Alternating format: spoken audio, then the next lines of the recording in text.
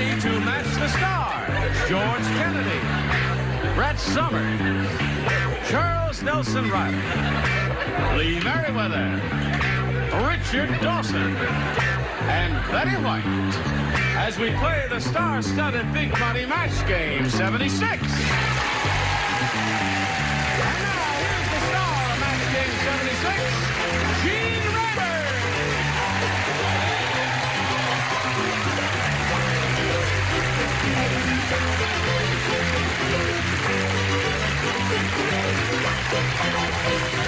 And Johnny Olsen and friends.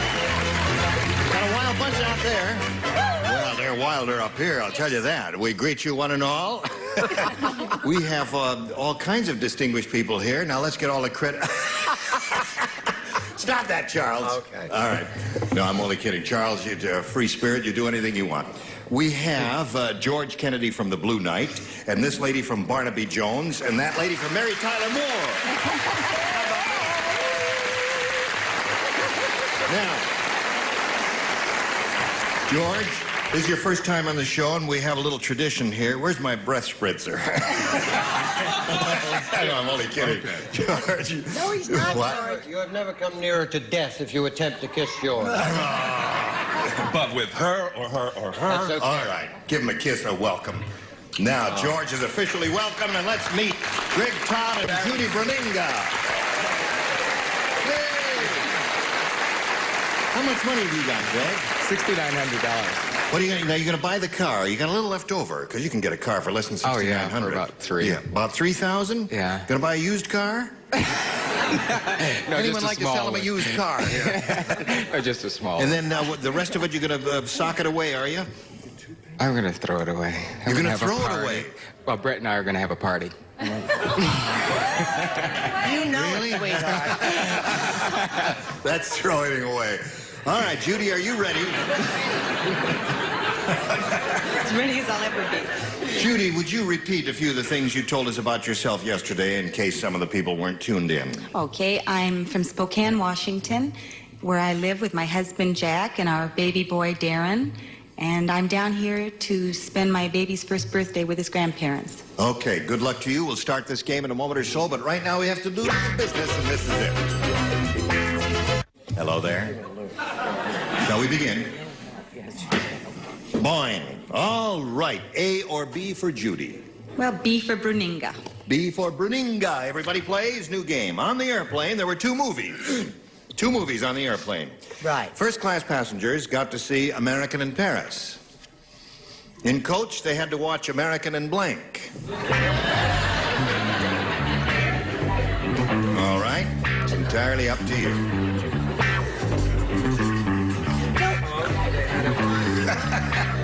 American in... I just finished reading Wombo. The Blue Knight that George is on is from a book that Wombo wrote. I just finished reading his new book. Have you read it? The Choir Boys? Yeah. Yeah, sensational. Marvelous book. He started to write a funny book, and black humor is it, if it's funny. It really is marvelous. All right, everybody. No? Wait a second. That is a wonderful question. There were so many Just got to give it a thought. It's an excellent question. It's the first excellent question You don't we've have had to read in it again. 76. Don't get excited because you're reading it again. We're not asking you to read it again. We're just saying it's an excellent question. I want to read it again. All right, read it's it my again. show. Read it again, sweetheart. I love the sound of your voice. Where are you going? Betty What's White's going on left. here? I have to do my dusting. It's very dusty. Myra, it really is dirty up here. But what happens to this set between? Look at all the dust flying I in do the air. not do windows. Yes. Well, there just are so many. Look at that dust. Isn't that terrible? Clean mind, clean body. Take your pick.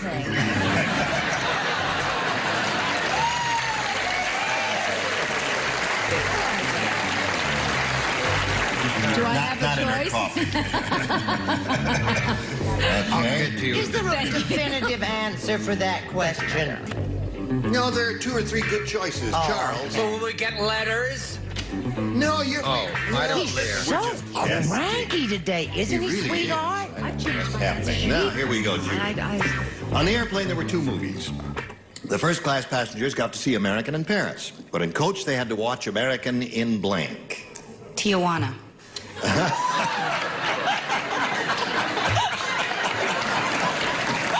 American in Tijuana.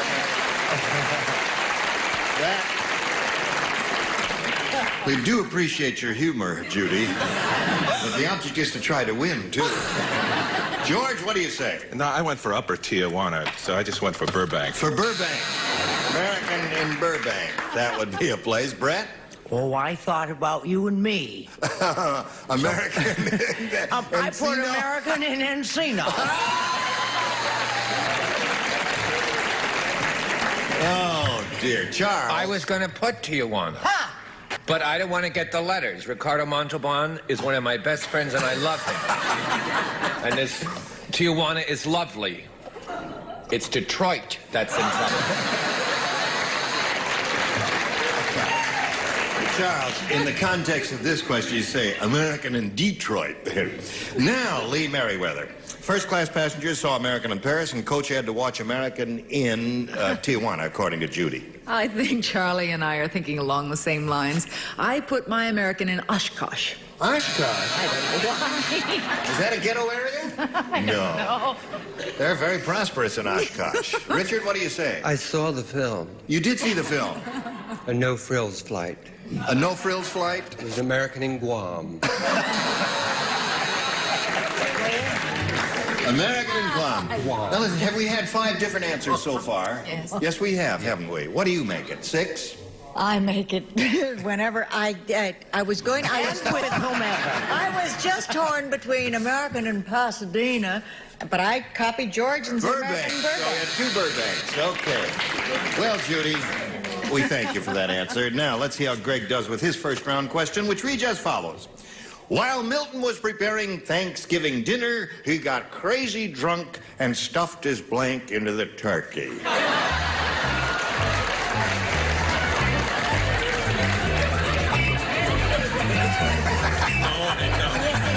This could be my first impression. All right. Oh, stop drawing and just go along. What do you call this outfit? Fred? Very nice, Fred, did you say? That's real leather, isn't it? Yes, it's very well done. Okay, we're all, well, wait a minute. Betty is last. I know because I Betty can't is- bring myself to write it. I know Such a what the quick, answer's agile gonna be. mind. She's I last. just can't bring myself to do that, but I Greg. did. While Milton was preparing Thanksgiving dinner, he got crazy drunk and stuffed his blank into the turkey. Bottle, booze bottle. Booze bottle. Listen. And she gave a rotten answer. At least she got a laugh with it. George, you said bottle. An unlikely possibility to match, but let's see it anyway. Oh!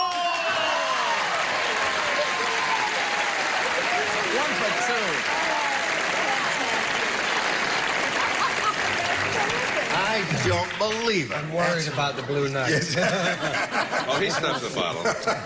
Now, Brett, what'd you say? That's the first time that's ever happened. That Yes, somebody it is. actually matched right. Right, I Oh, just... devil. Such an unlikely answer. I thought that the turkey was so big that he probably stuffed his wife in What? it. That's not the favorite with the audience there. Charles? Well, it's a silly... I said his head, Stuffed his head. which was no mean chore because the sink Feet. was so large. That's way over everybody's head. Keep moving, keep moving. Got Moving. crazy drunk, stuffed his Never mind. blank into the turkey, Lee. Well, it was Milton, and being Uncle Milty, I assumed he stuffed his jokes. Oh, Uncle Milty, yeah. Well, we weren't that specific, but that's your interpretation. Okay. Now, Richard, give us a sensible answer. I'm still working on the sink being so large. I said white. White. All right.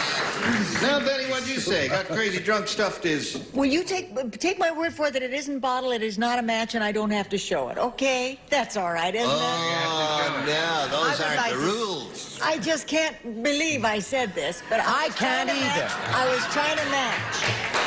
And I said dog, and I don't want to hear it. You said dog. You said dog. I'm ashamed. Oh, boy. I'm going We'll get Gretchen Weiler after you. The Friends of Animals are going to hear about this. It didn't hurt him. Okay. What do you suppose came over her? At the end of round one, we got no score here. And oh, we do have a score. I beg your pardon. It's 1-0. I'm sorry, George. I didn't mean to slight your match there. He made an auspicious debut, and I just overlooked it. Okay, round two coming up in a moment or so, but first this. Here we are. Round two coming up. Ow! Okay, Judy, it's up to you, A or B? Well, I did so well with B, I'd like to try it again. Everybody's using their material, Dawson. Harvey said, I just started working for Howard Hughes. My job is to blank him. You got it. There's one marvelous answer to this. Just started working for Howard Hughes. My job is to blank him. That's it, Richard. You got it, old bean. I got it. You got it. We've all got it. You got it. The trick is we can't give it away. Judy. Harvey said, I just started working for Howard Hughes. Do you know who he is? Yes. My job is to blank him. My job is to hide him. All right. It's not my day, right? Hold on just a second here, Judy. She said my job is to hide him. Now, George, we'd like to see your card, Oh, please. but you shouldn't duck, Judy. There's got to be something. Hide!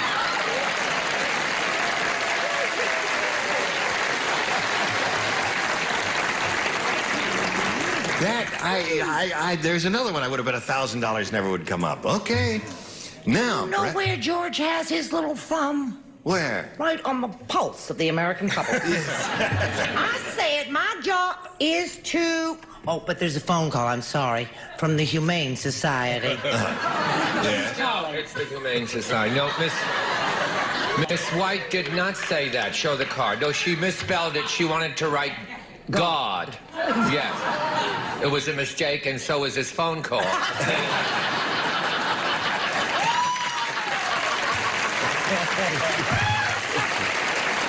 Some do and some don't.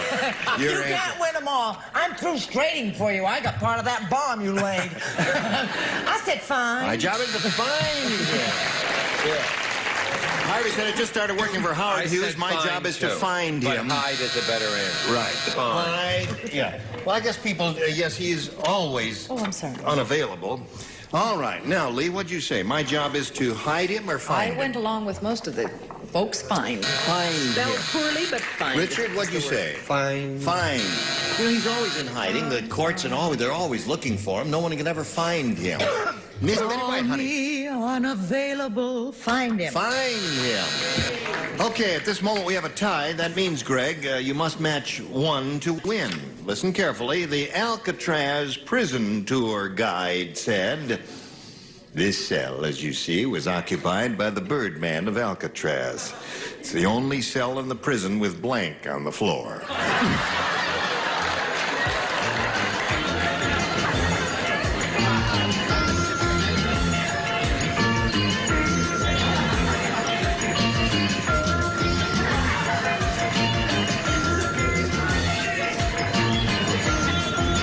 Okay. Here we go. Ready, Greg Todd. The Alcatraz prison tour guide said this cell was occupied by the Birdman of Alcatraz. It's the only cell in the prison with blank on the floor. Bird droppings.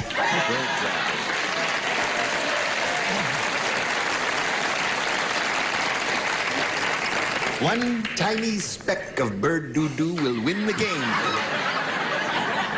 Now, you don't play, George, because you matched him in the first round, and Brett will begin with you. In Charles' inimitable style, I said, bird doo-doo. Doo-doo wins the game. What the rest of you have?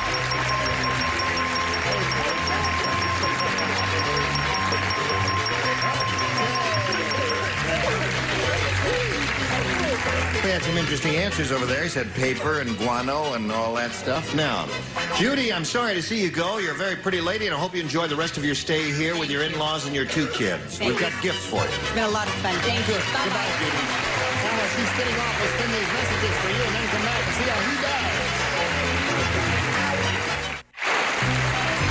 Today's consolation prizes are an assortment of Sarah Coventry jewelry that you buy from a friend at home. Inspect your wardrobe with the many looks of Sarah Coventry fashion jewelry. And an electric marathon, a supply of Unicap iron vitamins.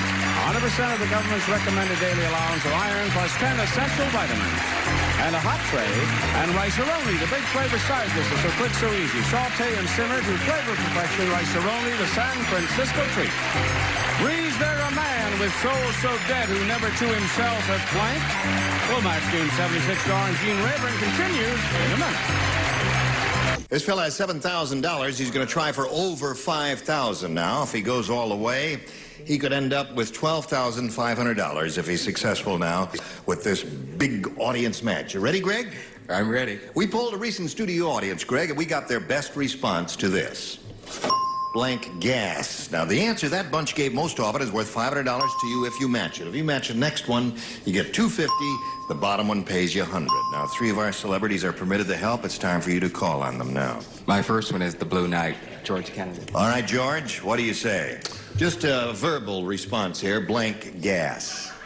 I said the first thing that came to my mind, which is high test. High test gas. All right. Richard.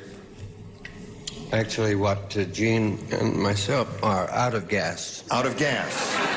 And Brett. Brett, have you got one? Oh, golly. You should have one.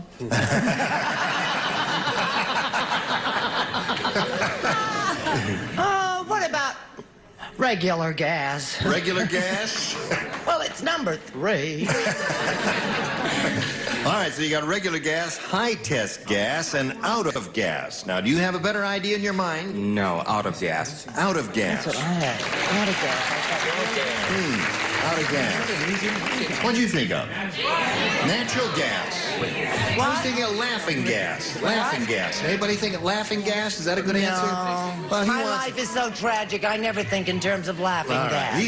He's chosen out of gas. That's the one we're looking for. Let's find out if it's up there. May we see the $100 response? How about that? That ain't bad. Hardy har har har. That's that nitrous oxide, isn't it? Okay, here we go for the $250 number. Out of gas, Greg, you got it. Congratulations. One biggie we've all forgot. I don't know. What do you think? A biggie. Natural. Natural? Natural gas. I guess we're a house divided will fall. The Tear roof will come. gas. So cooler. Tear gas. Oh, that's not a yeah. All right, Earl, let's have it. Natural. Okay. All right, now you got an additional $250. That means you're going to play for $2,500. Remember to collect, you have to match one of them exactly. Which one will it be, Greg? Richard. All right, Richard. You get ready to write? That, the affair between Brett and you are over? We had a fight last night. You won all this money with Brett. Why have you suddenly switched over? Because when I talked to my sister, she said, you better call on Richard again. Oh, okay. Oh, she knows Brett. I didn't realize that. All right, you face me, and here it is, worth $2,500. Cat's blank. That's C-A-T apostrophe S blank. Cat's blank.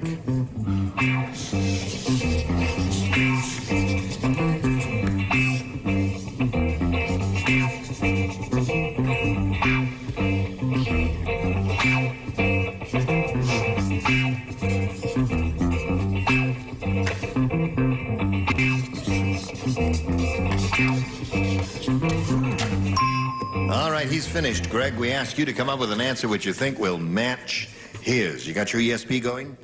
No, I should have matched Brett, because I know she'd have this one. What? You mean the one you're going to give us? Cat's meow. Cat's meow. Would you have said cat's meow, Brett? He said cat's meow. If he had been playing with you, he would have matched you. What would you have said? I'm not at liberty to I wouldn't tell ever. We're not speaking to him anymore. Or his sister. All right, he says that's going to match you for $2,500. Richard, what do you say? I Cat's started meow. that.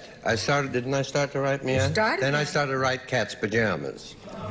And then I wrote cat's whiskers. Cat's whiskers. I see there's some pretty good choices there. Cat's whiskers, cat's pajamas, all right. Greg, you got $7,250. You're going to meet another player right now, so let's welcome Patty Hiraha.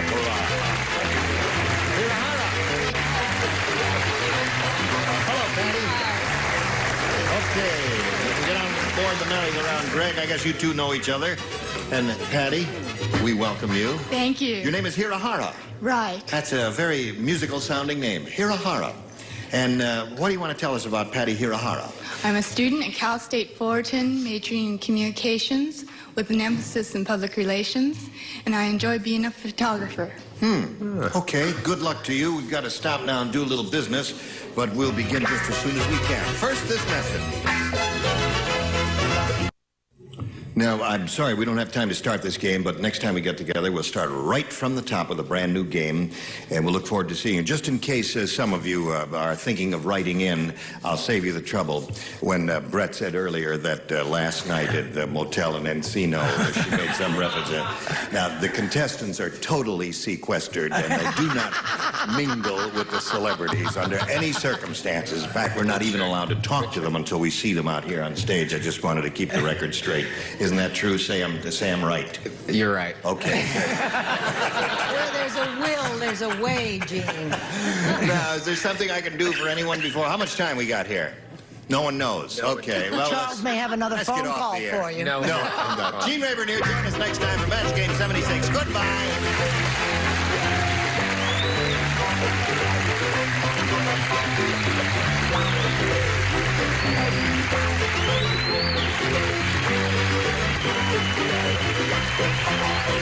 This is Johnny Olson speaking for Match Game 76.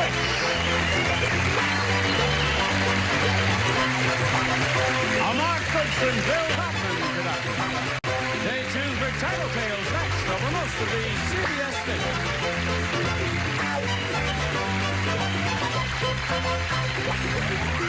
Get ready to match the stars. George Kennedy. From Ladies' Man, Betty Kennedy. Charles Nelson Riley. Phyllis Diller. McLean Stevenson. And from Harper Valley PTA, Fanny Flagg. As we play the star-studded Big Money Match Game. And now, here's the star of Match Game, Gene Rayburn.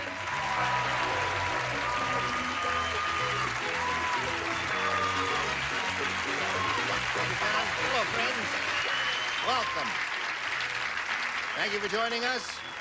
Now let's greet our stars. Hello, stars. Hello, Dave. Sit up straight. You're in the glamour seat. Oh, my goodness.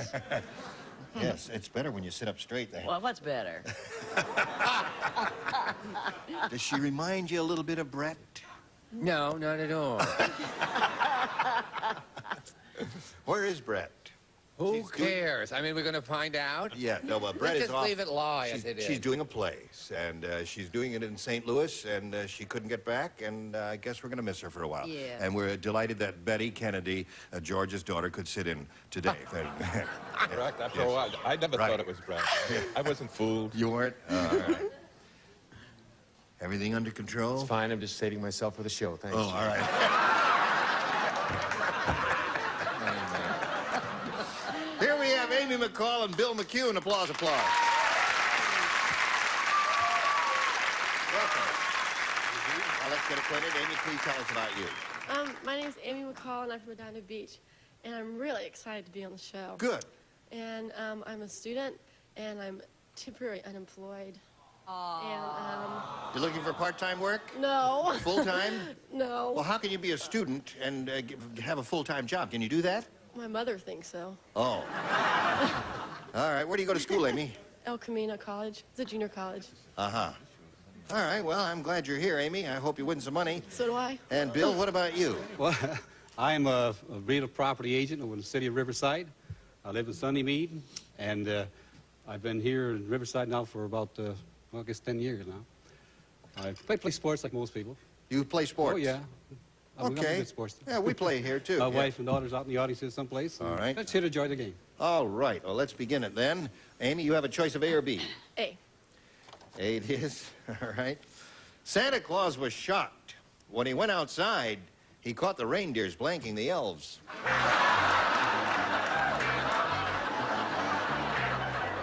That's a terrible question.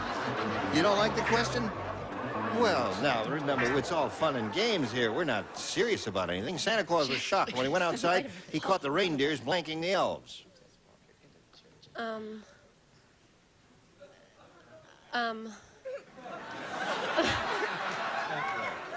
Unwrapping the elves? I don't know. Unwrapping the elves? That was dumb.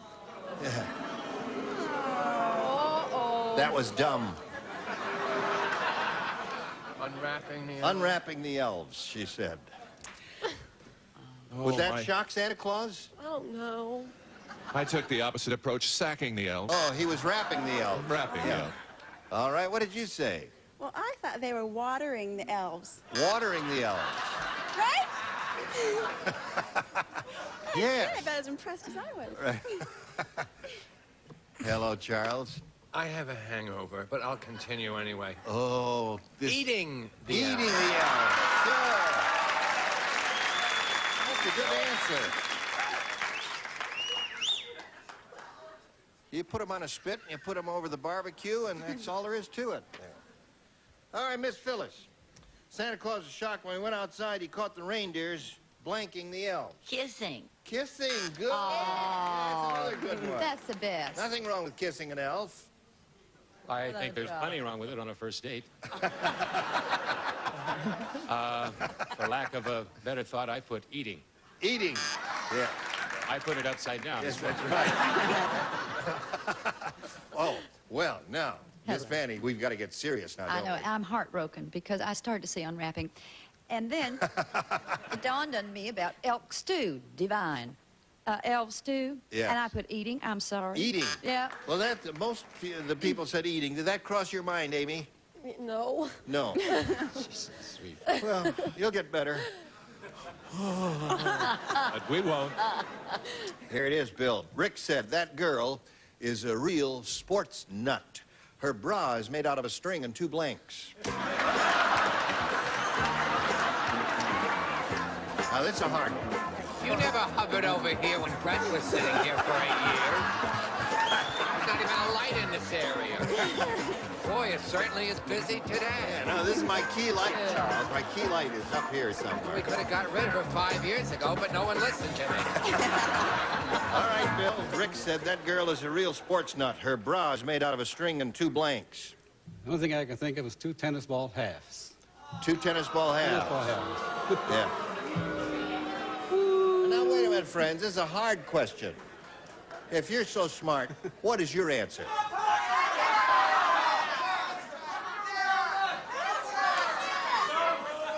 They got it, yeah. The audience got it. What was their answer? They came up with the answer in What? my day. What is it? What? Should I say it? Say it. Baseball mitts. Oh. 2 catchers. They have no concept of how big this girl was. It was made out of 2 parachutes. 2 parachutes. Oh. Yeah, well, that is a sport. Skydiving is a sport. Hello there. Yeah. Okay, I said pulleys, you know, because I thought they were like heavy and they pulled and Yeah. I didn't understand the question. Okay, you can explain it a little more if you'd like. But we understand, don't we, about the pulleys, you know, the super droopers and all. Yeah, go ahead. Super I said what George said, what any guy would say. Oh, Parachute. no, all right. Okay. So the 2 guys up there said parachutes there. Girl's a real sports nut. Her bra's made out of string and 2 blanks. What do you say there? 2 ping pong balls. 2 ping pong balls. I didn't know Twiggy was back in town. All right, McLean. I put down 2 handballs. 2 handballs. I don't know why I put that down, but I that's don't what know I did. why either. I do. Because it's, yes. They'll turn on you in a minute, won't they? Yep. I put hockey pucks. Hockey pucks. All right.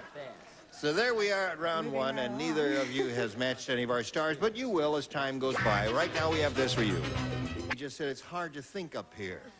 If you think too much here, you're going to blow the game here. I know. All right.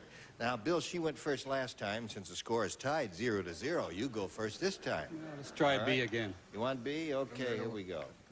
B says, the magician's assistant said, I think the great Zambini is losing his mind. Last night, instead of sawing the lady in half, he tried to blank the lady in half. Now, this is an easy one. Yeah, very easy. Here we go, Bill.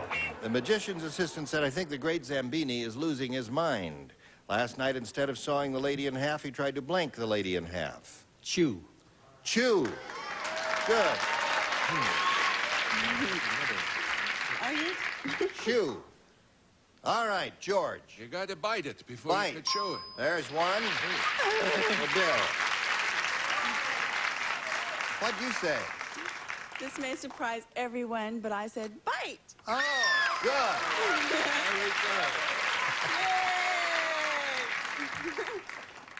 Better perfume than Brett's anyway, I'll tell you that. Isn't that good perfume, George Shuchian? Or an Axe? Axe the lady in half, all right? Remember, he has a hangover. All right, Phyllis. Instead of sawing the lady in half, he tried to what the lady in half? Break. Break the lady in half. All right. And I wrote what Phyllis wrote. Break. You did. Well, you didn't copy it from her, did you? Yes, I did. Oh, you did. Oh, all right. Who are you? Fanny, did you copy from him? No, and I just want to announce to America why my answers stink. There's nobody over here for me to see. I said pull. To pull the lady in Yeah. half. Oh, that would be painful. No, that's a good answer. Don't worry about that. Now, Bill, you picked up 2. I thought you'd do a lot better with that, but you didn't. Now, Amy, that means you need 2 to tie and 3 to win. Do you understand that part of it? Go, good. At the opera, old man Periwinkle said, Oh, what a muscle.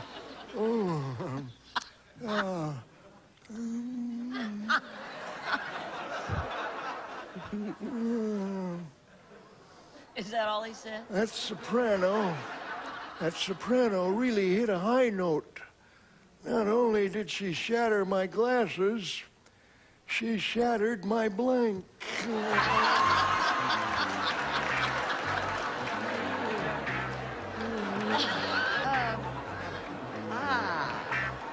All right. Oh, everybody All right, could Amy. be. Oh, I love At the opera, old man Periwinkle said that soprano really hit a high note. Not only did she shatter my glasses, you've heard of that. When someone hits a real high note, it'll shatter glass. Yes, I have. You've heard of that? Uh-huh. Good. Not only did she shatter my glasses, she shattered my blank. My pocket watch. My pocket watch.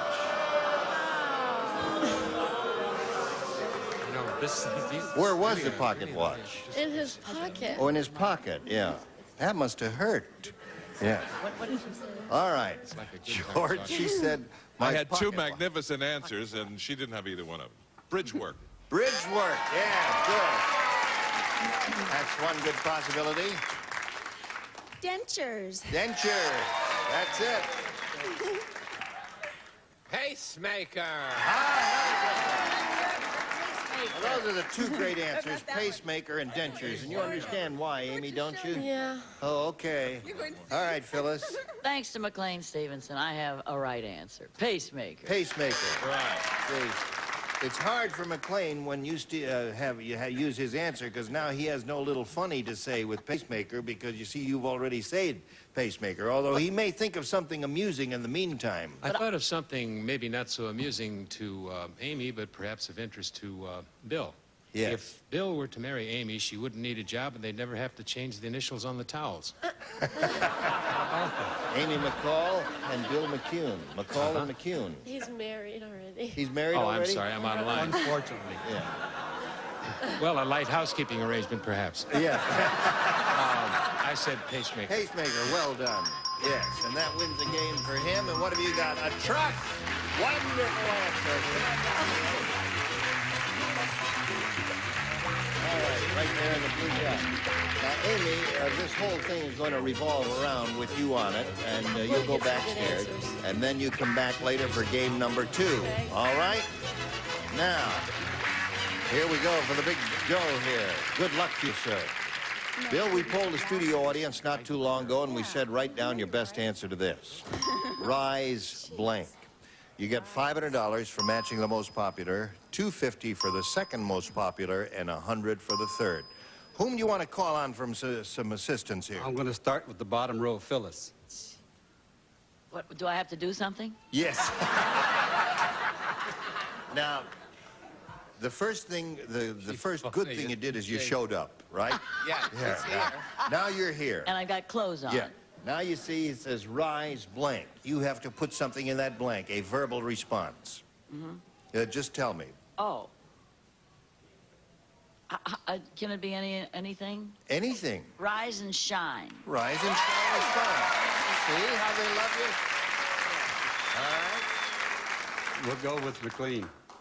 Can you use brand names like Rise Sure. Shave? Okay, Rise Shave Cream. Rise Shave Cream. Yeah. And Fanny.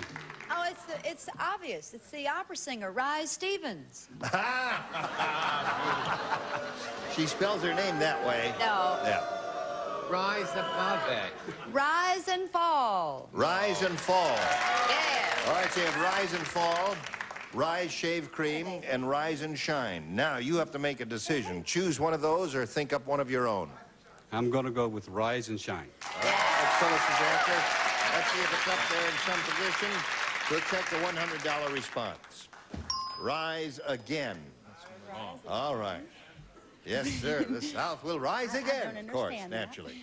Now, let's take a look at the next one, please. Rise and fall. All right, you're getting close to Rise and Shine. Let's see if it's on the big one. Go. Yes, it is.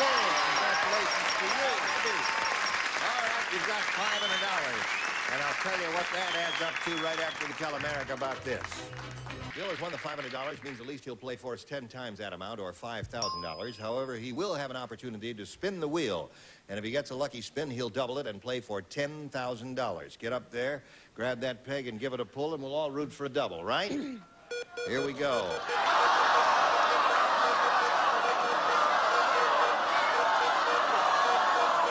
You got it, McLean.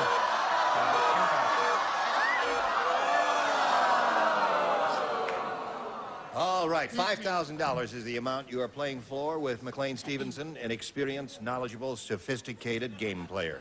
All right, face me if you would, please. You ready, McLean? Ready, yes, All sir. right, here we go. Entirely blank. Entirely blank. All right, you take a look at it. Make sure that we're all on the same wavelength here. Entirely blank.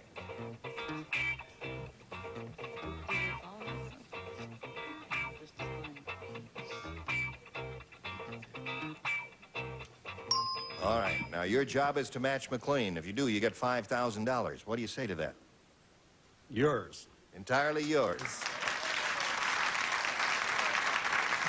I didn't know you cared. Okay.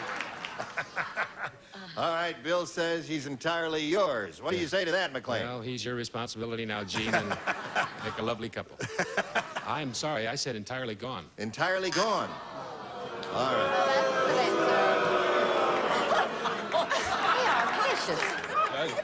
They love you. They're only kidding, McLean.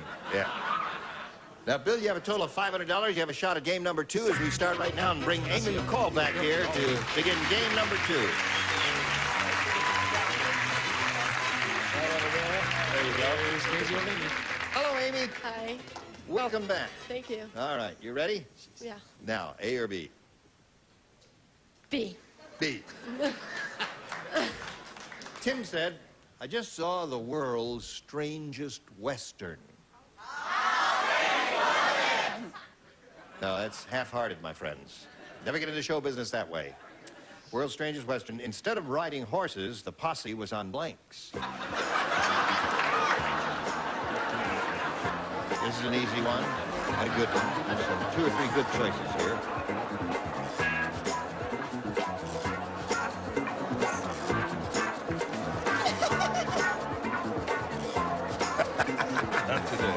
No, really? Too much quickness? Not enough. It's just Not enough? I went to bed at 7:30. Oh. From a liquor store delivered. Now, Amy, Tim said, I just saw the world's strangest Western. Instead of riding horses, the posse was on blanks. Motorcycles. Motorcycle. All right? Why did I think of that? That would be strange, wouldn't it? On motorcycle? Yes. I had a feeling that's what Amy was going to say. Oh, and you said it. Very good. What's wrong, Betty? What? I hate being right after someone gets a wonderful, perfect answer and mine's not, but it's kind of cute. Broomsticks. Broomsticks. Good. That's very good. Very good. That's strange. Now, wait a minute. And stop. You can't boo her because that's not a bad answer at all. I think it's Yeah. quite good. I'll tell you when to boo. When a bad answer comes along, boo. I'll tell you when to boo. Okay, Charles. I think this is a match. Moped. Moped, yeah.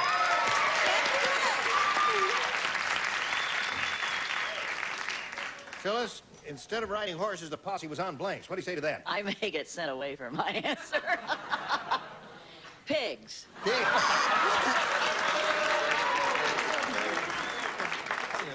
Well, you know, How do you there's- saddle 'em? Well, you know, it's hard. It's Yeah, difficult. right. But it doesn't matter. If you fall off, you don't get hurt. Why? Well, you're so low to the ground. Oh, I So I thought right away it had to be pigs. So naturally you had to say pig, That's of course, why I Phyllis. said it. That's why she said pig, friends. Now we come to the logical one. Yeah, and with this answer, I may be going with Phyllis. I said cows. Cows. See, they have the farmyard fetish, the two of them there. What's in your mind there, Miss I Fanny? say the whole lower tier is just going to be moved right onto the bunny farm. I said pigs. Pigs. Sorry. Two pigs and cows we have down there. All right, 2-0 to score. That's the middle of round one. Now we have this for you. Get ready to match the star. George Kennedy, Brett Summer, Charles Nelson Riley, from Barnaby Jones, Lee Merriweather, Richard Dawson, and from the Betty White Show, Betty White, as we play the star-studded Big Money Match Game 77. And now, here's the star of Match Game 77, Gene Rivers.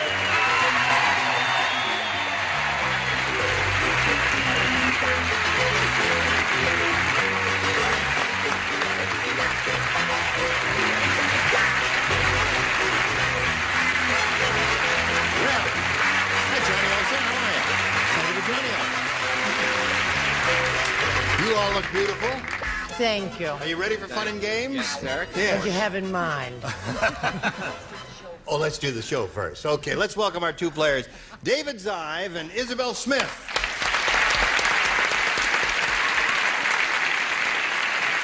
Now, this fella here is our current champ. He won one game, and he went all the way, won the maximum amount one could win in a game here. So he has a total of $5,600, and that's made David very happy. Now he's being challenged by Isabel Smith. You've had your both questions, haven't you? And you've matched one. I'm delighted to be back. Well, we're glad to have you back. You're kind of hoping that he's going to fall on his blank here so that you can... Because he's really in the catbird seat. All he has to do is match 1 to tie and 2 to win. Well, Isabel, we'll see how it goes right after we see about this.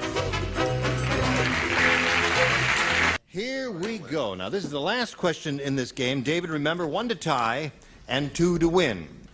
And everyone will play. When Dumb Donald went out west, he couldn't find a buckboard. Oh. So... he tried to cross the prairie on a blank board.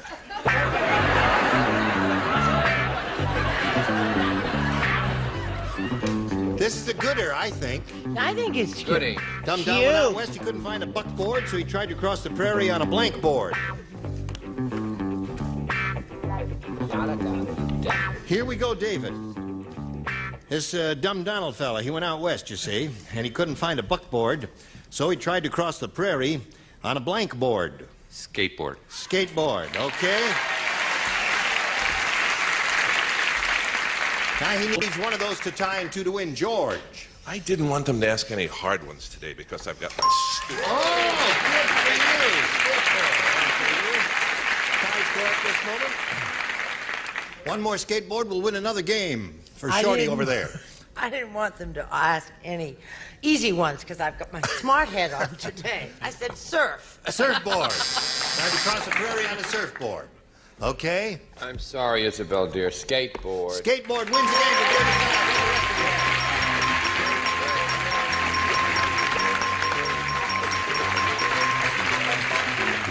Okay, you may go to your appointed place, sir, and I'll say goodbye to Isabel Smith. We will have some gifts for you as a souvenir of your appearance here on Match Game 77. Thank you, Isabel. Thank you. I had fun. Good. Isabel Smith, there she goes.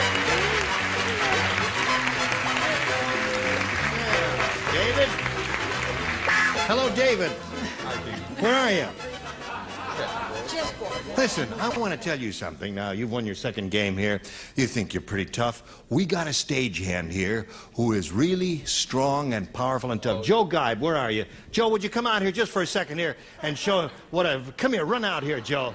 Come here. Stand up to him, Joe. Now, listen. If you get difficult... If you become obstreperous, I'm going to get Joe Geib after you, so just watch yourself, okay? Thank you, Joe. All right, hang in there now. Yeah.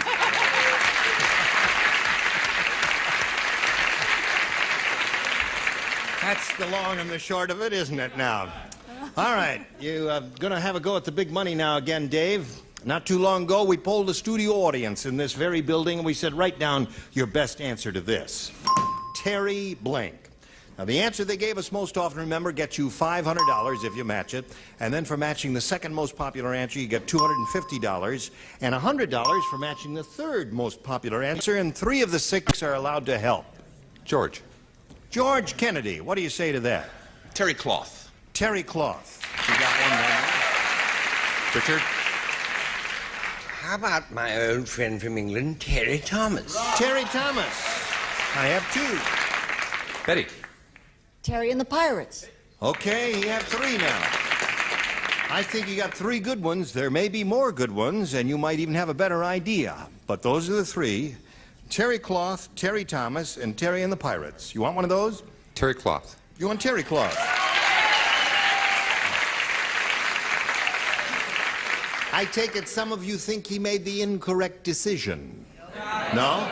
You think he made the right decision? All right, we'll find out right now. May we see the $100 response? Terry Thomas is Richard's answer. We want Terry Cloth. Let's go up the ladder and look at the $250 response. Terry and the Pirates is Betty's answer. Well, I think it's a good omen here, David. All right, may we see the big one? Yeah! Boy. Good judgment. Say, David's okay here. He picked the right one right off the bat. Now you're up to $6,200, and you're going to play for 10 times the amount you just won, or $5,000. And we'll give you the money if you'll match one celebrity exactly. Richard. Okay, here we go. Stand on the blue dot, and I'll get the $5,000 question. And good luck to you. Here it is. Coast blank. That's C-O-A-S-T blank. Coast blank. Or coast blank.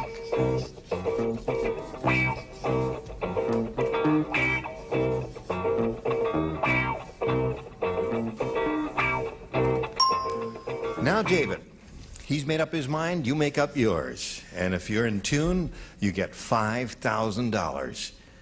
Coast blank. Whew, that's a hard one. Coast Pacific. What's that? Coast Pacific. As in Pacific Coast. As in Pacific Coast. Never works.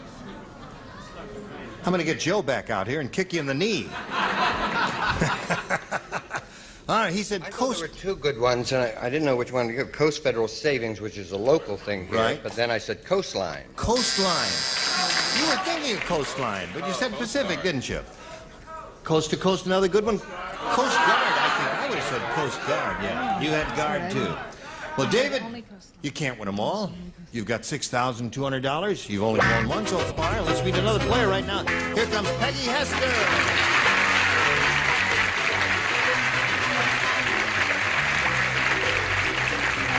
We welcome you. Let's find out who Peggy Hester is and where she lives and anything else she wants to throw in. Well, right now, Peggy Hester's extremely nervous. Really? Yes. Hold my hand. Don't you feel calm? Oh, wonderful. How do you feel, Jane? I feel...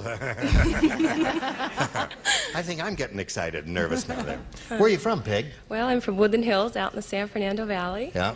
And... Pretty place. Oh, That's nice. And I'm a student going to California State University, Northridge, majoring in dietetics. Dietetics? That's interesting. You look healthy. Doesn't she look healthy? Yep. Yes. And what else you want to say? Well, that's about it. That's it. You're majoring in dietetics. Okay. Well, are you going to calm down right now? Yes. Okay. Take a deep breath. That's enough. We'll start this game right after we do a little business with America. Hurry back. Ready? Here we go. Now, Peggy, you have a choice here. You may have A or B. I'll take B, please. B. It's healthier, right?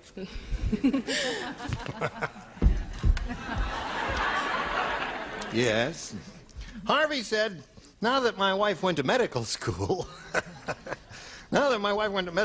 she's just full of surprises. Last night she gave me a blank. Oh, I wish I was playing. You do? Huh? Yes, I do. Now my wife went to medical school. Now that my wife went to medical school, she's just full of surprises. Last night she gave me a blank. No. Can you say this? Could she change her school? Oh, I love that answer. I wish I could use it. So terrific. It's such a wonderful answer. She gave me a blank, huh? Right. Okay. Lord here is ready. I have no answer, so I'll put this. Okay. Have you been thinking about it, Peggy? All right.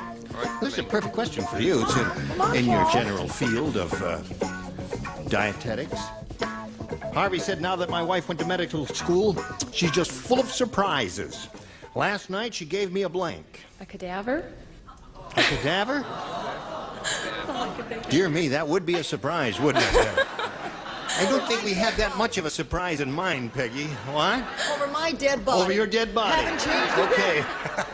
What'd you say, George? I didn't have a cadaver, and this isn't what I wanted to say. She gave me a physical. A physical examination. All right. Now, this is not the answer I had in mind, but it's maybe a little strange, but I think you'll find it mildly interesting. I said she gave me a baby. She gave me a baby. Oh, isn't that interesting? It's complicated, isn't Yes, it? right. No, that's very simple. I'll write a note. Okay. Not a little strange. It's rather massively disturbed. I said a high blood pressure examination. A high blood pressure examination. Okay, she checked his high blood pressure. I know. Peggy is looking for a cadaver. Lee, what do you say? We've been going steadily downhill. I think she gave him a bedpan. A bedpan.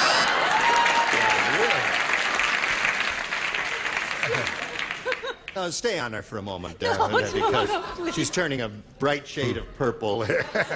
Okay, now you can go to Richard. My wife just full of surprises. She's gone to medical school. Last night she gave me a... You're still staring at me. I know it. Well, you're still on camera, you see. He doesn't talk unless the camera's on him. He has this sixth sense to know when the camera's on him. Sick. The old bedpan gag, eh? Yes. Well, as opposed to a check down, she gave him a check up. A check up. The check down, doctor. Yes. She gave him such a shot. Such a shot. Well, you had a lot of things there. Shots and bedpans and all kinds of things. You ready, Dave? Ready. Here it is. The Lord spake unto Jonah. Jonah. Jonah. Jonah. I haveth good news and bad news. The good news is if you're getting some company inside that whale. The bad news is if I'm sending blank.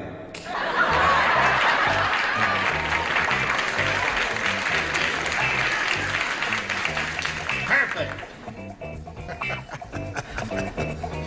Jonah and the whale. Right.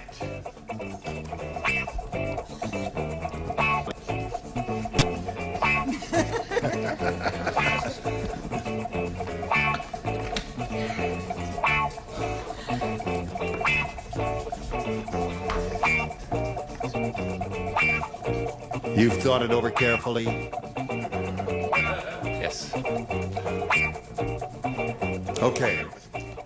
Jonah, I haveth good news and bad news. The good news iseth you're getting some company inside that whale. The bad news iseth I'm sending blank. Pinocchio. Pinocchio?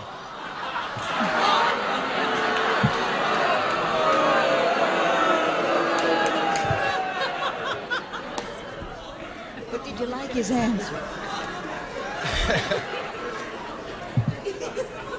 The Lord would like to know why you said Pinocchio.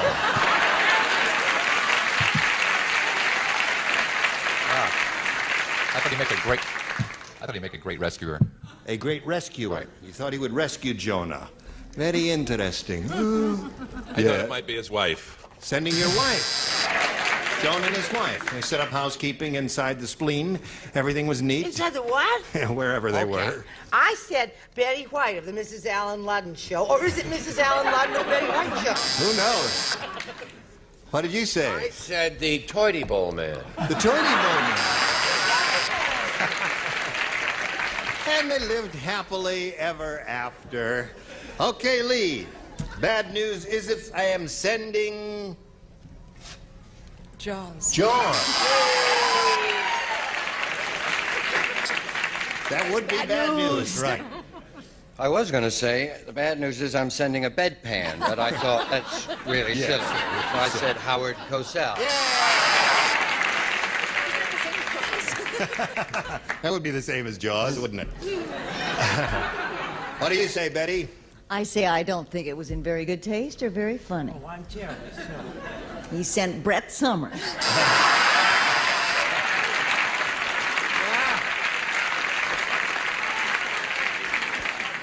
Well, the Lord giveth and the Lord knows. We're never going to finish this game, I tell you that. We got a match pair here, but we'll try right after this.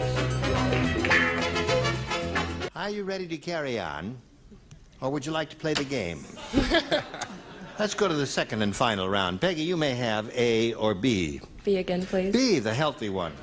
So healthy, I'm going to eat the question after we do it. Hey, did you hear about the wrestler called the Naval Destroyer?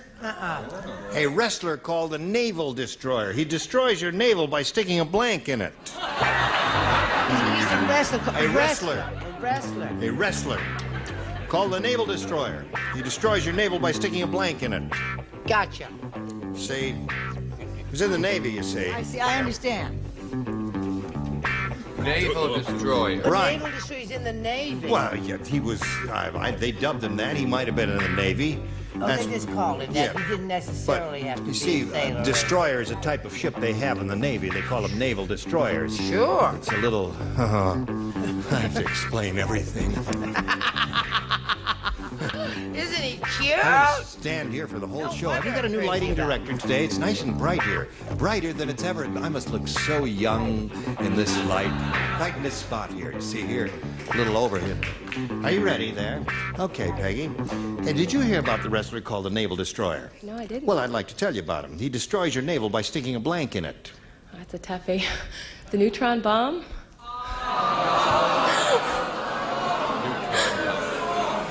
She may set a new record. A neutron bomb. I want to see you. Now, you look at these weirdos over here, Peggy, and you tell me that you expect any one of them to say neutron bomb? Is that what you are telling this jury? Yes, George. No, I don't have neutron bomb. I had battleship. Battleship. Okay, two people like that. Battle and ship. Yes. That runs a close second. Yeah, to neutron bomb. I said a big ugly fist. A big ugly fist. Destroys your navel by sticking a big ugly fist in it, okay? Sure. Charles? I said a depth charge, Gene. Depth charge would be good. Little naval parlance there, naval technology and weapons. Lee, Merriweather, yes. Mine has nothing to do with the Navy at all, except that being a wrestler, and then I went off on another tangent. Bigfoot. Bigfoot. No, but a big foot. He destroys your navel by sticking a big foot in it. Yes, Yes. you know. Yes. So far, That's a fist. we've had 5 perfectly dreadful answers. I know. You know the neutron bomb, which we're spending billions on, they use that so that leaves the buildings intact and gets Yes, rid of the people, is that right? No, Yes, it does. Yeah, Right, exactly. We already have that. It's called property tax. Yes. Right. You're right. I don't think we need the bomb at all. We can do without it. You're right. But being an old naval man, I said a torpedo. Torpedo. Good one, right? Hello there. No ship, a torpedo. Right. Okay. Now, David, this is the second time. All you've had to do is match one or more to win, one or two to win. All you got to do is match one this time. The sideshow barker shouted, "Hurry, hurry, hurry, hurry, hurry. Step right up and see the man who blanks gasoline. Step right up here and see this man who blanks gasoline. A most amazing feat, my friends. You will never see anything like this in your lifetime, and it only costs a quarter to see this man who blanks gasoline. Hurry, hurry, hurry. We are running out of time. The program is almost over. I am not saying hurry, hurry, hurry as the barker. I am saying hurry. There you go. All right, here we go, David Zive. Hurry, hurry, hurry, he said. Step right up and see the man who blanks gasoline. What do you say to that, David Zive? Drinks. He drinks gasoline. What do you say to that, George? If you can't get anything else in my...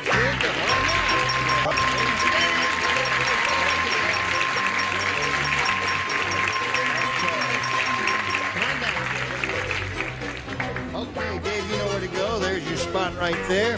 And we'll say goodbye to Peggy Hester. Good luck to you in your career in dietetics, Peggy. It was a pleasure to meet you. We'll have some gifts coming your way. Goodbye to Peggy Hester. Hello to these messages for you. You were all just splendid, which is far more than adequate. I'm Gene Rayburn. Join us tomorrow for Match Game 77. Goodbye.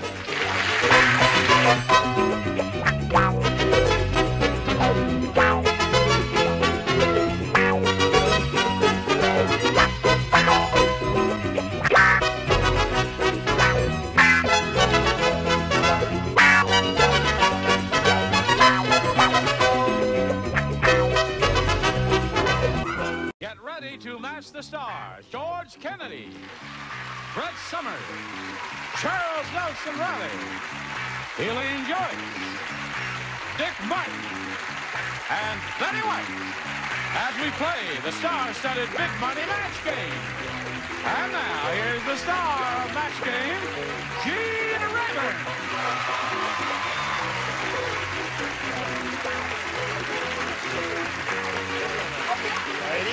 Ready? Good. All right, John.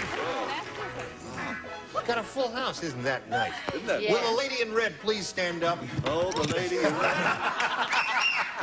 What, did you do that deliberately? Dick, stand up. No, Dick. The other lady. It was all by error. Just pure coincidence, We right? called each other and said, let's do strawberry today. Yes, well, you're all beautiful. I must say That's true. that, yes. Now, I have a public announcement here. What? I have to take out my retainer. I haven't done a public announcement for a long time. Many months ago, I said one day on the show, none of them are honest, in reference to politicians. He then corrected me. A woman sent me a card and I said to her, the correct way is none of them is honest. No one is the way my head works. Okay, I received a card. She did say that you rudely corrected me, but we won't go into that. We'll fight that out later. She said, tell him the next time he corrects anyone on the air, he'd better make sure he's correct. None is one of the few, I know he's doing something ugly, it's one of the few indefinite pronouns that takes a plural verb. Whoa. Keep that in mind. Well, then you were wrong yesterday. Right. You said sheep, and you said that's the boss's girlfriend. So sheep is a collective noun. That's That's right. the boss's girlfriends. What is this, Friends. match game or grammar? Now, wait a minute. Is there an expert grammarian in the house? Sure. Or in the city? No. Or anywhere. Well, I will continue to say, no, none is, because it sounds better to me. But none is not a contraction of no one. Yes, it is. No, it isn't. It certainly is. What is it if it isn't that? None, all, none. If anything, I would think it could be either. Stay tuned, folks. It's more than None one. is a contraction of no one. All right. Anyway, the jury... Get out!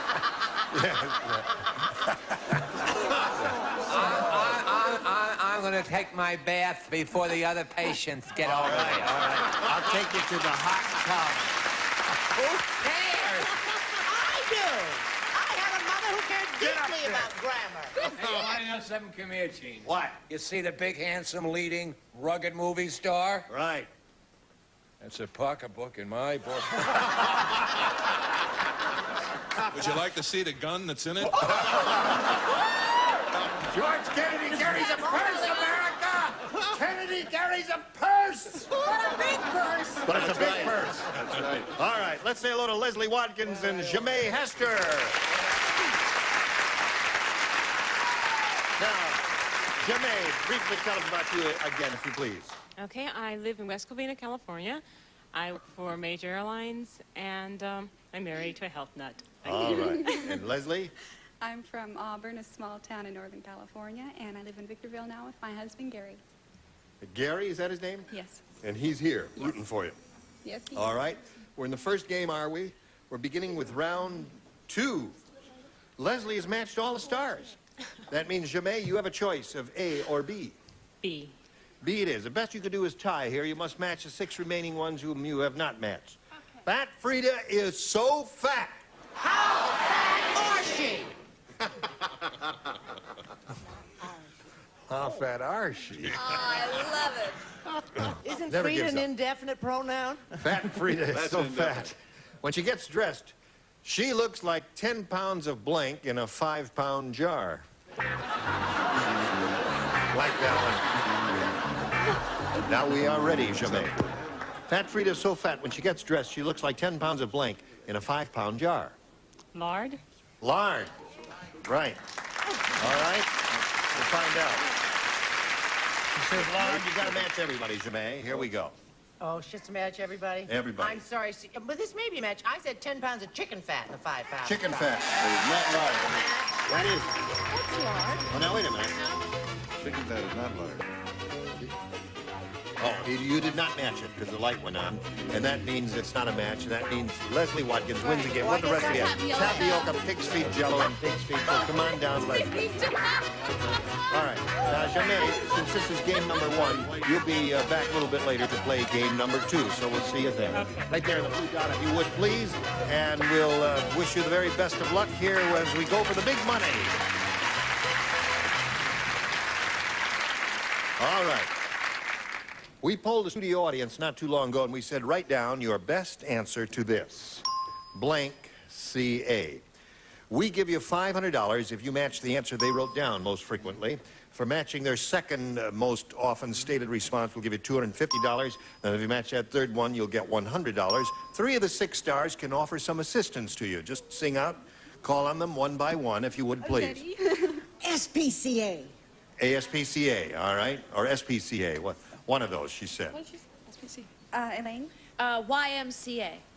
YMCA, all right? One more. Charles. Got one, Charles? FICA. All right, FICA. That's what they deduct. RCA. All right. It's going to be... So you've got FICA, YMCA, and SPCA. You want one of those, or would you like to dream up one of your own for us? I'll take YMCA. YMCA is what she said she'll take. All right. Let's see if we have a YMCA under the $100 response. ASPCA is Betty's answer. Let's take a look at the next one, if you please. RCA. Oh, yeah. You said, thought of that a moment ago. Last chance. Here we go. YMCA. Very good judgment. Yeah. Elaine. Gonna kiss all the ladies in red. All right, you got the $500. Means you'll be going for the big money in a little while, but right now we've got this for you. She's won the $500. Now that means the least she'll play for is 10 times that amount, or $5,000. But if she gets a lucky spin of the wheel, she'll double it up and play for $10,000. Good luck to you, my dear. Grab that peg right there, give it a spin. It must make one revolution. We'll root for a double. Here we go.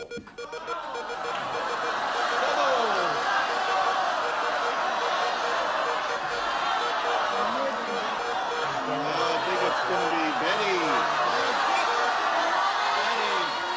Betty double. Very close there. Right, just slid right past the line. All right, step right down there on the blue dot facing me, if you please, and good luck to you. This is worth $5,000, a not inconsiderable amount. Blank your money. Blank your money.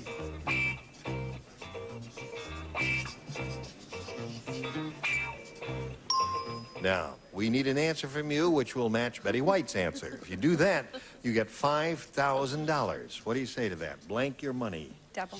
Double your money. All right, Betty. She said double your money. I'm sorry, Don. I just thought you and your husband seemed like you were so close to Mormon. I said save your money. Save your money. Sorry. All right. I'm awful sorry. Double your money and save your money. Is great. Save your money is a good response. Count your money is another good one. All right, let's bring Jamay Hester back here and play game number 2. You ready for that? Here comes Jamay. As soon as it stops. There you go. Welcome back. Thank you. You ready? Yes. All right, she's got $500. Had a little trouble there with the big one, but now we'll see how this game goes. A or B? B again. B again? B says, Rita said, my husband is a junk food junkie. His idea of a 6-course meal is a half a dozen blanks. It's perfect for you, right? Not ready?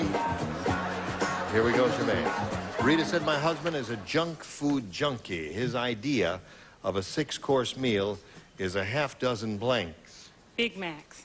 Big Macs. 6-course meal, half dozen. It's Big true, Macs. they are junk. It's a hamburger, dear. Big Macs. I expected to hear thunderous applause when Big she Macs. said that. And away to go, George. Yep. Well, you're such a purist, you didn't even know what a Big Mac was, did you, little sweet I've never been to one of those places in my life. Well, it's because your kids are too old. Okay, a Big Mac with everything, and french fries and ketchup and the works and all, and coffee All right, and that's Coca-Cola. 2. And food. He's feeling better today. How old are you cute little thing? 20, 21? 17. I'm nearsighted, but I ain't You that near. wish. You bit into his punch. Twinkies. Twinkies. We have certain set routines. We have certain set routines. All right, here we go, Elaine. Junk food junkie idea of 6-course meal is half a dozen Jelly beans. jelly beans. That's a... There Junkie is there is some nutrition in Big Macs, though. There's I a little suppose bit, so. but I see French fries. There is almost French fries, yes. Ugh, Grease. grease is Yes. right. Give us a I'm Big of the Mac. Twinkie school. You're the Twinkies. So we have Twinkies and Big Macs there, and a couple of jelly beans for Twinkies dessert. and Big Macs. All right, Leslie, let's see what we have for you. Ed said pollution is getting really bad today. Well, That's half blanked.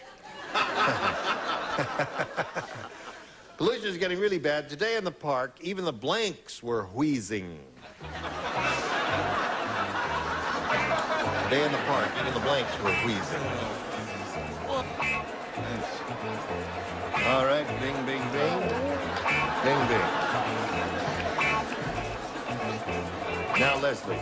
Ed said pollution is getting really bad. Today in the park, even the blanks were wheezing. Pigeons. Pigeons. Well, pigeons in the park. Pigeons in the park. No, I think that's a better answer than flowers. The flowers in the park were wheezing. All right. oh boy. Don't boo him. He's big. He's got a gun in that Yeah, purse. Stop don't that. fool with Big George. Right. Go. Pigeons on the grass at last. Squirrels. Squirrels were wheezing. All They're right. rodents, you know. Yeah. Pigeons.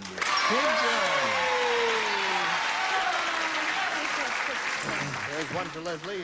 A lot of pollution in the park. Even the blanks were wheezing. The ducks. The ducks were having a hard time breathing. What do you say? Even the statues were Statues. squeezing. That's a goodie. That was the best. Yeah. I threw You have a away problem, Betty? statues. Yeah, statues I thought was the best, but I said muggers. Muggers. Oh, the mugger. Yes, you got to be careful walking around there. Where are we? 2-1 in Jame's favor. That's the end of round one. Ladies, round two coming up in a moment. Now this for you. All right, we go to round two here. Now, Jamé is ahead, 2-1, so that means you have to go first. B. B it is. B. Here we go. Sid said, I just saw the world's biggest marshmallow. The only way to roast that thing is to use a blank. Right, but I'm going to write. Right. Maybe Dear it'll be Dear Mom. Yes. Give him an answer. I know he's nodded off several times while we've been sitting here. You want to try to, how old are you, Bill, again, hon? See if it'll work a second time. Is that fur around your hat? That's a man's feathers. Those are feathers. Oh, feathers. Feathers from birds have been killed to put feathers on my feet. Shot with buckshot. Little pretty bird. On our ranch we do that. Oh, really? Wham, bang. And they hit that sand. Boy, is that a pretty sight. Little pretty birdie. All right. See, now you've insulted one of our stars. Now you've done it. She's an animal lover. No, it's not acting. Her feelings are really hurt. They're fake birdies. No, they're fake birdies. Fake birds, yes. You know what a fake bird is. And fake acting, You got a C- on the acting. Now you've forgotten the question, right? Read it again. You're kind of cute, you know that?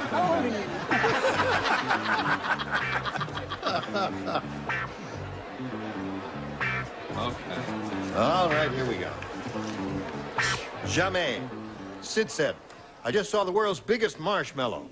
The only way to roast that thing is to use a blank. A blowtorch. Blowtorch. That's all right. What came to your tiny brain? My tiny bird feather brain? Yes. Rotisserie. Rotisserie is all right. No, that's not bad. Well, it's hot up here. It certainly is. The only way to roast that big His marshmallow brain is to is use a blank. Blowtorch.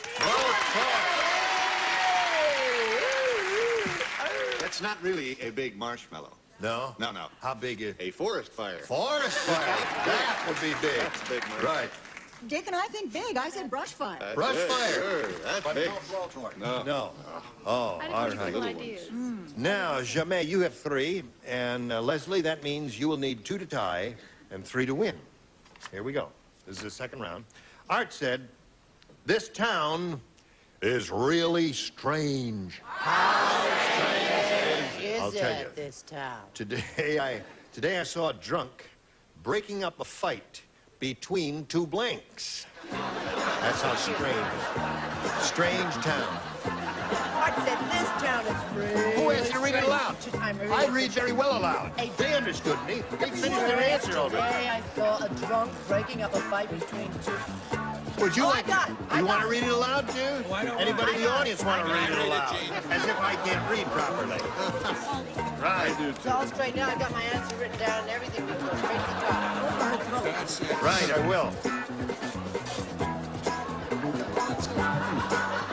Art said, this town is really strange. Today I saw a drunk breaking up a fight between 2 blanks. Bottles? What? You know. Oh, it was not that strange. I would be safe to say, Jamais, at this time, that you're going to have a shot at the big money.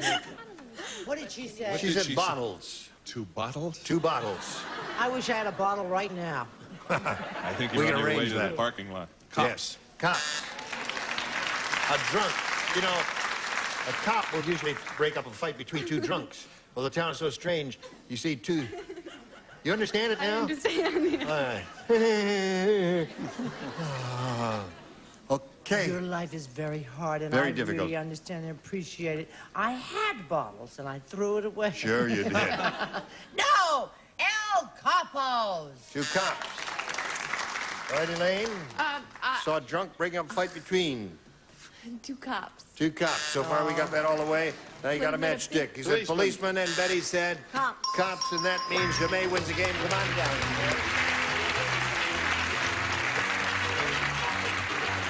Right there, and that little blue dot, if you would, please. Now, Leslie, you have $500, and that's not bad. And we congratulate you for winning that amount, and thank you for being here. Leslie Watkins, ladies and gentlemen.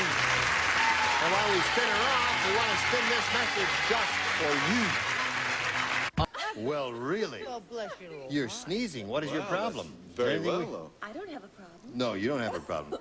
Listen, how many psychiatrists does it take to change a light bulb? I'm glad you asked me that, Gene. It only takes one, but the light bulb has to really want to change.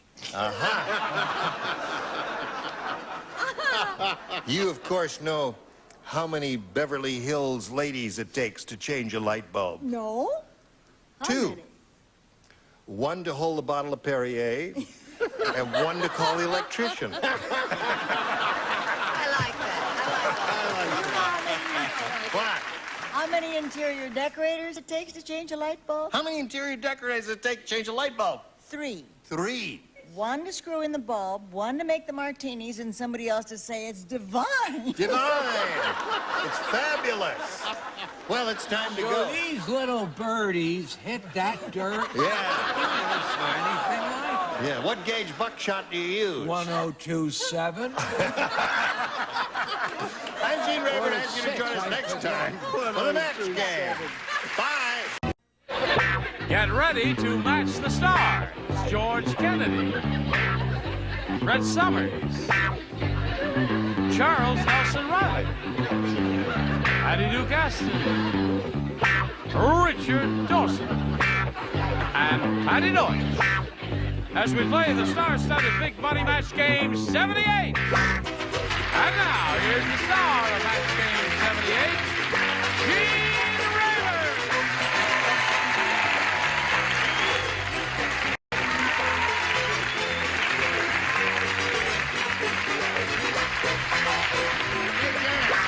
Everybody ready out there? We're ready up here, aren't we? Yep. All right, what do you want to do? Play cards. Okay, now let's say hello to Tricia Kamare and Howard Weeks. Howard Meeks. I said Weeks first. We're in the middle of round 2, right? Tricia's the current champ. She's got $950 to her credit. And Howard, you've had both of your questions. You've matched 4 of our celebrities. And Tricia, you've matched 1. That means you need 3 to tie. However, you could win it if you match 4. We'll see how this game turns out right after we see about this. Here we go. This is the last question of the last round. Tricia, 3 to tie and 4 to win. Did you hear about Weird Willie? No. He showed up at the sock hop with a sock on his blank. Showed up the sock. What, Dad? Sock hop. It's a thing that teenagers do. Sock hop. They take their shoes off and they dance in their socks. That's called a sock hop. It also wears out their socks. Yes, it does. This Weird Willie, he showed up at the sock hop with a sock on his blank. Why not? That's good. I use my emergency Quite good. voice when my children No, dance that's in good. their socks. That's good. That is. Okay, Trish. Did you hear about Weird Willie? He showed up at the sock hop with a sock on his blank. Nose. Nose? Okay, she said nose. Now you need 3 noses to tie, 4 to win. George? I don't got a nose here. I got a head. Head. That seems to be the popular favorite there with them. Now, wait a minute. What? How can you tell it's a popular favorite already? Because just I can tell by the way they're cheering and applauding and screaming. Why don't you be an MC or something? That's very clever. All right, I'm sorry. I just, suddenly there was a, I don't know. Well, now, if they applaud and scream and holler louder... more popular favorite. That's right. Than the most popular favorite. Exactly. Thank you. You have such an analytical mind. Do you have an answer? He just had a punch for that joke. Hello, darling. Would you respond, please? No, she's her. You don't I evidently play. don't I'm write. sorry, She doesn't. I said the same as George. Head. Okay. Now, Trish, You must match the three bottom celebrities to stay in the game and achieve a tie. Patty Head. has head, so that means Howard Meeks wins the game.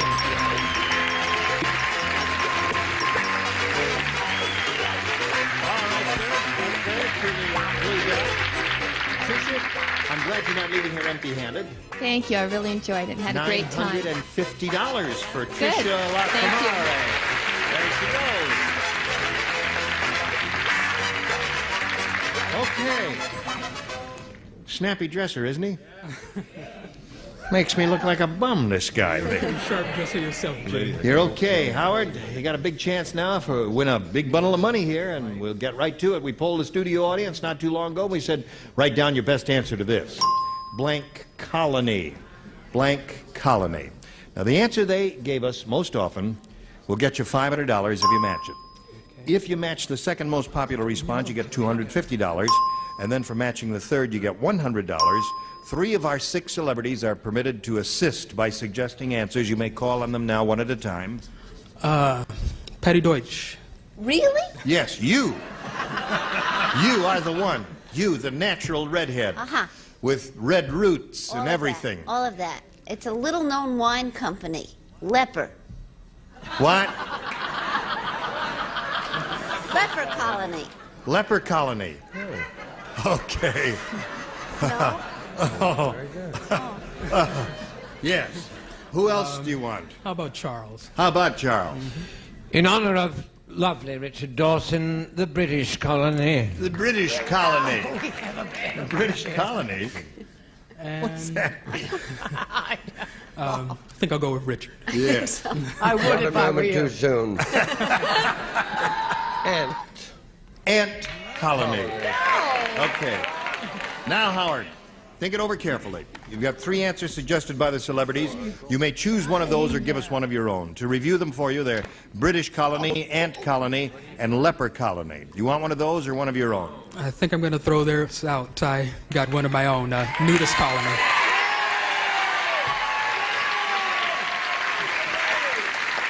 Look at those people out there. Say nudist colony. Say nudist colony, they go bananas out there. Put your clothes on. What kind of stuff? What do you think this is there? Okay, what? That's the popular favorite. Yes, indeed. I agree, Charles. Here we go. We are looking for a nudist colony. Let's, He's shall we taking his investigate clothes off. the $100 response? Swiss colony. Little old Swiss colony. All right. Let's see if we get a nudist colony. Another $250. Reveal yourself. No, that's an ant colony there. You think it's going to be up there? Yeah. All right. Go. Yeah. Very good. Very good judgment. Howard Meeks, well done. He went on his own, and he came up with the right answer there, and he's got $500 additional. You have a total of $600 now, but more importantly, you're going to play for 10 times the amount you just won, or $5,000, and we'll give you the money if you'll match one celebrity exactamente. Well, at home, I always do good when I match Richard, so I'm going to try Richard. Okay. You play the game at home, right? Well, then so far, you're pretty good at it. Stand on the blue dot, but you got to face that way. Okay. I just want to get your back to Richard, because you don't have eyes in the back of your head, do you? No, you don't. All right. Hey, good luck to you. Blank ashes. Blank ashes. Blank ashes. Blank ashes.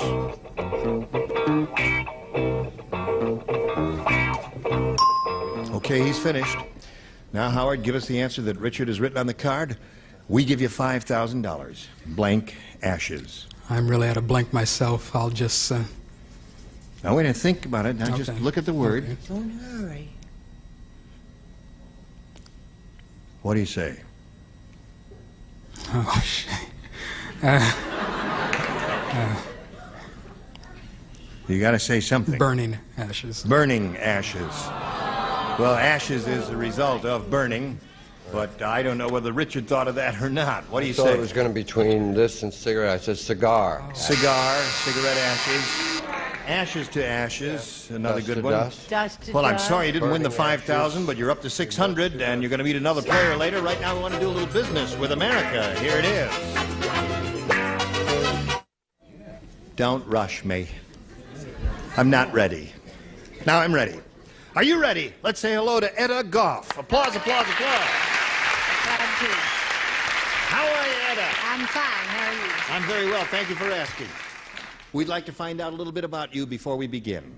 I'm from Albuquerque, New Mexico, and I came just to play match game. No kidding. And, How do you feel about old man Periwinkle? well, he's pretty good sort. You're not insinuating anything, are you? No. He likes you. Does he? Yep. Well, that's fine. I like everybody to like me. What else you want to tell us about you? Well, I taught school, started way back in the Depression. And here the last few years, the salaries got so good, I was afraid all that wealth would spoil me, so I retired.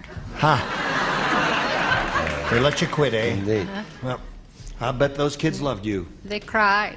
Sure they did. I'm going to cry when you leave here. I probably will, too.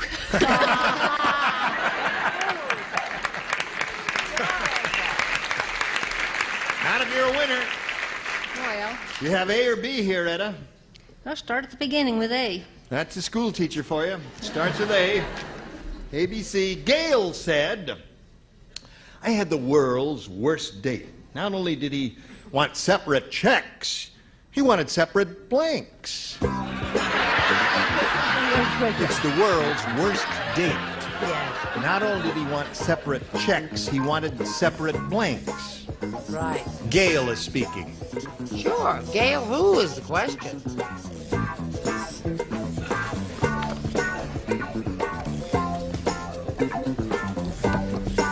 See? All right, Etta, are you thinking about this one? I already thought. Oh, you did. Don't say it yet. Gail said I had the world's worst date. Not only did he want separate checks, he wanted separate blanks. Tables. Tables. They like that. I think you got a winner there. Let's find out right now. She says tables, George. I said so too. Oh, one for Etta. Yes. I'll bet if I'd had Miss Goff for teacher, I would have gotten all A's. Yes. No, I went right over the river as usual. I said separate restaurants. Aha. Yes. Eric Portman, Margaret Layton, film version David Niven, Rita Hayworth. Deborah Carwell. Separate tables. Separate car hops. Separate tables. 2 for Etta.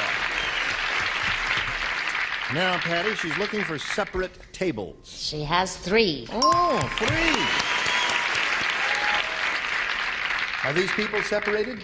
Or are they in the same room, at least? If you and I went out, we would not have these. No. No, indeed not. Show us your table. Tables. Oh, well. That's most unusual for a first round. You're up against a good game player here, I Howard. see that.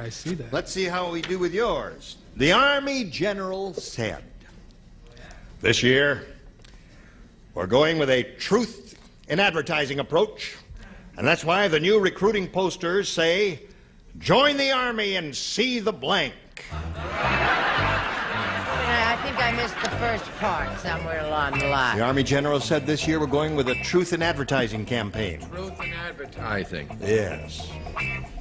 That's why the posters will say, join the Army and see the blank. The Army General is speaking. Truth in advertising. Hi, babe. Hi, Annie. Got the reservations made? Yeah, we're all set. Terrific. Are we gonna have a good time tonight? Well, yeah, write it. Let me see. Write it.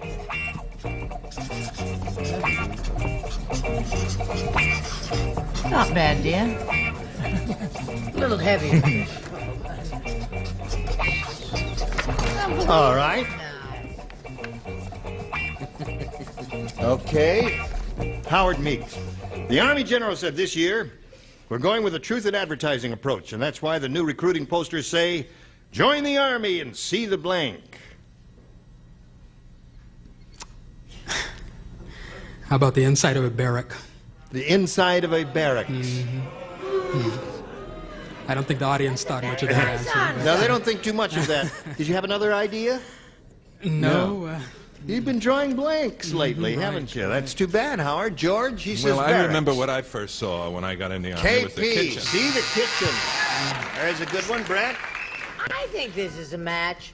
You're in the Army now. You get to see the camp. Get to see the camp. Well, that's the overall place, you see. The barrack is a specific building. You're the guy that said that other thing was the audience best choice. Yes. And you just said now he drew a blank and the audience booed. Barracks. Barracks. Gesundheit.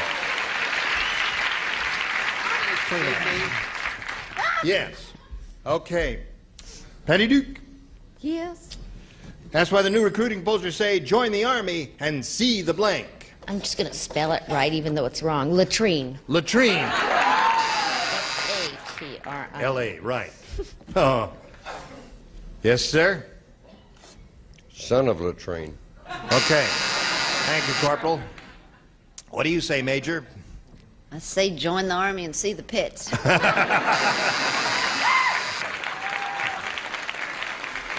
Okay. There we are at the end of round one. Scores 5-1. Round two coming up after this. Pay attention. Today's consolation prizes are first, 4 gallons of True Test Easy Care Latex Flat Enamel, a scrubbable flat finish latex enamel exclusively from True Value Hardware Store. And from Kinney Shoes, the great American shoe store, an up-to-the-minute selection of fashion footwear. Kinney Shoes not only fit your feet, they fit your life. And a hot lather machine, and a supply of new flavor formula Search. If you took a Search now, your breath would still be fresh in half an hour. Search keeps on working even after 30 minutes. And a supply of easy-to-use House & Bloom plant care products. Convenient mistake-proof House & Bloom for houseplant success with no mess and no guests. Well, it's laugh time again to the star of our show, Gene Ray. Thanks, Connie Olson. And a Friday, Sky, the Friday, corn, Charlie, Friday, Friday, Friday, Friday, and a Charlie, Friday, can a Friday, get a pre-order. Yay. Oh, you're a karate down. Okay. Melvin said. How many people play? One person, you. Do it head on. You know what I'm I'm saying? so, I'm Ashamed. Here it is now. Melvin said, the motto of my company is, you're in great hands. The strange thing is, my company manufactures blanks.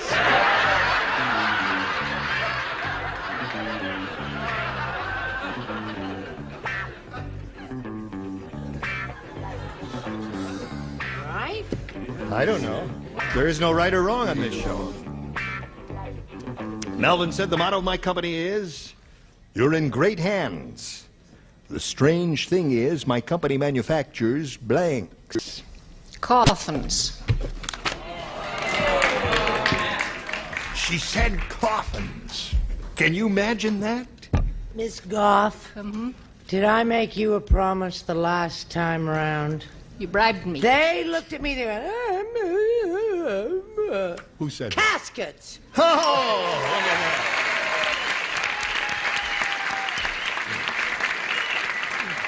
Now, Howard, five to tie is the best you can do. Got to match everybody. Here we go. Who plays? Everyone except Charles, all right? Nino said, our school was so tough, we didn't have a principal, we had a blank. That's how tough our school was. We didn't have a principal, we had a blank. All right. You ready, Howard? Wait as soon as George is finished there. I'm finished. Okay. Nina said our school was so tough we didn't have a principal, we had a blank. About 3 answers hit me all at the same time, so I'm going to keep it simple and say policeman. A policeman. A policeman. You need 5 cops here. Well, George Kennedy has played a cop. I've never played a warden. A warden. That means Ed Goff wins the game. What the rest of you have? Warden. Anybody have warden? Come on down here, Ed. And we congratulate you. Step right over here. Blue spot, I'll get to you in a minute there. Don't go anyplace. All right. Howard, you have $600 and our best wishes. Right. Howard Meeks, Thank you. ladies and gentlemen. Thank you, Star. Sit on. You seen this show often enough. You know how this part of it goes? Lots of times. Good. Not too long ago, Etta, we polled a studio audience. We said, write down your best answer to this. Blank the sea. $500 if you match their most popular response, $250 for matching the second most popular, $100 for matching the third. 3 of our 6 celebrities will help you here. Patty Duke Austin. King of the Sea. King of the Sea. Richard. A cowardly king, chicken of the sea. Chicken of the sea. George. George. Oh, the old song, By the Sea, by the sea. By the sea. King of the sea, chicken of the sea. You want one of those 3, Etta, or do you want to give us one of your own? I'll take Richard's, Chicken of the Sea. Chicken of the sea is what we're looking for. Let's go up there and see if it's under the $100 response. By the sea is George's answer. Maybe see the $250 number. The Old Man and the Sea. Last chance for Chicken of the Sea. Slide it, Ori. You got it. Congratulations to you. Yeah. You know what that means? Where are you going? I'm going back where I came from. What's that? No, you stand there in the blue dot. I'm going back and sit down. Oh, you know, you don't sit down yet. Now, you got to play for $5,000. Just half through. Right, and you've got to match one celebrity to collect the money, Etta. Whom do you want to match? Richard. Okay, here we go. Good luck to you, Etta. Worth $5,000 if you just face this way a little bit. That's it, right there. Here we go. Let me cheat, do you? No. Fit for blank. Fit for blank. That's F-I-T for blank.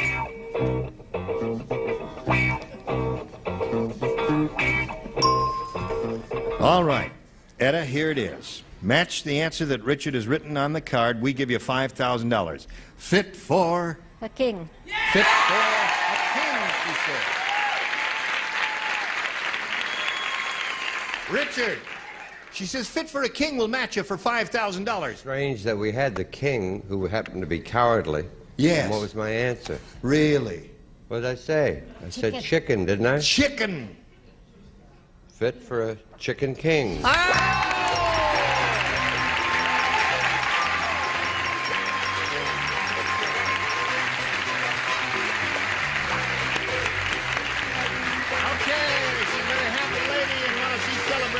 Pass along these messages just for you. Next time we get together on this stage, you will see Dick Martin, Brett Summers, Charles Nelson Riley, Elaine Joyce, Richard Dawson, and Fannie Flagg. You were wonderful. Thank you, Gene Rabbit here. Goodbye.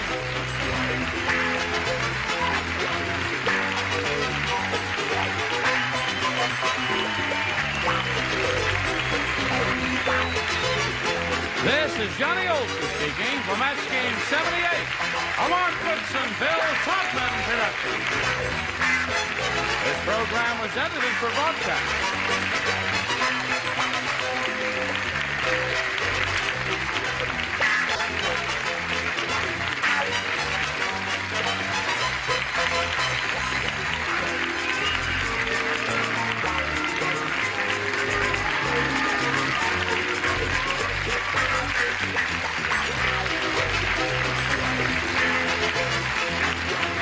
Get ready to match the stars. George Kennedy, Brett Summers, Charles Nelson Riley, Judy Landers, from Carter Country, Richard Paul, and Joyce Bulifant, as we play the star-studded Big Money Match Game. And now, here's the star of Match Game, Gene Rabbit.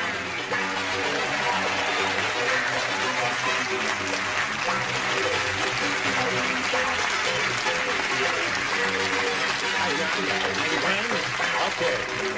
I greet you one and all. I greet you. Thank you. Now let's say hello to Laura Sandoval and Ron Damon over here. This game ended in a 1-1 tie, and we really don't have time to go through the entire tiebreaker, so what we're going to do is we're going to play sudden death, aren't we? Yeah. We're going to play sudden death. Now, the first one of you to match one of our stars will be the winner. I will have one question which I'm going to ask of both of you, and you will write your answers, and then I'll call for verbal responses from our stars a little bit later. I will get the question now from the hot hand of our producer. Don't get on camera because it will cost us $52.50, and we can't afford it. Are you ready? Yes. Ready. Here we go. Bedroom blank. Blank. You don't have to write. Put it right in that slot there. That's right. Have you finished, Ron? No.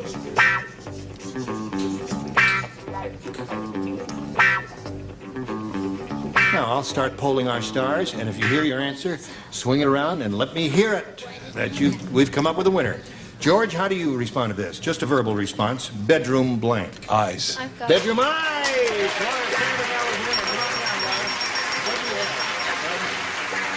Bedroom slippers. Good one. Good one. Right there, if you look good. We're going to have some gifts for you. No, you'll be back a little bit later to play the second game. I forgot that we only played one. Don't go away now. We'll see you again later. Okay, Ryan. Now, hello there. Here it is. It's all for your benefit.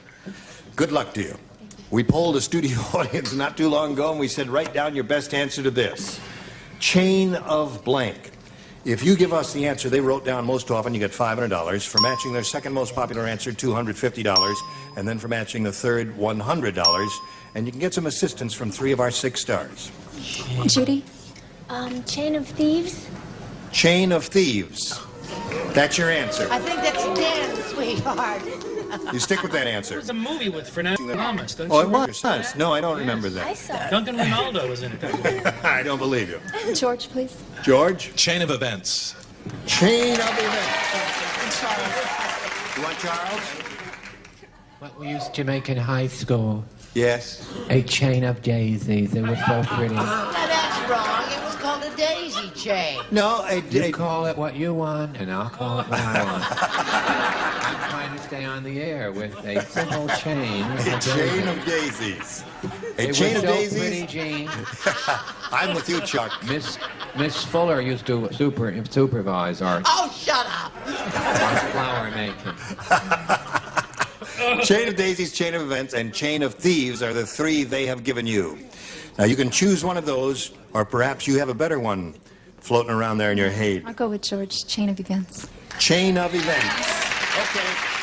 Let's find out if we have a chain of events up there in any position. We'll begin down at the bottom and reveal a $100 response. Chain of thought is not a bad answer, yeah. Okay, let's see what's the next one, please. $250 response. Chain of command. Listen, chain of events might be there. You think it's going to be up there? There we go. All right, here we go.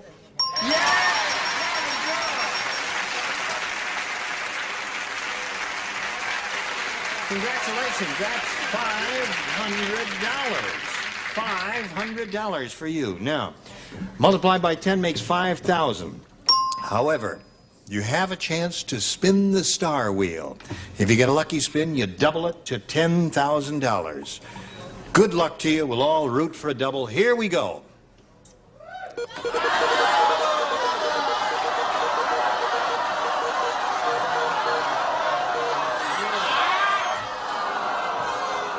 Close. It's not quite in the star area, but you're playing with George Kennedy, and that ain't bad. You were very lucky with him so far. Let's see how you do now. Good luck to you. George, you'll write yours. Here it is. Blank movies.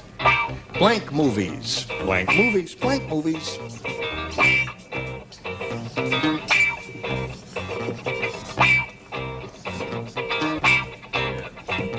Your judgment is good, George. Trust it. There he goes. Now, Laura, match George Kennedy. You get $5,000. What do you say to that? Silent. Silent movies. All right, let's find out if George said silent movies. She said silent movies will match Silent? it. Silent movies. Damn. Silent movies.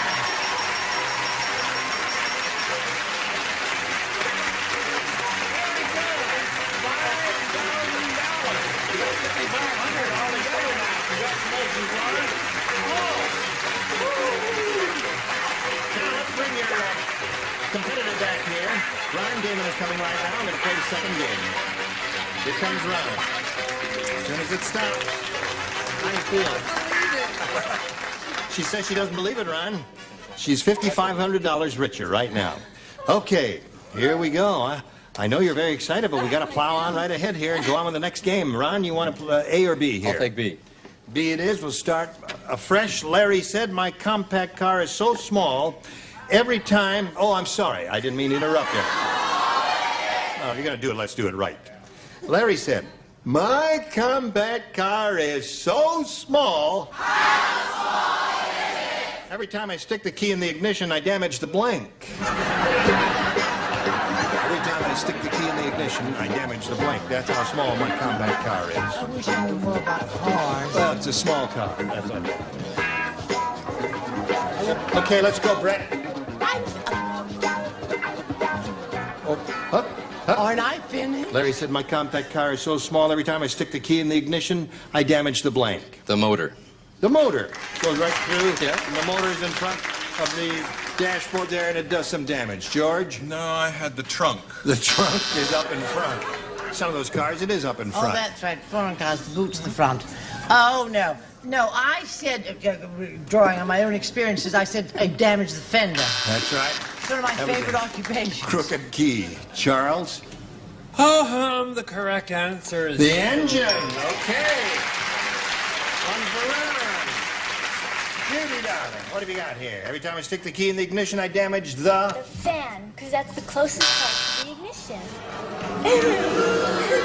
Now, wait a minute. Quit picking on this girl. It's a perfectly good answer. Oh, fan, he says, too. Did you steal from everybody else, too? I didn't steal a thing. Oh, what? Because it's a dumb answer. The hood. The hood. The engine is under the hood. 1-0 there now. And you'll have a shot at it in a moment or so, but right now we have this for you. Okay, here we go. Laura, you ready? How do you feel? Great, thank Good. you. Did you hear that Long John Silver joined Alcoholics Anonymous? Yeah, he did. Now, all John's allowed to say is, yo-ho-ho and a bottle of blank.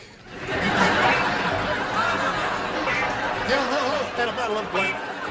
That's all he's allowed to say now since he joined Alcoholics Anonymous, Long John Silver. Rum chug. Rum chug.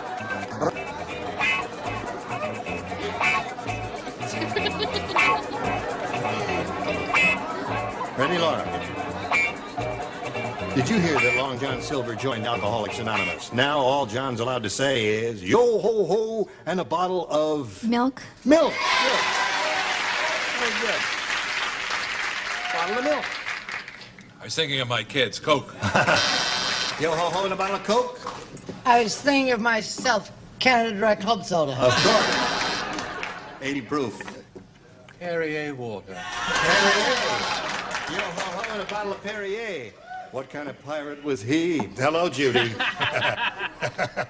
What do you got for Bottle us? of soda. Bottle of soda. Okay. And you said? Hey, matey, ho-ho-ho and a bottle of Coke. Coke it is? I'll take my case outside in the car, please, Yeah. to the distributors. She's looking for a bottle of milk. This is close. Really? Yo-ho-ho and a bottle of Maalox. Okay. The same color. Okay, let's go to round 2. Since you're ahead, we'll ask you to go first, Ron. Give me A this time, please, James. A. Okay. Okay. Barbara said, when my son was born, I knew right away he would be a Boy Scout. He tied a square knot in his blank. When my son was born, I knew right away he'd be a Boy Scout. He tied a square knot in his blank. Wonderful. Yes, you did indeed. Spelling don't count. Okay. Ron? Barbara said, when my son was born, I knew right away he would be a Boy Scout. He tied a square knot in his blank. His leg. You didn't like it. Attorney? Yeah. You said leg. Yes. We have to accept that as the official answer. All right. I dare say you are not going to hear the word leg any time at all during the course of this day. Have a moment of silence. Yes. His blank. Blanket is one possibility. There are a couple of other good possibilities here in addition to that. Is Dippy Dap diaper? Diaper, yeah. Yeah, Now we diaper's come better. down here to Judy. What do you say, Judy, Judy, Judy? You tied a square knot in his Belly button. belly button. The first one. Actually, I was using a medical term for the same thing. The umbilicus. Umbilicus. Yes. The umbilicus cord. The umbilical cord. Okay, now, Laura, let's see what we've got for you here. You need 1 to tie and 2 to win. Dumb Donald is really dumb. He heard there was going to be some grass at the party.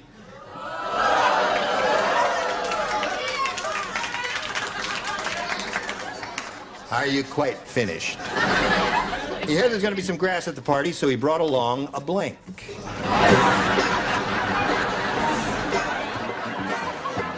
I'm through.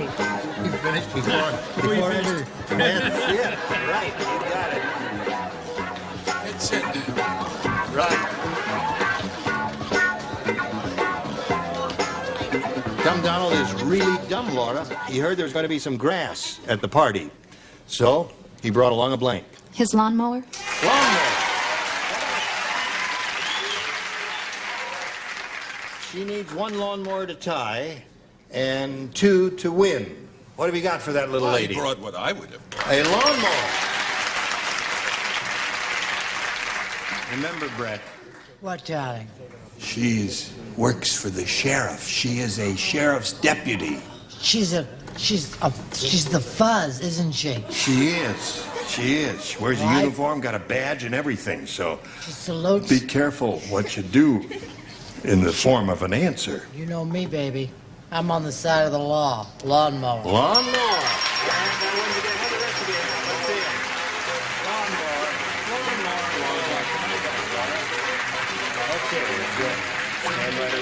Okay, now that's the end of the second game, Ron. And we thank you for being with us here. We're going to have prizes for you from Match Game. Thank you for being with us. Fun. Ron Damon, while we spin them off, we're going to spin a message or two for you. Okay.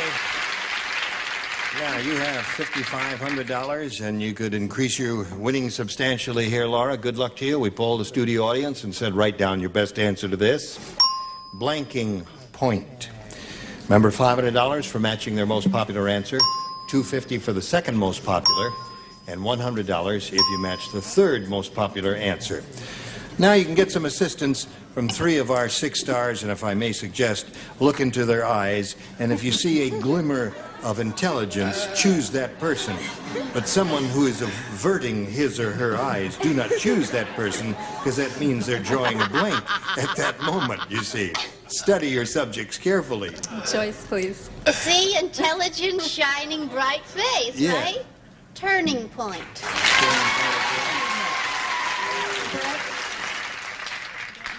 Brett, did you... Breaking point. And Richard? Vanishing point. Okay, so you have vanishing point. Don't like vanishing point, eh? Vanishing point, breaking point, and turning point are the 3 they've given you. Remember, again, you have the option of choosing one of those, or perhaps you'd like to think up one of your own. Turning point. Turning point? A motion picture? Okay, let's find out if it's up there, and if so, where. We'll begin at the bottom and reveal the $100 number. Starting point. Okay, starting Strange point. group that week. You think it's going to be up there somewhere? Sure. Well, I hope so. Be right on the top, hon. Let's take a look at the $250 response. Breaking Oh, point. we're moving along, Laura. Well, here's your last chance for turning point. We'll all keep our fingers crossed for you, Laura. Let's slide the big one. Yeah!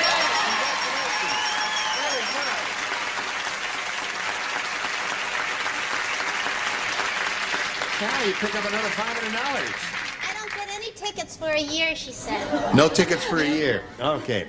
Now, another $5,000 is what you're playing for. However, again, you're going to spin the star wheel and see if you can double your money and play for $10,000. Good luck to you. Give it a spin. I'll hold it. It seems to be a little wobbly. There. Okay.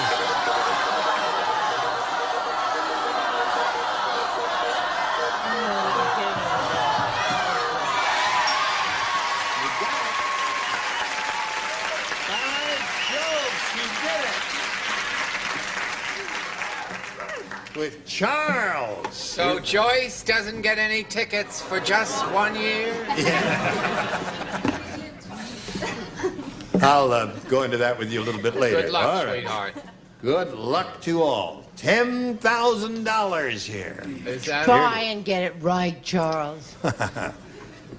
Lack of blank. Lack of blank.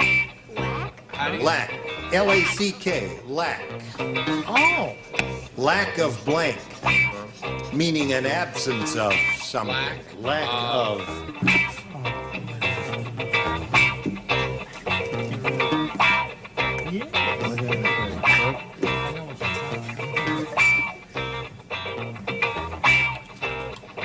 Have you got one?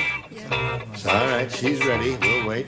Charles is very meticulous. He wants to make sure that he's giving you a fair shot at it here. Okay, now he's finished, Laura.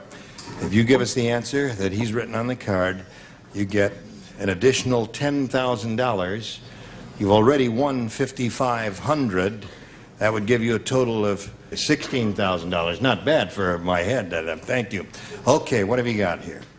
Interest. Lack of interest? Lack of interest. You like that one? Well, we'll find out right now.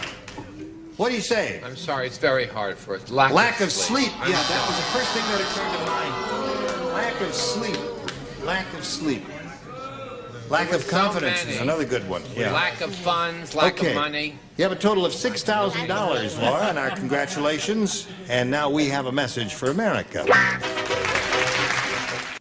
Luckily for you in this room, we have time to play the match game with you. And one of you might walk out of here with this $50 bill I have in my hand. Now, you get ready. Charles, would you please, sir, write down an answer to this. Blank, too late. It's T-O-O, late. All right, you write it down. I want to do that. I will go down into the audience. You will get a chance to do it sometime, Brett. But right now, I'm going to go into the audience this way. Thank you very much. I got an answer. And call on someone here and see if we can hook up and team up and get them. Remember, don't raise your hand unless you really want to be called on, and we'll call on you. What's your name? Steve Conley. Where are you from? Dallas. Okay. What would you put in there? I would say never too late. Never too late. Never too late. There's a $50 bill for you. Congratulations. That's it. Join us tomorrow for Match Game. Gene Rayburn here. Goodbye.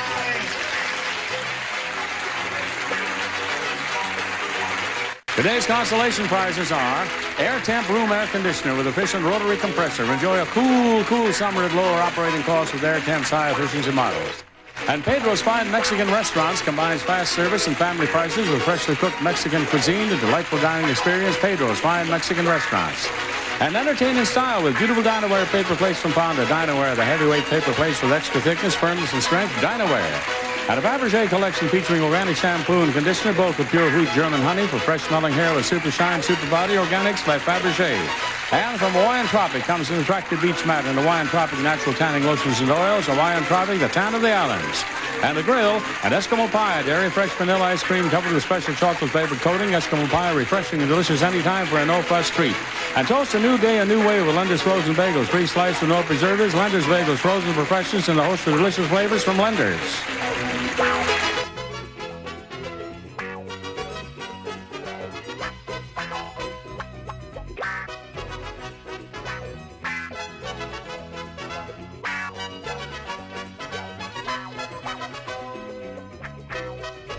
Bill Todman production. This program has been edited for broadcast.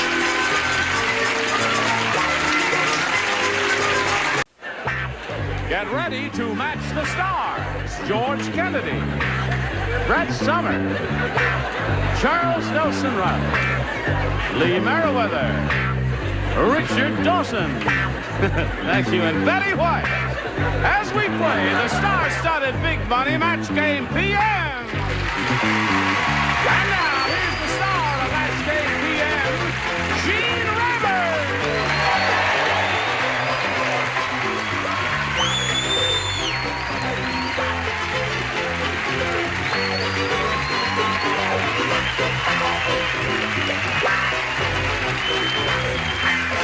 Johnny Olsen and friends. Well, you got a lot of friends out there, John, and I've got a lot of friends up here on this stage. Did we go to Yeah, the we're same practically haberdassery? twinsies. Yes, they're all pinstripes here. This is Brett Summers, who's one of our regulars here. Well, warm greeting to her. Howdy. No, don't applaud yet. I'll tell you when. Oh, feel free. And this is Charles Nelson Riley, another one of our regulars, and it's always a pleasure to do business with him. Oh, sweet. As it is always a pleasure to do business with the man in the red corduroy jacket. What did that say? I said don't applaud. Thank you very much. I'd like to thank the Academy. And this lady is a terrific kisser. That's the only reason we give it her on the show. See? Oh, boy, she makes so much noise. From the Mary Tyler Moore Show. Now, the people who we get occasionally, and we're delighted to get them, George Kennedy from the Blue Knight. Splendid fellow there. Thank you, George. And Lee Merriweather from Barnaby Jones. Are you ready? Yes, my dear. Are you flannel? Ta-da, I certainly am. Yes, we make a lovely couple. What do you say we say hello to Henry McDermott Why and not? Christy Why Smith? not? Hello there. Now, we'd like to find out a little bit about each of you. So let's begin with Christy, and you may give us any of the vital statistics that you'd like to give us, Christy. I'm married, and I have a That's two-year-old enough. son. You have a Two-year-old son. A two-year-old son. What's his name? David, David. and I'm a secretary Mm-hmm. Where do you sec? in Century City. In Century City. It's a nice place to work. Okay, good luck to Crispy. And so this is Henry McDermott, eh? That's right. I'm Henry McDermott. You're Henry McDermott. That's Henry McDermott. Cranston, Rhode Island, and married, 3 children, and a retired post office. Really? That's right. And you live out here now, or you're just visiting out here? No, I'm just visiting. Well, we're lucky to get Henry McDermott from Cranston, Rhode Island. May I point out to both of you that you will be attempting to match as many of our celebrities as you can. The winner will go on to play the Big Money Super Match, which can pay off over $10,000. Okay, here we go. Now, Christy, we'll ask you to make the selection. You may have A or B. A, please. A it is for Christy, and here we go. Charlie the Cannibal is running for office. When he campaigns, he shakes your hand and he eats your blank. Shakes your hand. Charlie the Cannibal is running for office. When he campaigns, he shakes your hand and eats your blank. Hey, that's all. Everybody ready? Everything's coming Christy up. Smith. Oh. Wait a minute, Christy, I didn't ask you yet. Oh. Well, I guess, is that sorry. going to be your answer, whether I read it again or Yes. not? Let me read it again, because I like the sound of my own voice. All right. Charlie the Cannibal is running for office. When he campaigns, he shakes your hand and he eats your... Head. Head. Didn't change your mind. No. Christy, would you stand up for a second? Turn around. Anchors away, my boy. Oh! Anchors away. Just one. Suddenly have a... There it is. All right, Christy Smith said... Late.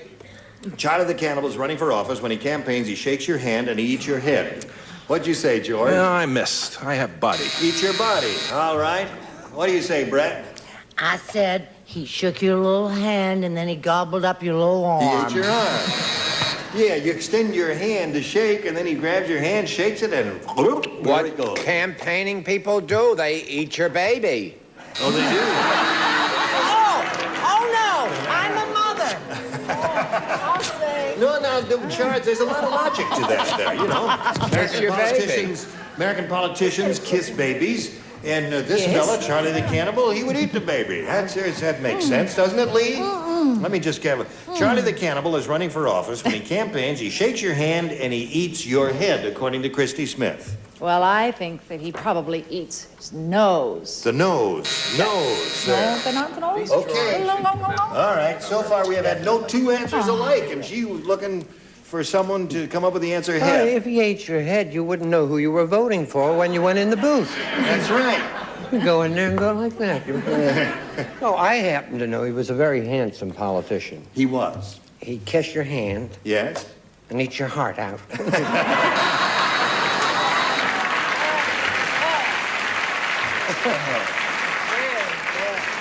Now, Miss Betty, Yes, dear. No. what do you say there? She's just trying to get ahead in the business, and Yes. all I have is fingers. Ate the finger. Dear me. Okay, here we go with Henry McDermott. Are you ready for yours, Henry? Oh, I'm ready. Attaboy. You watch a show often, Henry? I always do. Yeah, all right. When the football player visited the farm, he forgot to bring his football. Uh-huh. So, to keep in shape, he punted the farmer's blank.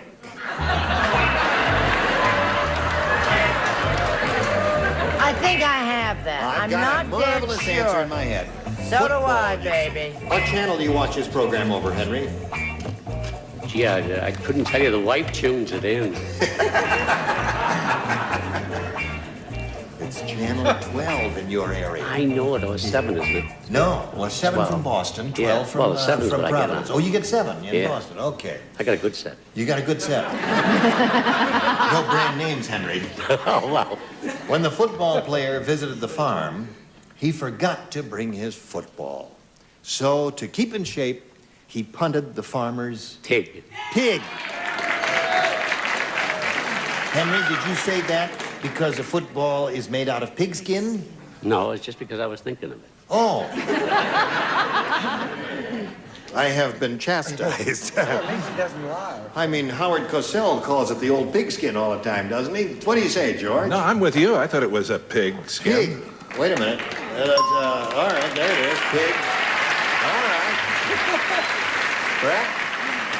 All I could ever think of in my whole life was all the farmer jokes I'd ever heard. Yes. I said he punted the farmer's daughter. He did. That's apparently the popular favorite with our audience there.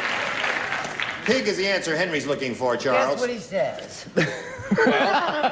She was a ball, the daughter. The daughter. Okay. Henry's looking for a pig, Lee. Here it is. When the football player visited the farm, he forgot to bring his football, so to keep in shape, he punted the farmer's pig. I'm sorry, Henry. You don't give him a pig? No, no, What do you no, give no. him? I give him a daughter, just The farmer's like everybody else. Well, that's a familiar phrase, isn't it? Yes. Congratulations, you have a 6-pound baby pig. You've got such a twinkle in your eye, Henry. Hasn't he? Are you a grandfather? Oh, no. No? He's too young. Not yet. Not yet? Oh, I'll withdraw the question if you're going to get testy about it. That's what I Question do here inquire. is, to keep in shape, he punted the farmer's pig, according to Henry McDermott. Well, that's good enough for me. Well, but we need your answer, then. Oh, I said daughter. I'm Daughter. sorry. Farmer's daughter. Give us a little pig here. Being the animal lover I am, I couldn't quite you see couldn't kicking say a pig. pig, yeah. But this could be a match, because the farmer I had in mind, his daughter was not the best looking in the world. So here we are at we didn't say dog, we said, at the end of round 1, it's 1-0 in favor of Henry McDermott from Cranston, Rhode Island. Round 2 coming up in a moment or so, but pay attention to this. Ready? All right. Henry McDermott, you're going to go first this time. We'll go to round 2 and ask you to make a selection. I'll take B. B it is. He's got a nice voice, doesn't he? Yeah. Hey, there's a new Gidget movie out. A new Gidget movie. In this one, Gidget marries a large monkey. It's called Gidget Goes Blank. Oh, God. Did you hear all that, Henry? Don't give us your answer yet. You think about it. Called Gidget Goes Blank. Everybody's ready? Except Lee. All right, here we go. Henry McDermott.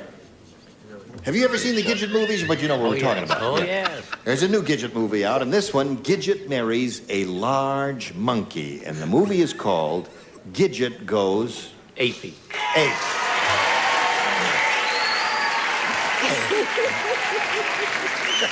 Hello, George. George, you're all red. Oh, so is his jacket, I tell you. Oh, it's a reflection of his jacket. Yeah. Maybe... Oh, no, you don't play. What am I even talking about? Yeah, you can right. laugh. Go ahead, break up a little more. What do you say? You've got to keep taking your hormones, honey, because if you don't know who's playing the game, do you? That's right. I feel awful. I was sure he was going to say Gidget Goes Bananas. Well, bananas or ape are the two good answers there. Bananas or ape are both good I love answers. Cranston. I love Tiverton, Matunic, and I just came from Providence a few weeks ago. Bananas, I'm sorry. All right. Henry McDermott is looking for the answer. Gidget marries a large monkey, and the movie is called Gidget Goes Ape. What do you say? My darling, I'm sorry again, Henry. I was going for bananas also. Gidget Goes Bananas. Well, Henry, you can always depend on Richard. He's good old dependable Richard. He wouldn't let you down, Henry. I shall ask you this for the last time. Are you a great-grandfather, Henry? Leave him alone. Do not harass our guest. I'm not harassing. I'm giving him an ape. Give him an ape.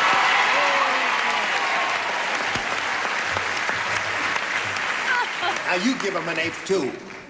That's an order. Is that an order? Give him an ape. I never disobeyed an order. I'll Give give him him an an ape. That's 2 apes. All right, Henry, so what do you got there? You got 3 all together. Now, Christy, are you ready for yours? Here we go. Listen carefully now. You got to have 3 to tie and 4 to win. Lester said, my blind date had beautiful, long, dark hair. Unfortunately, it was on her blank. You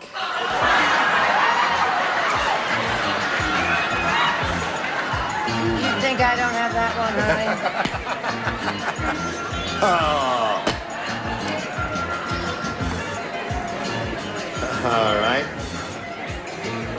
Wasn't Everybody, that... listen, you're all... Leanne, we know you won Miss America 1906, but you're not senile yet, are you, dear? Yes, I am. Okay, here we go to Christy Smith. Lester said, my blind date had beautiful, long, dark hair. Unfortunately, it was on her blank. Chest. Chest. So chest is the answer that Christy is looking for. No, I'm afraid No? not. I had Why? a little higher up. I had it on her chin. On her chin. All right. That's called a mustache, or a beard, isn't it? What do you say, Brett? Well, you know Betty and I roomed together. Yes. And she was the first person who came to mind. Oh, really? I said she had it on her legs. Oh, Betty, I'm sorry. I couldn't help it. Oh, she's uncontrollable. I'm with George. Chin. Chin. So 2 chins and a pair of legs. Now you got to match the remaining ones, Christy, to stay in the game. Christy says, Lester said my blind date had beautiful long dark hair. Unfortunately, was on her chest. What do you say, Lee? Well, Christy, I was working a little higher than just about everybody else, and I'm going back to my old nose joke. Long black hair on her nose. What do you have, Richard and Betty? Chest Henry wins the day. Congratulations, Henry. Okay, you stand by here for a moment or so, Henry, while we say goodbye to Christy Smith. It was a pleasure meeting you. It's nice being here. Thank you, my dear. We've got gifts for Christy Smith, and our thanks to you. And away she goes. And while she's going off here, we'll spin some messages your way. Okay, here is Henry McDermott, who's just won the game. You happy about that, Henry? Oh, sure am. Well, are you visiting anyone special out here in Oh, California? no, just out here to have a good time. Well, are you having a good time? Oh, you know. What have you done?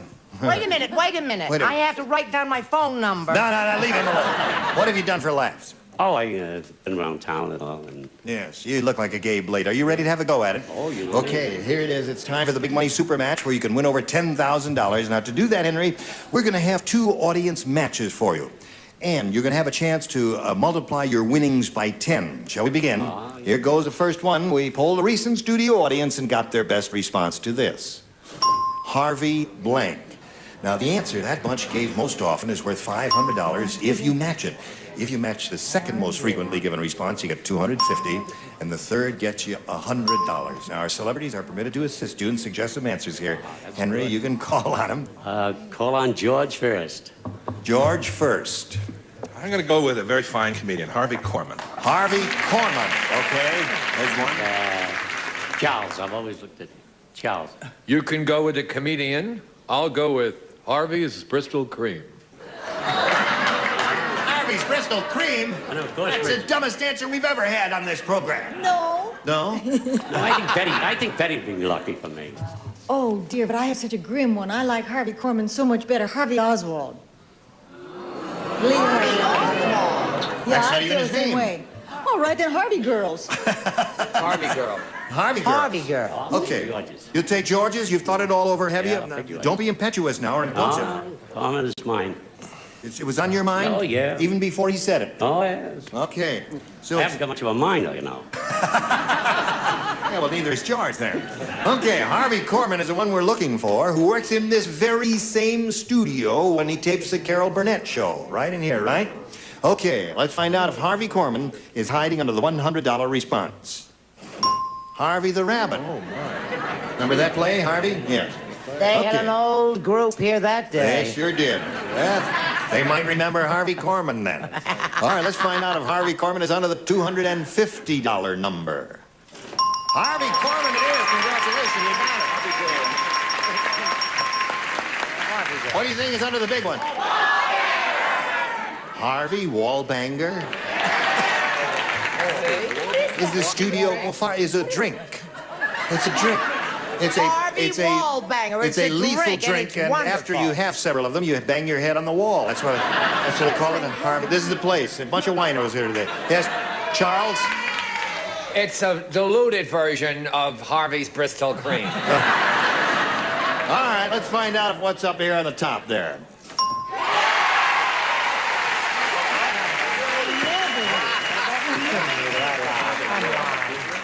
Did anybody think of Harvey Wallbanger up there? I never even heard of it. You never even heard of it? I thought of you've all heard of it. I went to school with him, but... You're not a drinking man? So I'm not a drinking man, so I wouldn't have known about it.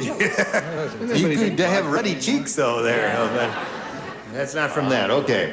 All right. Now, you've won $250, which means the least amount of money you'll be playing for is $2,500. Now we're going to see how much more you can win with our second audience match. Slide it, Earl. Blank rollers.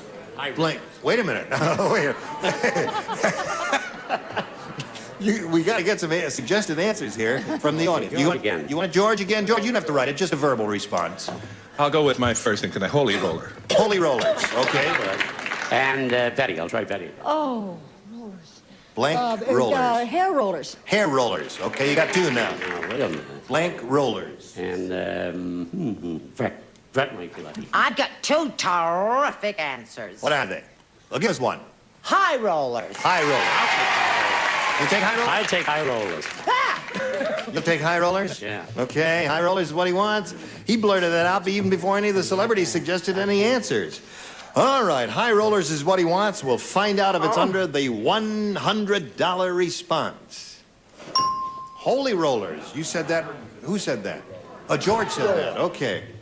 All right, let's see if high rollers is under the $250 number. Hair rollers. Oh, what did I get? It's 2 out of 3 so far. Henry, I think you're pretty good at this game. You got good ESP with that old audience. Here we go with a $500 response. High rollers, congratulations. Brett gave you that answer. Go up there and give a little kiss there.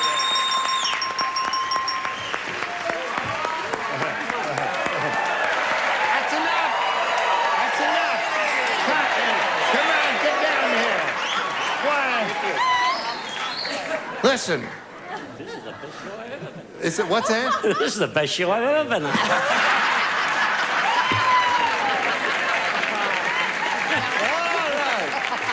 Now, Henry, you want another 500. Multiply that by 10 is 5,000. Added to the 2,500, you're shooting for a pot of $7,500. Good luck. And here we go. To collect it, you got to match one celebrity exactly. It's time for you to choose one. I think I'll go with Brett. Okay, Brett, you get ready to write. Henry will face me, and here we go. It's worth $7,500. Ice cream blank. Ice cream blank. Ice cream blank.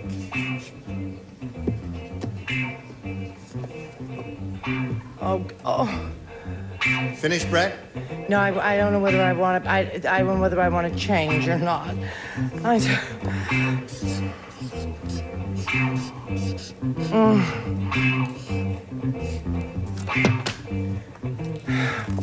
Okay.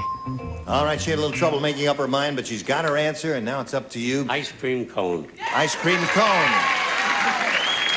Okay. He didn't have any trouble making up his mind, Brett. Does he match you for $7,500? You're not going to believe this. What? Do you know what I had written down? What? Soda. And I threw it away and said Coke!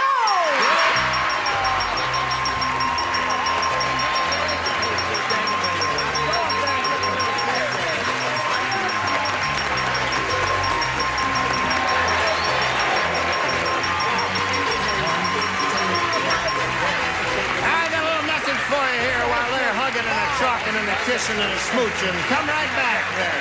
Where you going, Henry? Listen, Henry, with all this kissing that's going on, is your wife here? No, she's back in Cranston. Join us next week for Match Game PM. Gene Rayburn here.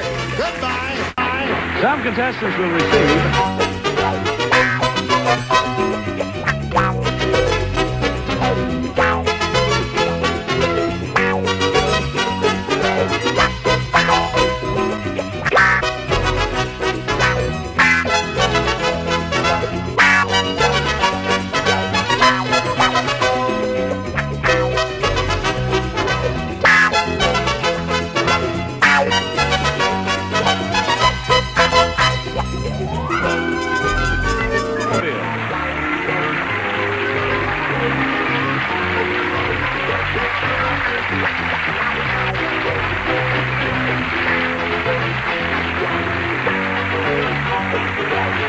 This is Johnny Olson speaking for Match Game PM. A Mark Goodson, Bill Trotman production.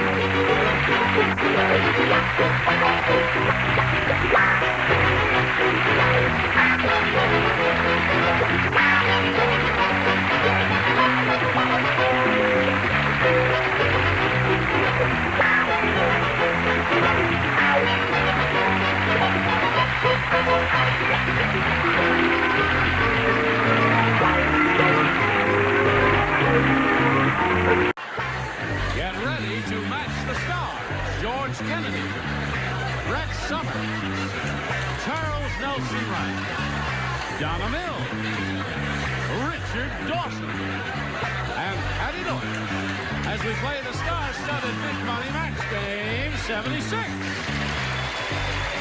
And now here's the star of Match Game 76, Gene Rayburn.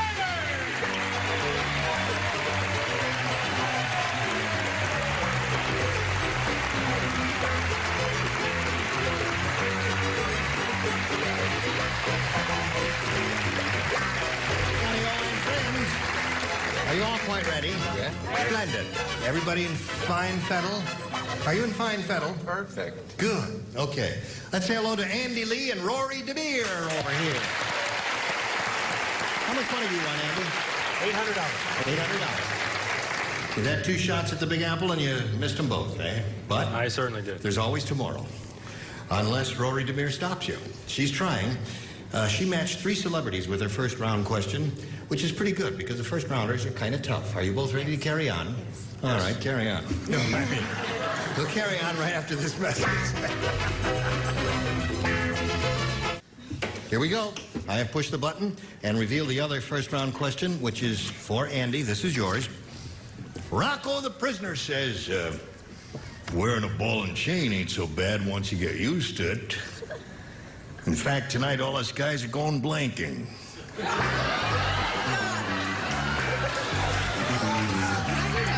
You know what prisoners wear? That chain, which is the clamp to the leg, and then there's a big iron ball. All right.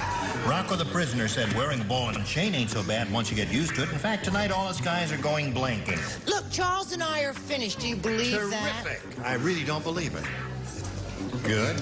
All right. Splendid. Now, we'll come over here to Andy Lee. Rocco the prisoner said, wearing a ball and chain ain't so bad once you get used to it. In fact, tonight... In fact, tonight all us guys are going blanking. Want to join us? Yes. What? Jogging. It's the only thing I could think of. Only thing you could think of. You know what a ball and chain is? Yes. You've seen pictures of them or drawings of it. Okay. All right. No wonder he didn't answer right. He's punch drunk. Did I hurt you? Of course you hurt. No, I didn't hurt him. Broke his little arm. What do you say, George? No, I had them going dancing. Dancing. What did you say? This is, without exception, going to be the popular fave. All right. They was all going bowling.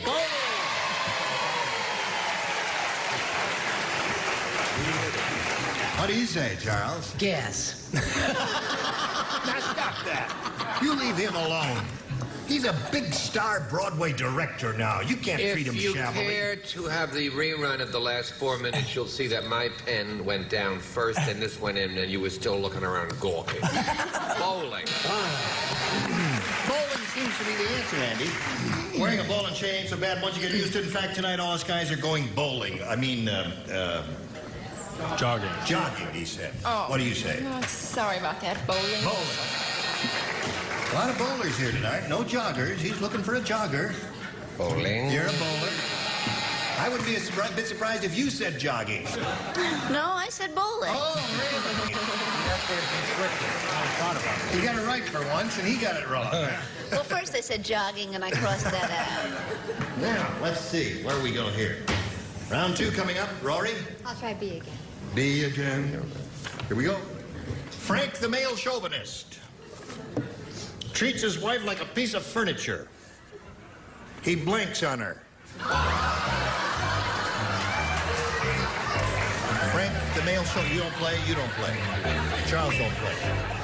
You don't play, Charles. You don't play, Dory? Brett, George, and Isn't Fred. that sweet? Frank the male chauvinist treats his wife like a piece of furniture. He blinks on her. And that's very good. Patty? Hello, darling. Hello, darling. Like a piece of furniture. You know what a piece of furniture is. Okay, that's it. Here we go. Simple. Rory? Frank the male chauvinist treats his wife like a piece of furniture. He blanks on her. Sits. Sits on her, good. George? Show and tell. Show and tell. Sit. One for Rory. Brett? I felt there were 2 definitive answers. So I chose the other one. I said he sleeps on it. Okay. I mean, the bed's a piece of furniture, you know, hon. Most uncomplimentary to that sweet lady. He fell asleep. What do you say there? Sits. Sits. Okay. So that means, Rory, you have 5. And when we come back from this commercial, Andy, you'll have to match 5 to stay in the game and achieve a tie. If you match all 6, however, you'll win another game. In the meantime, we shall be sitting here quivering like bird dogs waiting for your return. Here we go. Are you ready, Andy? You know what you have to do. Yes, I do. Okay, good luck to you. When Ralph the wrestler says he's going to make hamburger out of you, he really means it. Ralph keeps a blank in his trunks. Trunks. He's going to make what out of you? Hamburger. I'm going to make hamburger out of you. And he really means it because he keeps a blank in his trunks. Okay. Do you know that Rory could do the Linda Day George story, couldn't she? Yes, she could. She looks like her. Right. I'm very excited. Very pretty lady. I can do the Warren Beatty story. Yes. Ha! You weird. And it's a marvelously natural set of uppers, isn't it? False. Oh, it is? Yeah. Okay. Now, here we go. Not Rory, Andy. When Ralph the wrestler says he's going to make hamburger out of you, he really means it. Ralph keeps a blank in his trunks. Meat grinder. Meat grinder is a very good answer. All right. We're still fighting. Meat grinder is 1 for Andy. Score is now 5-1. Brett? Oh, honey, why not? Grinder. All right. 5-2 the score. Charles? Meat grinder. Meat grinder. Score is now 5-3. He's creeping up on you, Rory. Donna, what have you got? We'll keep it going. Grinder. And meat grinder. You're going to give this boy a meat grinder? I'm going to appeal to the judges. Please keep an open mind. Meat grinder. Yes? Yes, that's scored. Yeah. Well, I just want Now, to be... one more meat grinder, Andy, and you win the game. However... However, we've got to get by Patty Deutsch somehow. What do you say? I said he kept the buns in his mouth. Keeps the buns in his trunk. That's our little Patty with her IQ of 70. Well, where else would he keep Rapidly them? going down to 65. So that means we end up in a tie, and we have to go to a tiebreaker. I will push the button. And nothing will happen. See how great everything is? Now, we have one question for each of you. The one who scores the most matches will be the winner. Rory, it's A or B for you. B it is. Here we go. The Egyptian sheik bought the world's largest bra, and he put it on his blank. Now, just a minute, sweetheart, because this is an implicit tiebreaker, sweetheart. That's I want to right. make sure I get the operative word. Attaboy. Egyptian sheik. Go ahead, hon. The Egyptian sheik bought the world's largest bra, and he put it on his blank. Well, there are two wonderful answers. Oh, you got it now? Let me see. I will see if you... Yeah, Watch you got this. it. Watch this. You got think, it. say, yeah, you yeah. Who's finished first? I didn't even look in your direction. I'd rather Don't be fight, dead. children. Just put Daddy! your Gonna send you to bed without your dinner. Rory, the Egyptian sheik bought the world's largest bra, and he put it on his blank. Camel? Camel is good. You got it. See how quickly she got the idea? George, you got it quickly too, didn't you? Yeah, it was pretty close, Rory. Camel. There's one for her.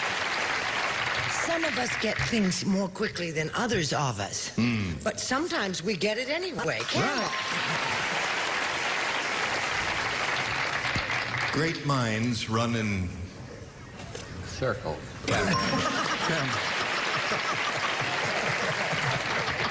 All right, Donna, what have you got? I couldn't think of another thing but camel. Camel?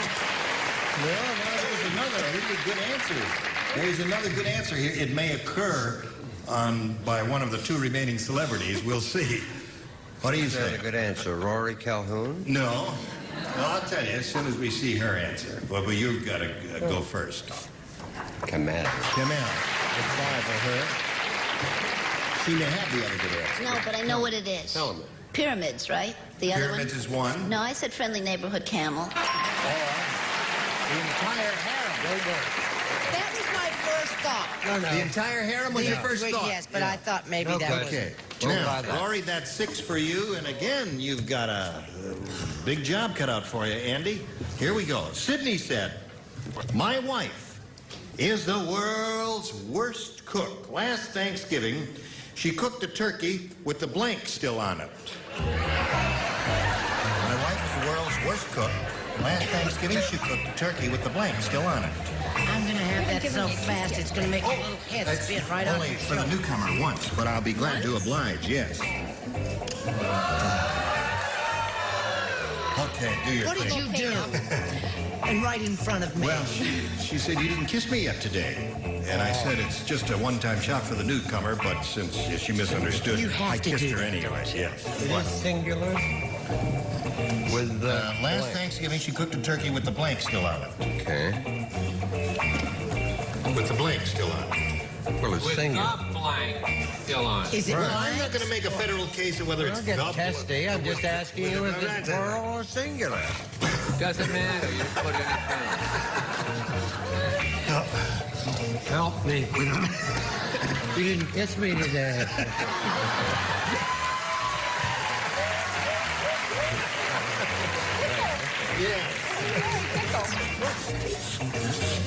You wear yourself all out, then you won't have any room left for me tonight. Okay. Andy. Sydney said my wife is the world's worst cook. Last Thanksgiving, she cooked a turkey with the blank still on it. Feathers. With the feathers still on it.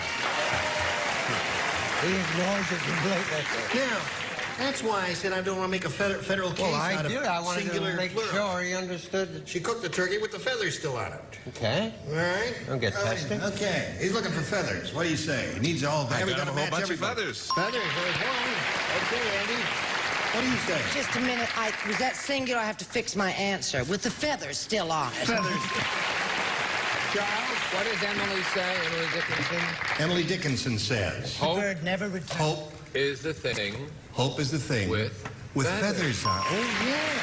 That perches in the soul. Yes. That was a lovely thought. Now, Andy, you're rolling along again like you did last time. Score at this moment is 6-3. He's got to match the 3 remaining ones to stay in the game. And Donna, it's up to you. Your kiss scrambled my brains. It did. Yeah. Head and Vic. So, Rory,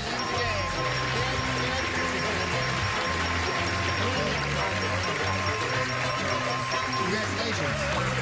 Now you hang around here for a minute or so while I say goodbye to Andy Lee here, who's going to leave us with $800 to his credit. Congratulations, old bean. Well, you can take it to the doctor, Jack. And while he's spinning off, we'll spin these messages just for you. Here we are with Rory DeMere. How do you feel? Fine. Good. You ready to carry on? I think so. All right. Now you stand on the adhesive tape so they can get a nice picture of your pretty face here, and we'll come over here and tell you that we polled a recent studio audience, Rory, and we got their best response to this. Brand blank. Now, the answer they gave most frequently is worth $500 if you match it. If you match the second most frequently given answer, you get $250, and the third gets you $100. Now, 3 of our dingbats are permitted to assist here by suggesting answers. George. What do you say, George? Well, for Rory, I think we go with Brand X. Brand X, okay. That's So Speaketh the Blue Knight.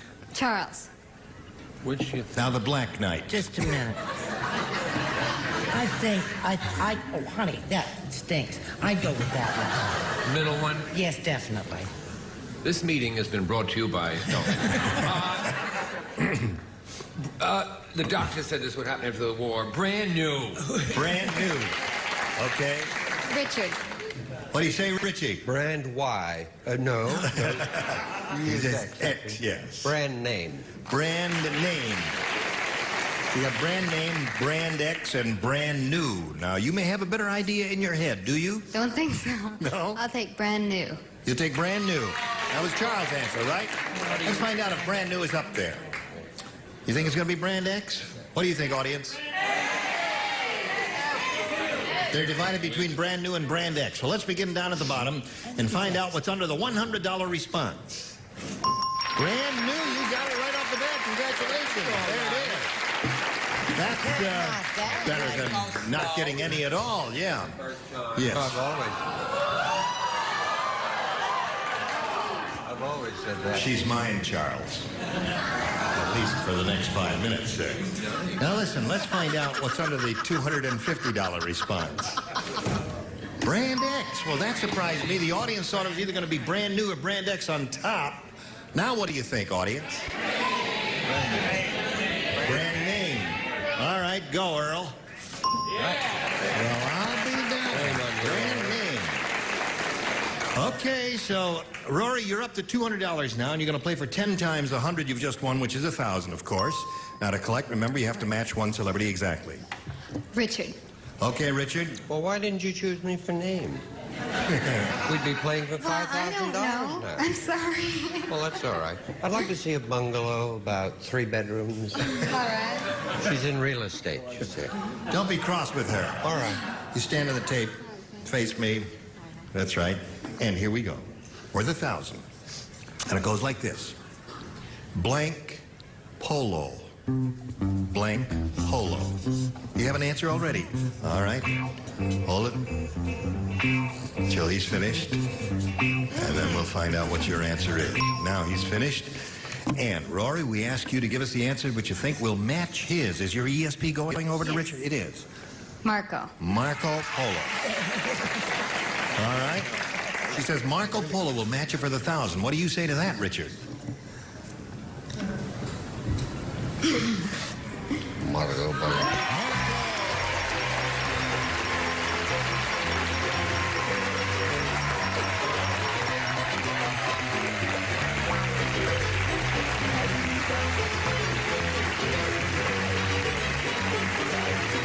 She's being cross with you. Yeah. Well, listen, you got the $1,200, and we can. No, that's not bad at all. That's $1,200, and you're still a champ, Rory. You're going to meet another player now, so let's welcome Robbie Zollers.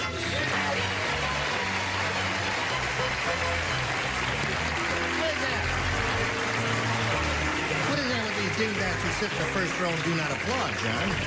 These guys down there. That's him. Are they friends of yours? And they're not even applauding her. Would you get back up there? Let's find out about Robbie Zoller, shall we? Hi, I'm from Northridge. Yep. And I've been married 2 years, and I have 3 sons, 18, 14, and 10. Okay, Robbie, the best of luck to Thank you. you. Shall we begin? Here we go. Now, you may have A or B. I'll take A. A. All right, here we go with it. Ready, folks? Yep. Carol phoned her mother. Ma, we just got to the honeymoon suite, and I think my honeymoon is going to be real strange. I just peeked into Fred's suitcase, and he's brought along a blank.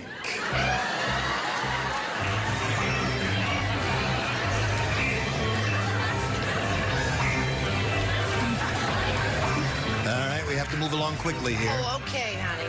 First round questions are difficult, and they're wide open, kind of, so whatever occurs to you is fine.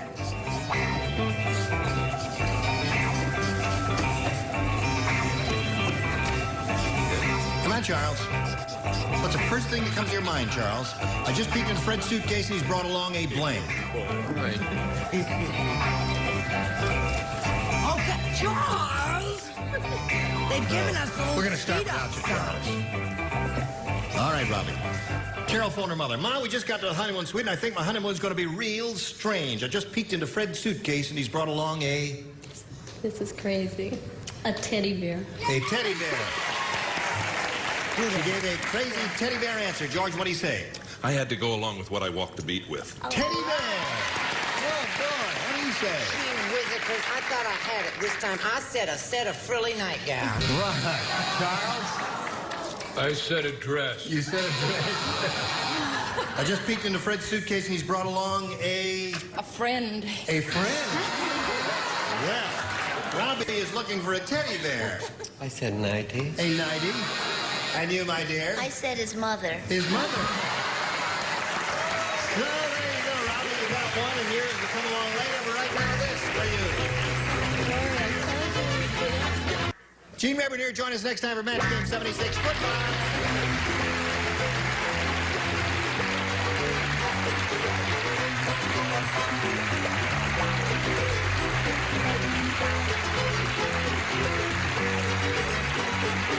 This is Johnny Olson speaking for Match Game 76. A Mark Goodson, Bill Todman production. Stay tuned for Tattletales next over most of these CBS stations.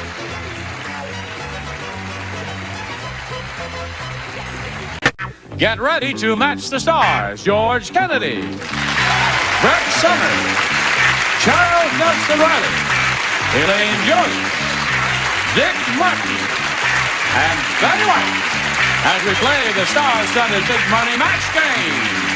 And now, here's the star of that game, Gene Ritter.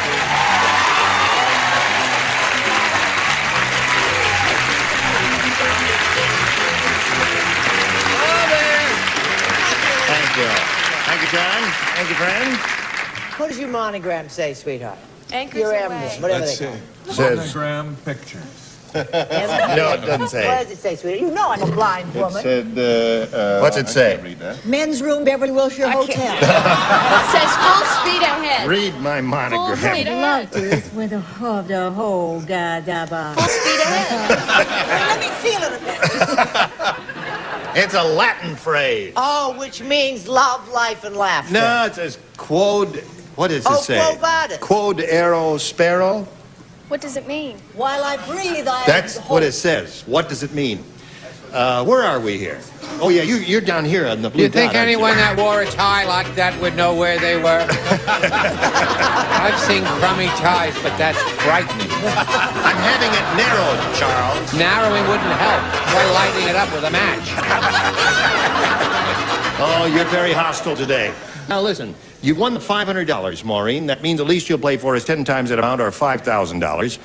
But we're going to ask you to spin the star wheel, and you can double it up to $10,000 if you get a lucky spin of the star wheel. Step right up there, my dear, and we'll all root for a double for Maureen. Here we go. It's got to land on me because of the model agent. Big. Gonna be you.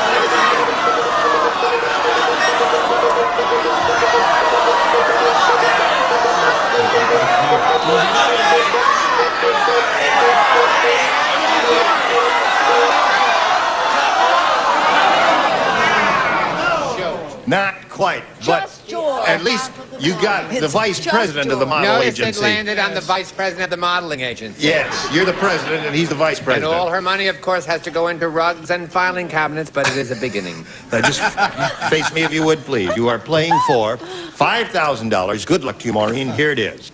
Blank glands. I'm sorry. Now say it a time should come After off. all of the thing is,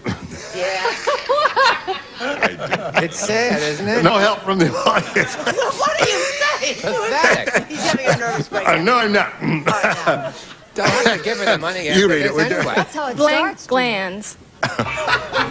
Blank glands. Oh, I know why. Glands.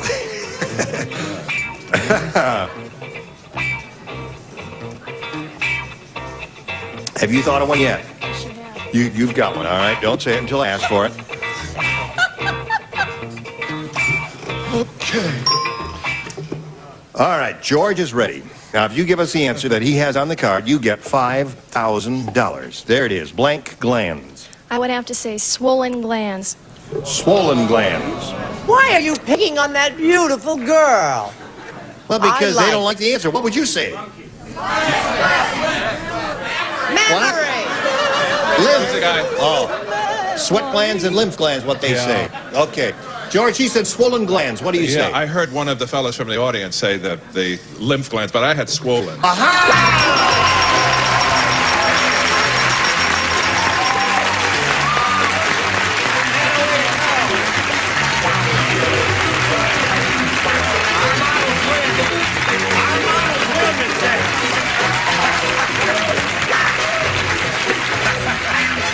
How much money have you got? $5,500. And you'll talk to Charles after the show about modeling, right? Good luck, Maureen. Thank you for being with us.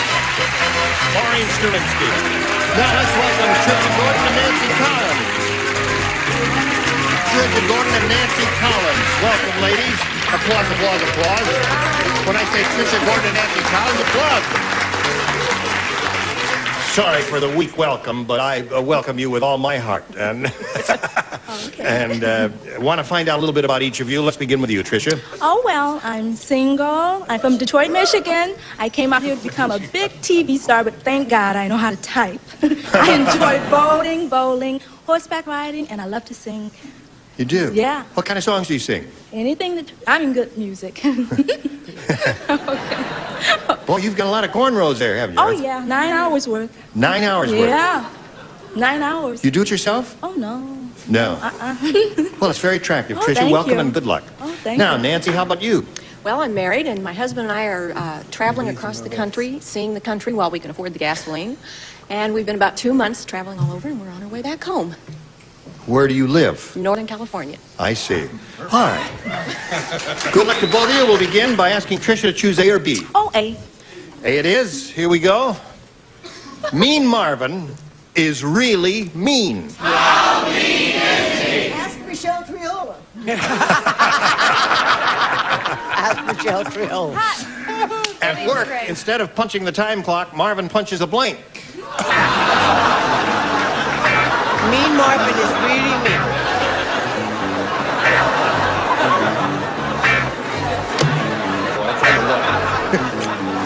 Mean Marvin is really mean. At work, instead of punching the time clock, Marvin punches the blank. The boss. The boss. Not a bad answer, though. He said the boss, George. I went for the play on words. Instead of punching the time clock, he punched the timekeeper. The timekeeper. He's a neat printer, isn't he? He's very neat. I figured if you punched the boss, he'd be out on his ear. I said he punched the secretary. All right. And the boss. I might be a cowboy with limited education, but I think I got a match here, Gene. I call you Gene, can I? Yeah, cowboy.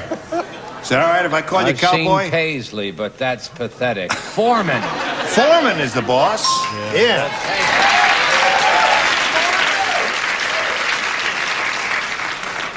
Instead of punching the time clock, Marvin punches the boss. The boss.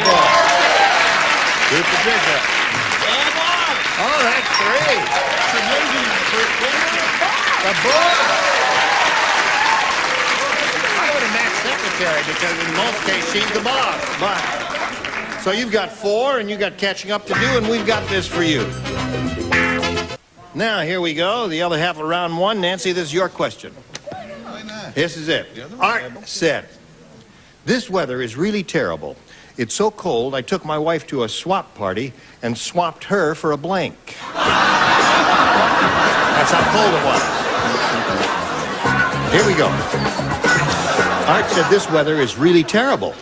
It's so cold, I took my wife to a swap party and swapped her for a blank." Many possibilities. Yes, there are many possibilities. Round 1 questions usually have more possibilities than the round 2 questions. How about an electric blanket? An electric blanket. All right. That was not his intention when he went there, but he got there. But that's what he swapped her for. Oh, exactly. All right. It's amazing the answers people come up with on this show, isn't it? Electric blanket. 2 of those. I said a pair of Paisley thermal underwear. You're really looking for a fat lip, aren't you, Buster? Yes, you know one? My mother used to say, consider the source, Uncle G. Took her to a swap party, swapped her for a... Amazing, an electric blanket. 4-3 to score. Dick? Well, he had to come close to what he was going there for, so it was a jumpsuit. A jumpsuit. That's right. They're both ways they're warm. I didn't think of electric blanket. Trade it for a muff. A muff. That's right. Get your hands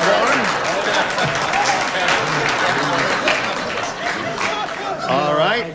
We'll go to round 2 anyway. And since Tricia's ahead, you'll go first. Me? Yes. Oh, A. You're Tricia, aren't Yes, you? Right. yes. That's Nancy, right? Yes. Okay. A. Okay. You said A. Yes. All right. Charles, you do not play, and the lower tier. That's just for George and Brett. Oh, good gravy. Farmer Brown has lost his mind. Oh, golly. Today, he hooked his milking machine to his blank.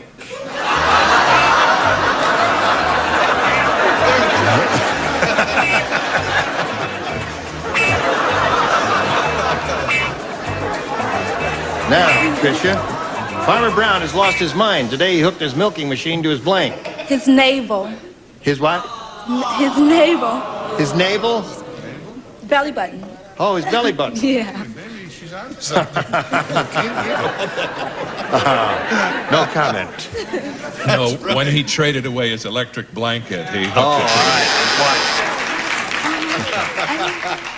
all right. And she wasn't even fresh. Yes, Brett. Wife, and was she cranky? Right. Didn't like it at all. Now, Nancy, you need 1 to tie and 2 to win. And I, on the opposite shore, will be. I know, I'm matched twice. Let's see now. You don't play, neither do you, nor do you. The 2 of you and the cowboy. Three Stooges. Midnight cowboy. The buckaroo. Andy said, I just went to the world's strangest market. The ears of corn had blank in them.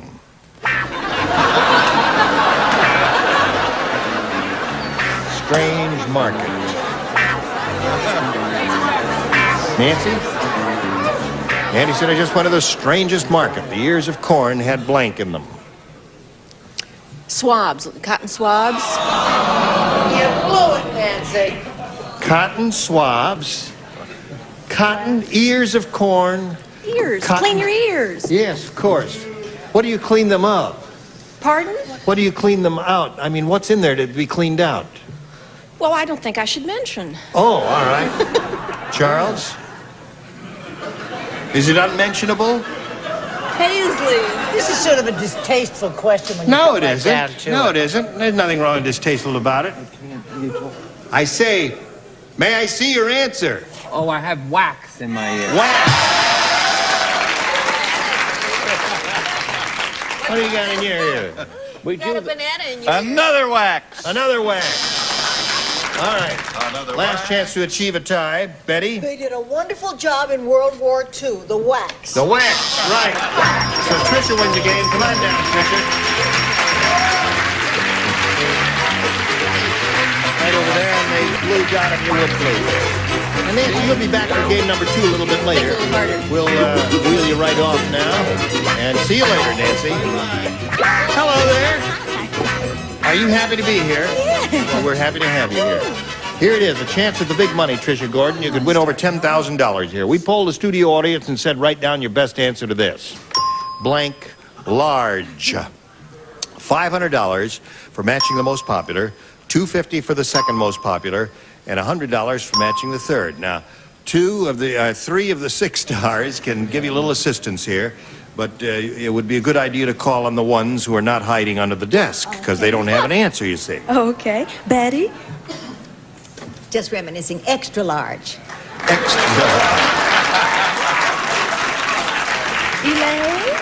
Elaine? At large.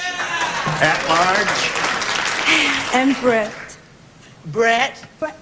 Brent? That's your Brett, name, that's right. sugar? That's, I know, hon. I'm going to say something I think is a true thing. Why am I talking like him? A criminal at large. Criminal at large, and extra large. I'm going to go with extra large. Really? That's right. If you have a choice, why not? There. All right. Let's see if extra large is up there somewhere. We'll begin with the $100 response. By and large. Oh, interesting. Yes. The storyteller. All righty. Let's take a look at the $250 number. At large. All right. Elaine gave you that one. Extra large given you by Betty White. Let's see if it's on the $500 response. Yes, it is. Very good. Now you've got $500 and a chance at the big money a little bit later. Right now we've got this for you. Here we go. She's won the $500, and that means the least she'll play for is 10 times that amount, or $5,000. However, she is going to have an opportunity to spin the star wheel, and if she gets lucky, she can double it and play for $10,000. Step up there, my dear, and we'll all root for a double, right? As she gives it a go. Go.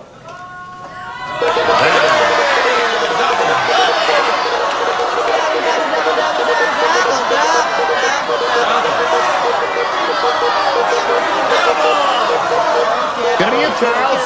Charles!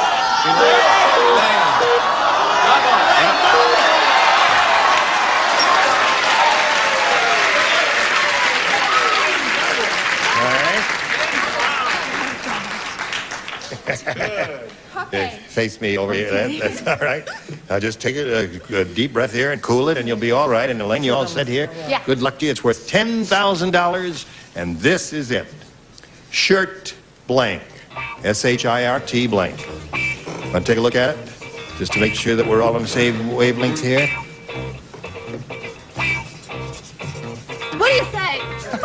That's it. Okay. Now give us the answer that she has. You got $10,000. What do you say? You're having the same trouble she did. Tie. Shirt tie. Shirt tie? Shirt tie? Shirt tie. Yeah, she's got a connection. Shirt and tie is what she really means. But what did you say when she said tie? Yes, that was very close when she said, because I said shirt tail. Shirt tail. I always said shirt sleeves. Yeah, You thought of that? Dress, shirt, waist, Shirt maker, yes. That was a hard one, sweetheart. All right. Now you've got $500, Tricia. We'll bring back your phone, and here comes Nancy Collins. Let's get her back out here now. As soon as it stops, you can get right back out again. There you go. That's it right there. Welcome back, Nancy. Thank you. Now, let's start game number 2. This is the final game, and you may have A or B. A. A it is for you. A says, Mrs. Jacques Cousteau said, my husband spent so much time in the water, if he went blind, he would need a seeing eye blank. My husband spent so much time in the water, if he went blind, he'd need a seeing eye blank. All right, Nancy.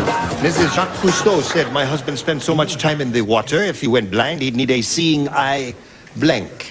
Fish. Fish.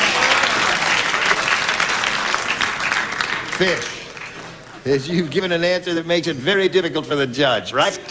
Going to be very difficult for the judge because certain fish are mammals. Right. Go ahead. I gave this answer on purpose. He gave that answer on purpose. You didn't hear him say that, did you? Let's get that. Cliff, you got to get the laps out of your ears, Cliff, and what time? What do you say? I'm here to make Ira's job easy, aren't I, darling? Fish. Oh, that makes it easy.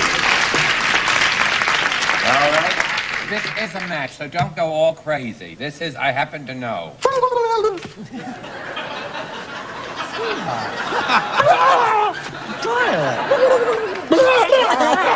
See, they understand each other. The murderer was found with a paisley tie. Fish. Is that All right, you've got 3, Nancy. Elaine. My sister says everyone who's blind need a seeing eye. Fish. Oh. Somebody make it difficult for Ira. I will. More euphonious, too. A shark. A shark. Seeing eye shark. A shark is a mammal. No, a shark is not a mammal. What is it? Shark. Agent. It ain't a fish. It's an agent, right? William Morris agent. Yes. What is a shark? A shark works for the William Morris Agency. Right. You don't know what it is, so Go ahead, Betty. Nobody works for the Williams. Sorry, Ira. No, we'll have to have a meeting. Dolphin. Dolphin. A dolphin is a mammal. Dolphin is a mammal. Well, what the hell is a shark then, mister? Shark is a fish, but it's a specific thing, and we don't match generals and specifics on this program. Oh, I got you. How about Usually. generals and sergeants? Fool. Well, you did pretty well with that. You got 4. Not bad for a first-round question. And we'll have your first-round question later. Now this for you. Listen, Charles. I think Tricia Gordon is another candidate. She signed with the modeling agency? She with Acme? Yes. The Acme agency, right. Good. So call either You'd have Charles. a chance, too, if you got rid of the emblem in that god-awful tie. How is it now? I love that. Am I on now? All right. You look like a sissy now. I mean, can you use teenage models? Yes. Yes, but you're not the type. Oh. So join us next time for the match game. I'm Gene Rayburn, and thank you very much. Thank you all. Goodbye. Today's consolation prizes are St. Mary's Prince Easy Care sheets and pillowcases in handsome traditional patterns and soft pretty colors to complement any decor. And Polyglycol Textile Sealant, aerosol stain repellent, invisibly protects, waterproofs, and beautifies your car's interior, available at new car dealers. And a planter stand and guardsman polish used by fine furniture manufacturers, rich in natural and organic oils, no silicones or wax buildup. And a tote bag and chapstick lip balm, serious medicine to help heal and protect lips from sun, wind, and cold. Keep your lips smooth and soft with chapstick lip balm. And spice up your life with delicious Lipton-flavored teas and tea bags in a tray. Try orange and spice, cinnamon, and a variety of other exciting flavors. And like Madge the manicure says, try mild Palm Olive dishwashing liquid. Palm Olive softens hands while you do dishes, and it makes loads of thick, long-lasting suds. And a hair dryer from Conair Royal Persian Henna Hair Care System to energize your hair. Energize your hair with a natural body and shine. Conair, the professional's choice.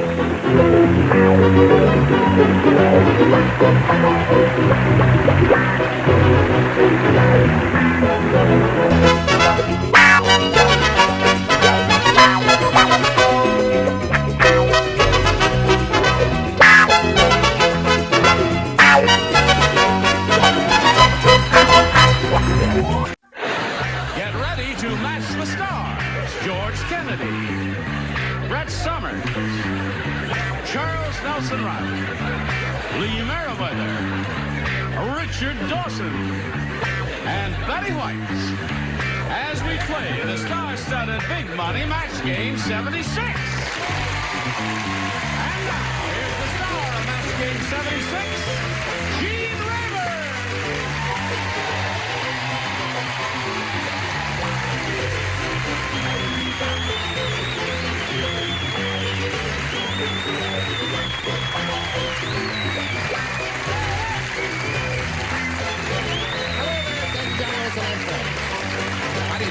How do you do? How do you do?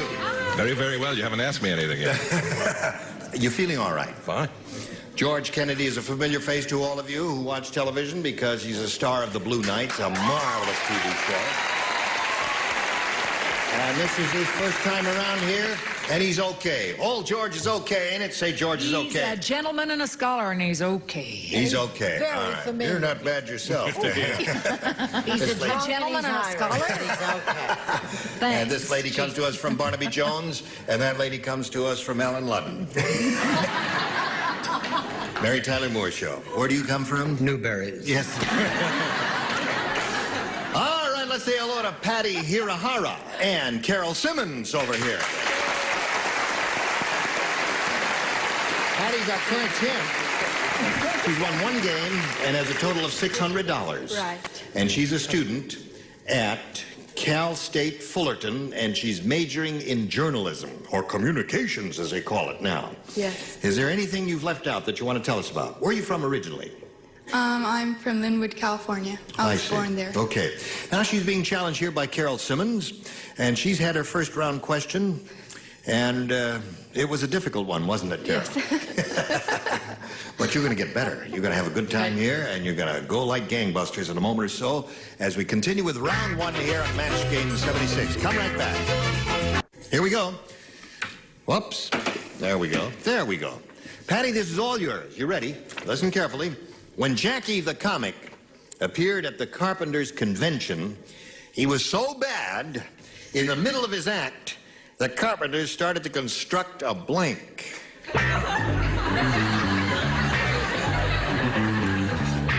When Jackie the comic appeared at the Carpenters' Convention, he was so bad that in the middle of his act, the Carpenters started to construct a blank. I got it, honey. You got it? Did you write it down? No, but I'm going to. That's it. He's got it. He's got it. Okay. She's got it. What do they call that All right. thing? Wait a minute. Okay. I can't think of what it is.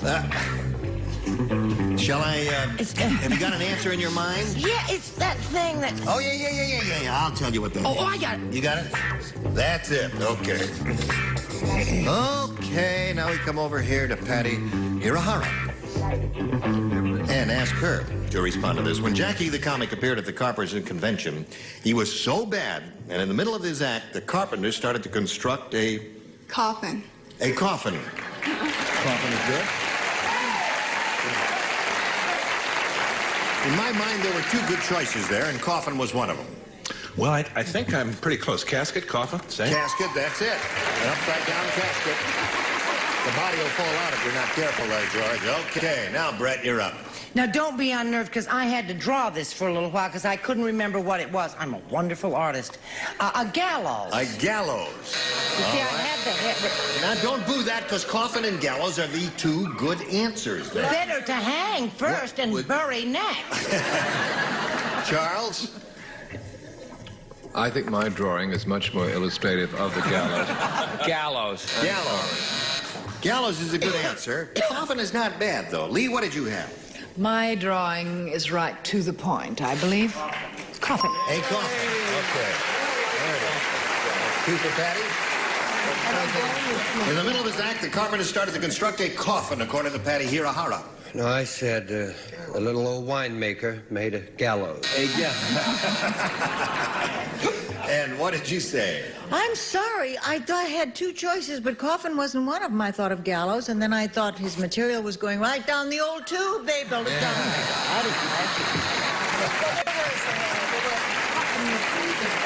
All right. So there's round one, and it's 2-0 in favor of the champ at the end of round one, and my finger's on the button. There it is. Now, round two coming up. Carol, it's all yours. I'm going to try B again. Okay. Everybody plays. Here's a little riddle for you. How can you find King Kong in the dark? The answer? You can smell blank on his breath. That's how you find King Kong in the dark.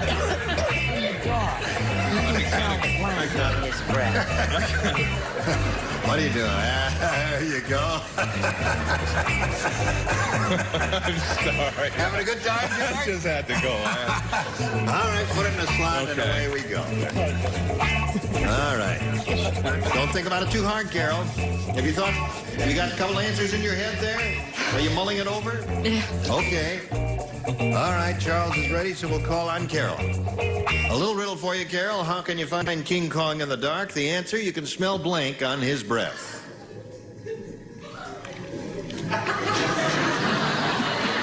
You know who King Kong is? Yes. Who was she? It's a big ape. A big ape, right. Yeah.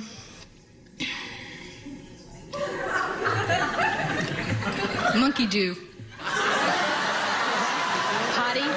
Whatever? What was that, dear? What did she say? I didn't hear her answer, sweetheart. That breath is what she said, or something like that. George, what'd you say? Carol, I'm older than you are, and I had to go for what to me was the Fay Ray. Remember the lady he abducted? Fay Ray on his breath.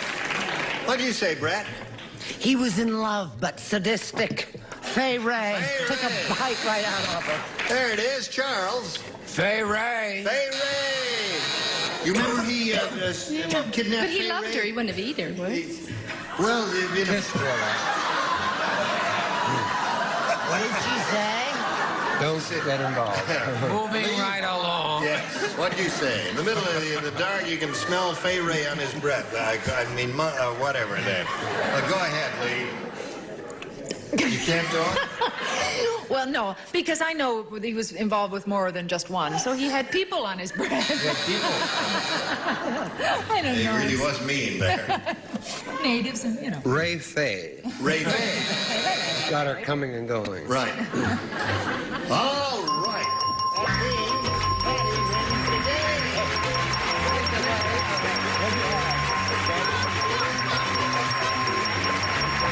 Congratulations to you. Stand by, my dear. Did we disrupt your nap there, Roger? You were supposed to hold a sign up that you did, and no one knew. Well, anyway, you've won it. So you stand by here for a second while we say goodbye to Carol Simmons. We've got some gifts for you, Carol. Thank you. And it was a pleasure meeting you, Carol Simmons. And while she's spinning off, there's been these messages just for you. Here we are. Patty's up here for the second time. This is the second game she won. She got $700 now. Last time she was up here, she tried for the $5,000, or the $2,500 rather, and did not connect with it. How do you feel now? I still feel terrific. It's great to be here. Well, okay, Patty, good luck to you this time. We polled a recent studio audience, Patty, and we got their best response to this. Blank handler. Oh. Now, the answer that group gave most often is worth $500 if you match it. Now, if you match the answer they gave second most frequently, you get $250, and the third one gets you $100. And remember, you can get some help from our celebrities. Now, whom do you call her? Brett, please. What about Panhandler? Panhandler is one. All right. George? George, have you got one? Oh, rhymes. Manhandler. Manhandler. And Betty, please. Betty? Oh, I was afraid you'd do that. Third is tough, but just think about it now. All right. Cow handler. Well, cows have those handles on them, you know. Oh, that's right. Door handler. No, panhandler, door handler. There may not be a third one. Don't strain yourself. Yes, as Chuck said, animal handler. Animal handler. So those are the three you have. Animal handler, panhandler, and manhandler. Now, do any of those sound good to you? I thought manhandler. Manhandler is the one you want. That's the one that George gave you. Let's find out if it's up there. And if so, where? That is the question. Is it under the $100 response? Dog handler. You didn't say dog handler? I've said dog for every other answer all week, and I didn't say it now. Betty White, the dog lover, did not say dog handler. Well, let's find out now if manhandler is under the $250 response. Panhandler. It's got Well, maybe. Let's find out. You think so, audience? Yep. All right, Earl, slide it. Manhandler, right. Congratulations. Very good.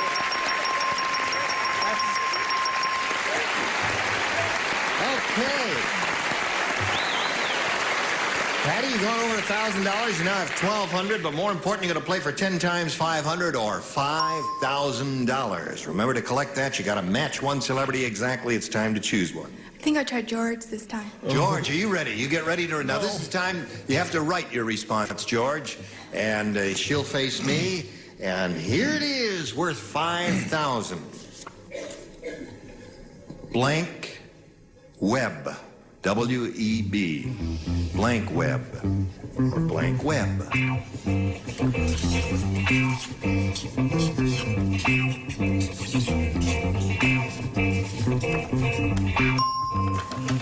George is finished. And now, Patty, we ask you to think of an answer, get your ESP going here, and try and figure out what George has written on that card so you can match it. What do you say to that? Blank web. Spider web. Spider web. Well, the audience thinks you're right. Going to find out right now from George if spider web it is. How could I possibly let her down?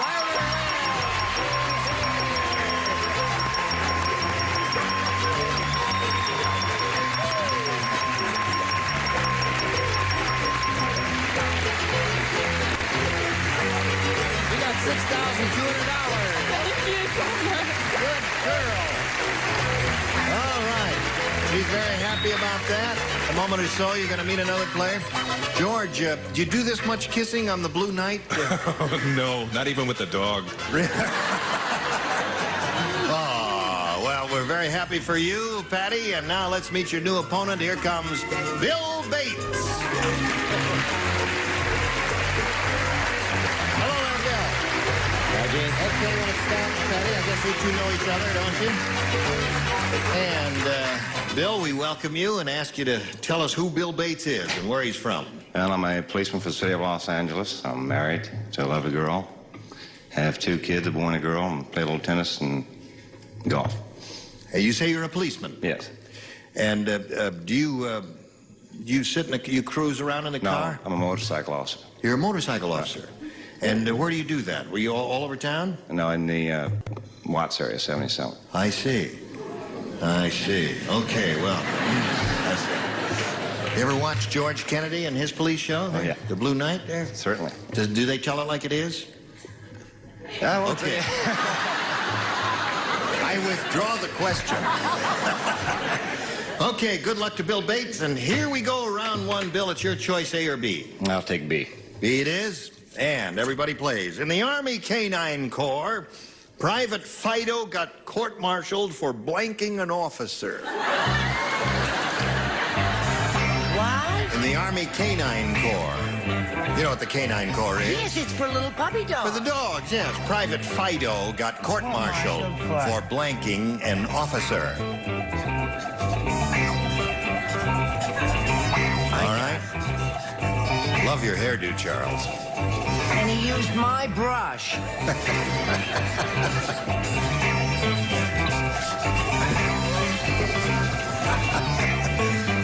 Okay.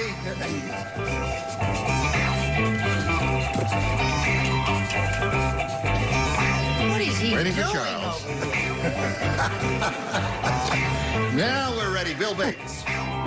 In the Army Canine Corps, Private Fido got court-martialed for blanking an officer. Biting. Biting.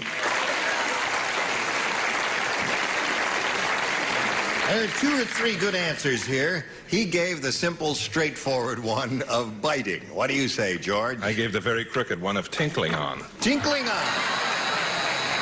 Okay, there's his answer. Brett, what's yours? You know, I've always loved motherhood and all that stuff. Yes. And I love babies. Right. I said impregnating.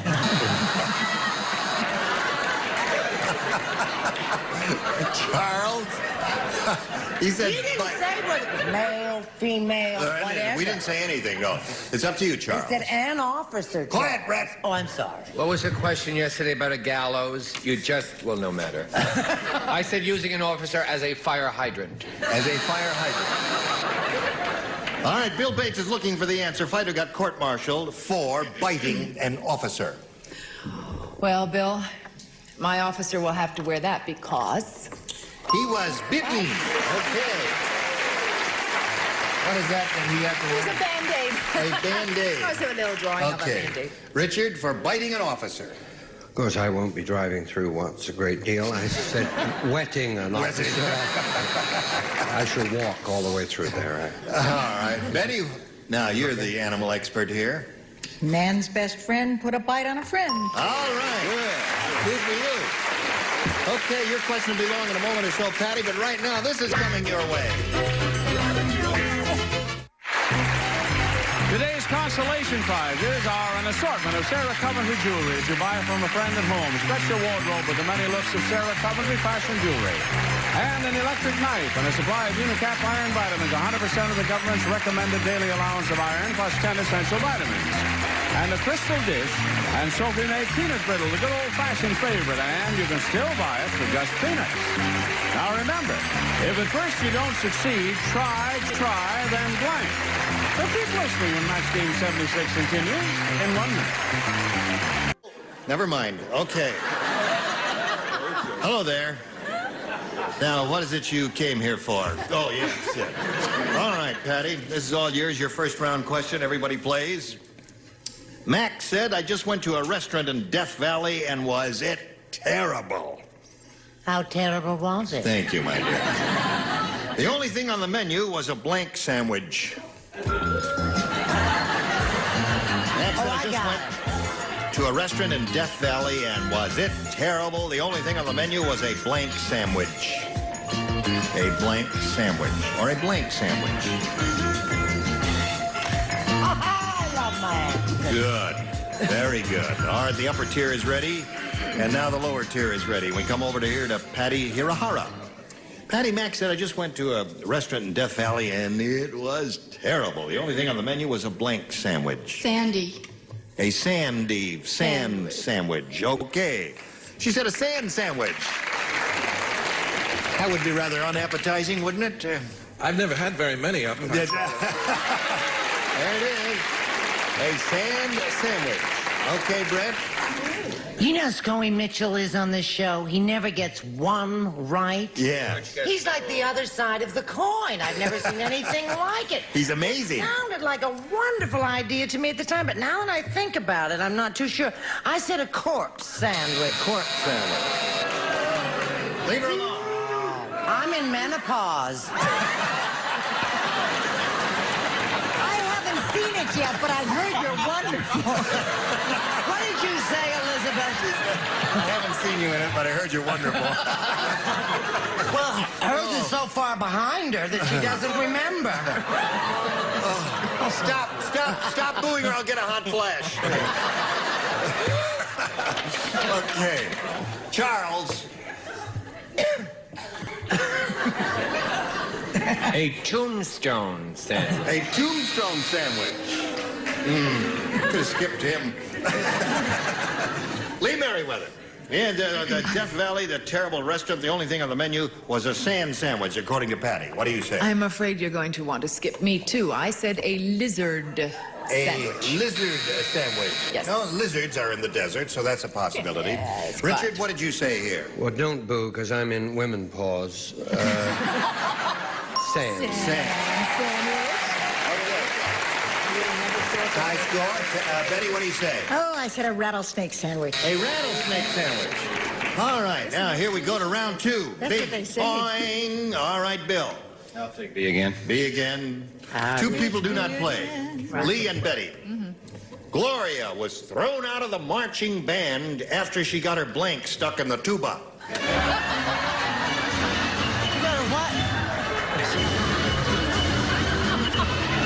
After she got it.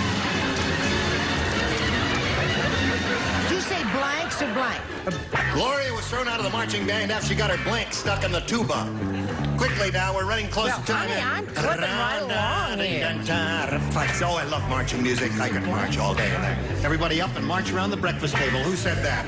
Don McNeil. That's right. All right, here we go. Marching time. Bill Bates. Gloria was thrown out of the marching band after she got her blank stuck in the tuba. Boob. Boob.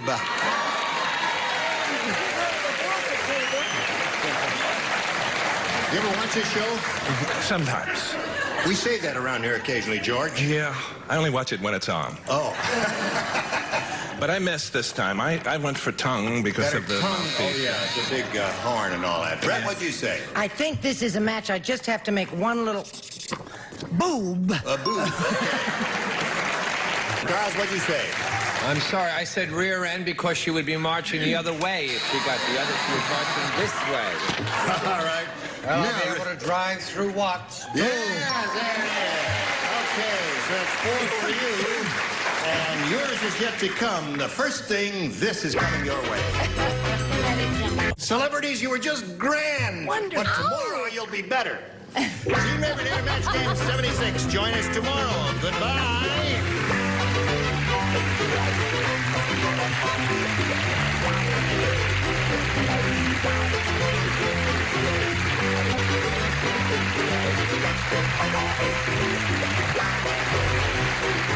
This is Johnny Olsen speaking for Match Game 76. A Mark Gibson, Bill Todman production. Stay tuned for Tattletales next over most of the CBS stations.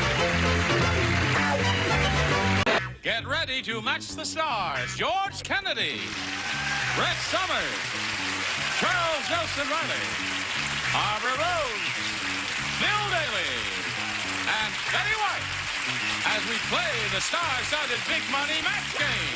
And now here's the star of Match Game, Gene Rayburn.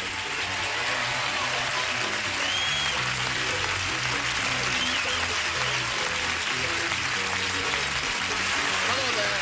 Thank you. Thank you for joining us here in the Match Game. You're going to have a good time. I don't care what anybody told you. Love your purse. I rather like it myself, Gene. Oh, all right. Anything you say, big fella. When you're that big, you can wear a dress and a purse. He does have a dress on. Don't stand up. I don't want everybody to be disillusioned. I got a dress on. Yeah. Now, wait a minute. Don't say no. How about the gold chain? Yes. Hello there. Very beautiful job. Thank you. That one I really like. Some of the others I get nervous, but this one is gorgeous. And do you see what buttons it has on it? Let's see, what buttons? Where did I put my glass? Well, it's the Greek mask, you know, the comic and tragic mask. Yes. Yeah. That's real gold, right? Oh. I debated whether I should have said anything about the damn coat, and I made a mistake. You'll never learn. The buttons and the tragedy in Greek, and who needs it? Listen, would you say hello to Diane Farr and Jean Marie Mercury? Welcome, ladies. Let's get acquainted. Tell us about you, please. I'm 23. I've been married for... You're 23? Yes. She's 23, she Wow, says. geez, good, too. Yes. Me too. For another Around month, what? I'll be 23. I've been married for 5.5 years. 5.5 years. That means you were married when you were... 12. 12, right. And, let's see, I work for an insurance company in a claims office. And on the weekends, I volunteer at Long Beach Memorial Hospital. And I'm on my way in school to be a doctor. Yeah. Oh, really? Yeah. You're going to be a doctor? Yeah. Cut people up. A surgeon? A surgeon. Yeah, whisper in my ear without anybody else hearing what insurance company you work for, because I just got into an accident recently, and I'm just wondering if you could be some assistance to me. No, that's not my company. You can't help What kind of me. an accident did you get in? Some dingbat ran into me. Oh, a All likely right. story. Sure. Now let's find out about Diane. I'm a production secretary at a local animation studio here in Hollywood, and I'm single. You are. You want to change that? Well, maybe. Well, does not constitute a proposal. Okay, yeah, I was sitting here going... I was just going to solicit a little mail for you around the country. Now, this is the first of the 2 games you ladies will be playing. You go first, Jean Marie. A, please. A it is for her. Sally said, my doctor believes in group therapy. What's strange is he's a blank.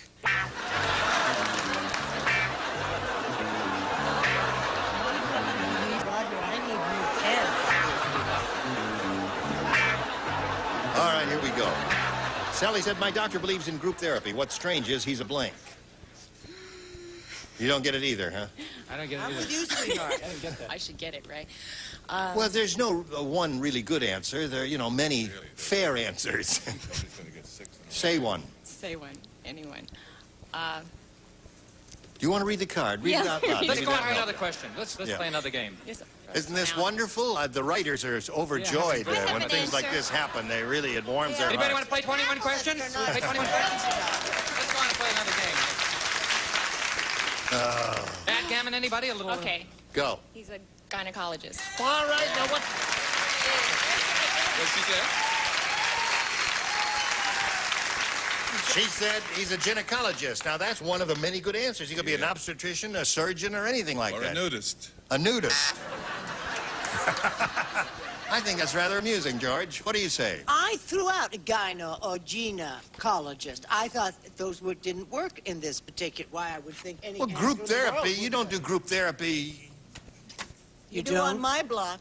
Oh, you do? No, I think this is a fabulous answer. It's not mine, of course, but it's because he was a hermit. He's a hermit. He's 6'4".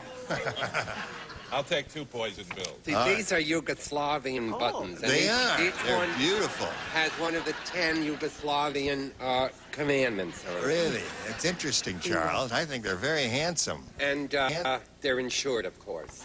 Loner. He's a loner? All right. I don't like the question. The stars don't like this question, Ira.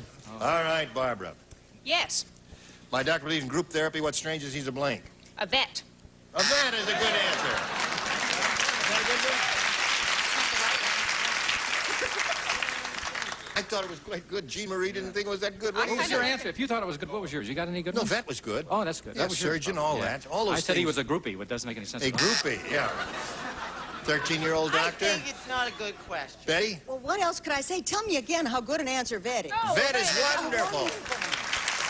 Group therapy. I thought vet was an excellent answer. You didn't like it, eh? You didn't like it at all. You didn't like the Right question? answer. Tiny Tom Thumb is really tiny. Well, I'll tell you, instead of floating around his pool on a raft, Tiny Tom floats around his pool on a blank. Now, that's an easy one. All right, here we go, Diane. Tiny Tom Thumb is really tiny. Instead of floating around his pool on a raft, Tiny Tom floats around his pool on a... Cracker. Like A cracker? Like in soup. All right. Soggy cracker. She said a cracker. I said a leaf. A leaf. A leaf. A leaf will be floating around. All right, Brett. You're going to love this answer. Trust me. You're going to love this answer. A rubber stamp. A rubber stamp. cute. It's a Bill Daley answer. Yes. Rubber stamp. What do you say? I chose, and I illustrated it, a matchbox, and it would be, as George suggested, a single eucalyptus leaf. It would be so lovely. Excellent. As a sail to propel as the sail is what I said. Oh, I see. All right. Each Yugoslavian... Wonderful, Charles. Dobro. All right, Barbara. Instead of floating around his pool on a raft, he floats around his pool on a sponge. A sponge, because he's so tiny, perfect little rectangular thing there. What do you say, Bill? I got a little candied lifesaver. Thank you, back in the corner. Way back there in the corner. You got two people so far, Bill. Yes? Got those two guys. By the looks of our pool, he floats around on his fly. Little double entendre there. So there we are at the end of round one. Isn't this fun? Round two coming up in a moment or so. Now this. All right. Now listen, since the score is tied zip to zip, and she went first last time, you have to go first this time, Diane. Okay, I'll take B. All right. Mrs. Farmer Brown said, "My husband has lost his mind. He's outside trying to make the blank lay eggs."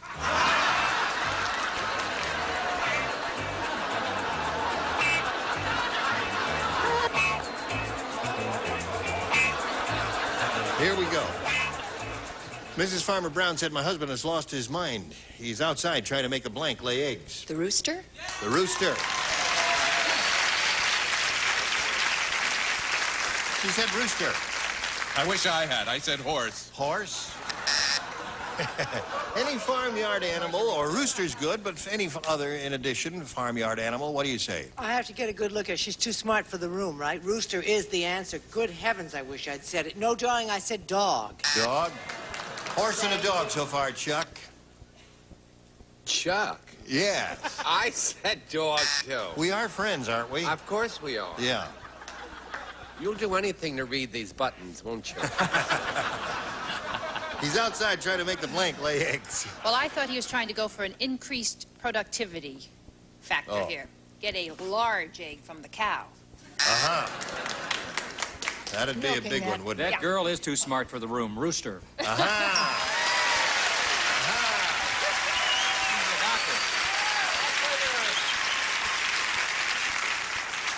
She's hoping you copied his answer. Gene, I want you to take this right, and I mean it in the nicest way of all. Dog. Dog, it is. All right. All right, here we go. Now, Jean Marie, you need 1 to tie and 2 to win. Sam said, "This airline is really wild." Halfway through the flight, a sign came on that said, "Please return the blank to an upright position." I have to see that. I was thinking about it. Ready, Chuck? Now, Jean Marie, Sam said, "This airline is really wild." Halfway through the flight, a sign came on that said, "Please return the blank to an upright position." Wait a minute. I've got it. It just left. Now, the first answer you say will be the one that we must accept. You understand that? If I could remember it. Can you describe it?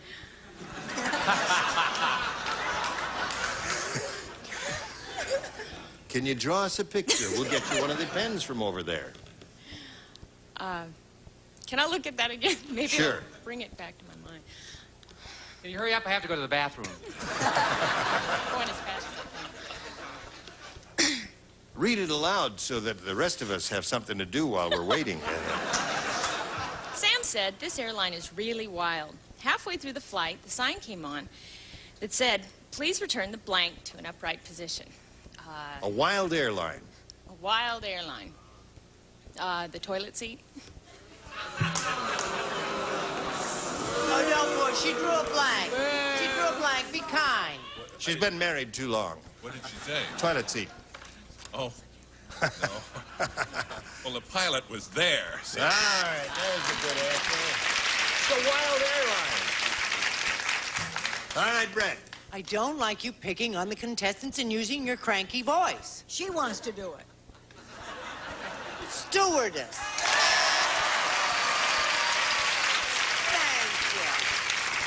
Oh, now just a minute. This is a sad moment, sorry, I friends. didn't think it Charles is showed. shedding a couple of tears here. No, I shouldn't have read the New York Times this morning. Did you see it? No, I missed Front it. page. What was the story? From the Smithsonian Institute. It's a big picture. Someone stole George Washington's false teeth. Oh. And I was in this morning. I was just worried. I hope they return because I think it's so important. But that's what's on the cover of the New York Times. It is, today. yes. They weren't wood, you know. They were ivory and gold. That's right. They Don't were ivory try and and gold. save yourself. This story stinks, but that is what's on the cover of the front page of the New York Times. And I'm glad I'm an American, despite these buttons.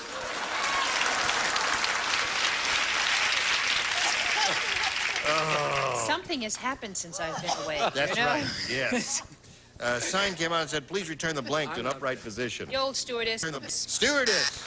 That is the answer. Do you understand, Jean Marie? Crazy Wild Airline, and they have the stewardess upside down standing on her head. You don't understand. Are you sure you got the right program? Ira, how did we get this lady? Hello, Bill. Well, they returned the barf bags on their... Barf bags in upright position. All the stuff was coming. Now, you got to match Betty to achieve a tie, or Diane will win the game. But don't blame her, because he said he had to go to the bathroom, which triggered her mind. Aha. They go bathroom and barf. But with the stewardess. No, that's... Stewardess, right. All right, come on down, Bill. It's all right. You'll be back here. Now, we're going to spin this thing around, and it'll make you go back there. But you'll be back later for game number 2, so don't go too far away. And while we're spinning her off, we're going to spin this message for America. All right, Diane.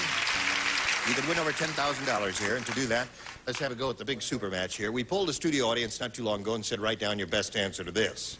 Blank Bach. Blank Bach. B-A-C-H. All right, you call on 3 of the 6 stars, one at a time here, but only the ones who are trying to get your attention. How about Brett? Johann Sebastian Bach. All right, there's one. Bill? Barbara Bach? Barbara Bach. All right. Betty? Bach to Bach. I think maybe an idea may come. Lie down on your Bach. Bach to Bach is a good one. Get off your Bach. George Bach. George Bach. George Bach. All right, so it's George Bach, Barbara Bach, and Johann Sebastian Bach. You want one of those or one of your own? I think I'll go with Johann Sebastian. I went with him. You'd love him. Yeah. All right, Johann Sebastian. Let's see if Johann is up there somewhere. May we see the $100 response? Barbara Bach. There's Bill's answer. Yeah. Got to be. All right, the next one says Catherine Who's Bach. Catherine Bach? Dukes of Hazzard is, she's an actress on Dukes of Hazzard. Shame on me. All right, the $500 response says Johann. You got it. All right. Now, Diane, you've got the $500. That means the least you'll be playing for is 10 times that amount, or $5,000. However, you're going to step up there and spin the wheel and see if you can double it up and play for $10,000 instead of $5,000. Good luck to you. We'll all root for a double. Here we go. All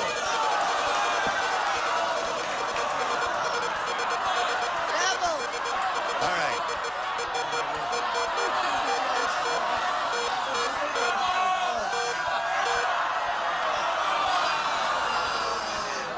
George Kennedy. Step right back down here if you would, please. And here we go. Good luck to you. Face me. Good luck to you. Blank uniform. Blank uniform.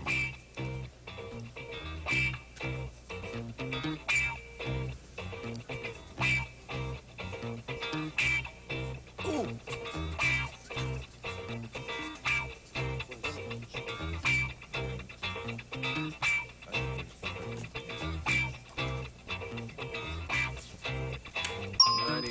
Now, remember, your job is to match George. If you do that, you get $5,000.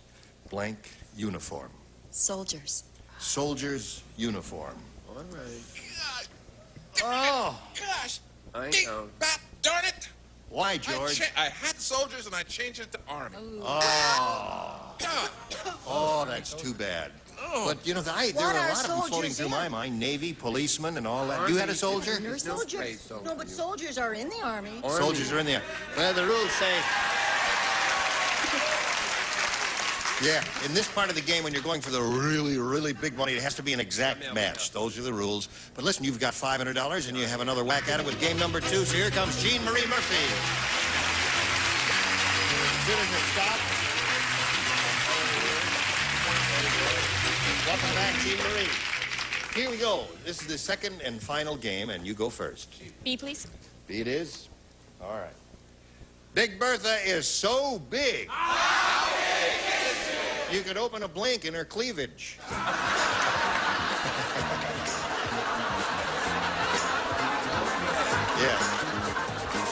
All right, here we go. Big Bertha's so big you can open a blank in her cleavage. So round one question, anything that comes to your mind, she's not going to get it anyway, so don't worry about it.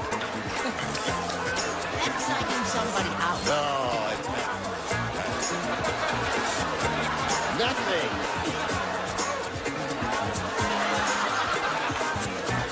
Okay, let her roll, Jean. Here we go. Big Bertha's so big, Jean Marie, you could open a blank in her cleavage.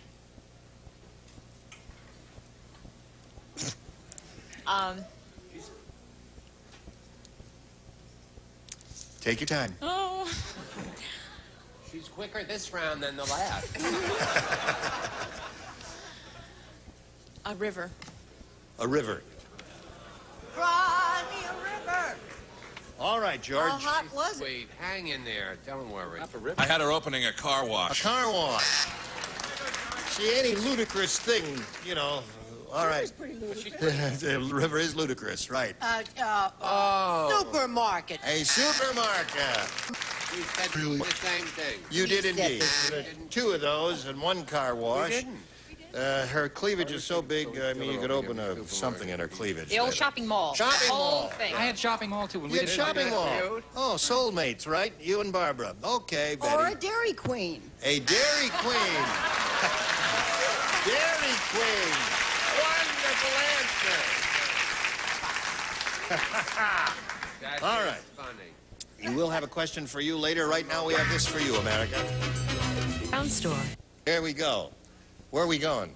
Now, listen. We got to leave, don't we? Now, listen. What? A friend of mine is here. The man who is the producer of Match Game in London, whose name is Tony Hawes. Oh, He's yeah, where's here. Tony Hawes? And only they call it blankety blanks. Why That's can't we right. get a I've seen it picture over of there. Where's blankety blank? Where's Mr. Hawes? There he is, right there. Oh, there he is. Oh, there he's on stage there. Hello there, Tony. Well, nice to meet him. And we hope we'll see you next time here in the Match Game. I'm Gene Rayburn. Goodbye. Get ready to match the stars. George Kennedy, Brett Summers, Charles Nelson Riley, Lee Merriweather, Richard Dawson, and Betty White as we play the star-studded Big Money Match Game 76. And now, here's the star of Match Game 76, Gene Rayburn.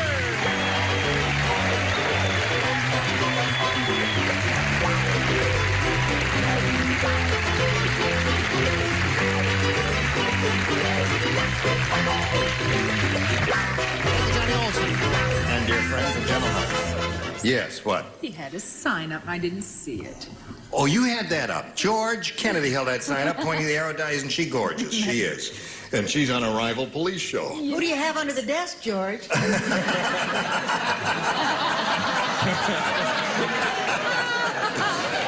Oh, you are a homebreaker, aren't you? From the Mary Tyler Moore Show. And, you know, I must say something. This is the first time George Kennedy's been on this show from the Blue Night. And usually the first week you do this, it takes a little while to get the hang of it. Wow. And he's been doing magnificently. Yeah, he's been doing remarkably well. Yeah. It's amazing. Even when they give a... You've really matched many of our... And the thing is, even when one of our contestants will give a rotten answer, he'll match it. Under all circumstances. What does that mean? I don't know what that means. Let's say hello to Patty Hirahara and Bill Bates over here. Oh, Patty. This lady is our champ. She's won $6,200. She's got 2 games under her belt, and you see it put a smile on her face. And she's being challenged by Bill Bates, who's had both of his questions. He's matched 4 of our celebrities. You've matched 2. That means when we come back from this commercial message, you've got to match 2 to achieve a tie, 3 to win. Tune in and see what happens. Ready? We're ready to carry on here. Push this button, reveal our second and final round question. This is for Patty. Score is 4-2. She's got to match 2 to tie, 3 to win. George does not play, and Richard does not play. The rest of you, here it is. I guess you all know about the movie The Planet of the Apes, right? Sure. Well, they just decided to make a movie about ex-President Nixon. It's called Planet of the Blanks.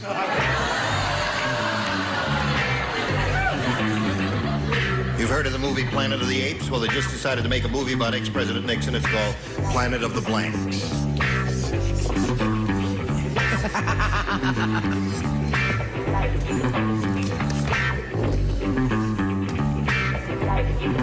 All right, the upper tier is ready, and we're waiting for Miss Betty White, honey. Okay, Patty. You know the movie Planet of the Apes? Yes, I do. Well, they've decided to make a movie about ex-President Nixon. It's called Planet of the Blanks. Tapes. Planet of the Tapes is the answer. You're hiding your head, Brett. Does that mean you didn't put Planet of the Tapes? I've never been ashamed in all my life. But you're ashamed now. Uh-huh. Oh, you got to show it anyway, no matter how rotten it is. I said thieves! Planet of the Thieves. Oh, I'm Planet of the Thieves. Oh, go ahead, boo me to death. I don't care. I deserve it. You are a vicious bunch. Charles, are they going to boo you too? You don't think Arlene Francis could move out here?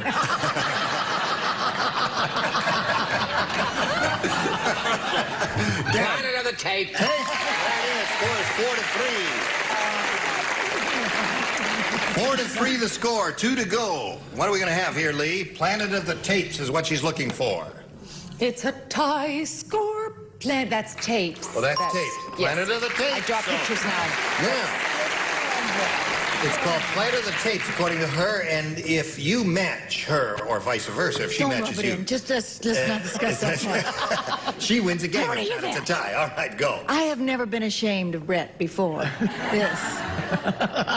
All this was before my time. I was just so animal-oriented, I said Planet of the Snakes, and I wanted to discuss it. I don't feel You so can bad join her upstairs there. I know. She deserves it. Yeah. Okay, so there you go. We got a tie score. We'll wipe this slate clean. 4-4, 0-0 now. Push this button to reveal one tie-breaking question for each. The one who matches the most celebrities will be the winner. Bill, you go first. I'll take B again. B it is. Here we go. The salesman yelled up to Noah. Hey, Noah!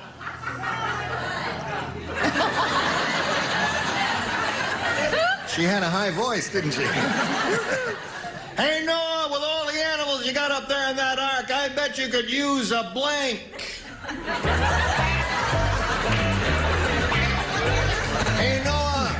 I've several. With all the animals you got up there in that ark, I bet you could use a blank.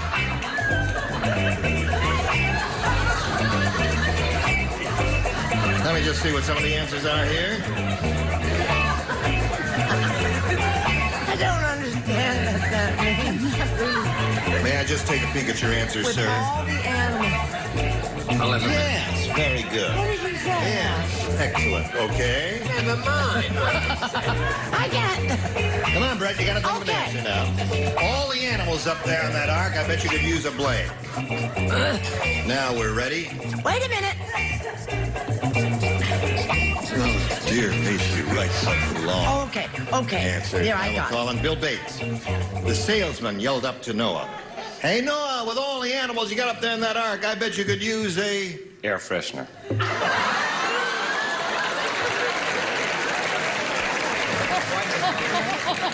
He said... Wonderful answer. Excellent answer. Air freshener. George? I'm sorry, Bill. I wish I had gone for that. I went for a pooper scooper.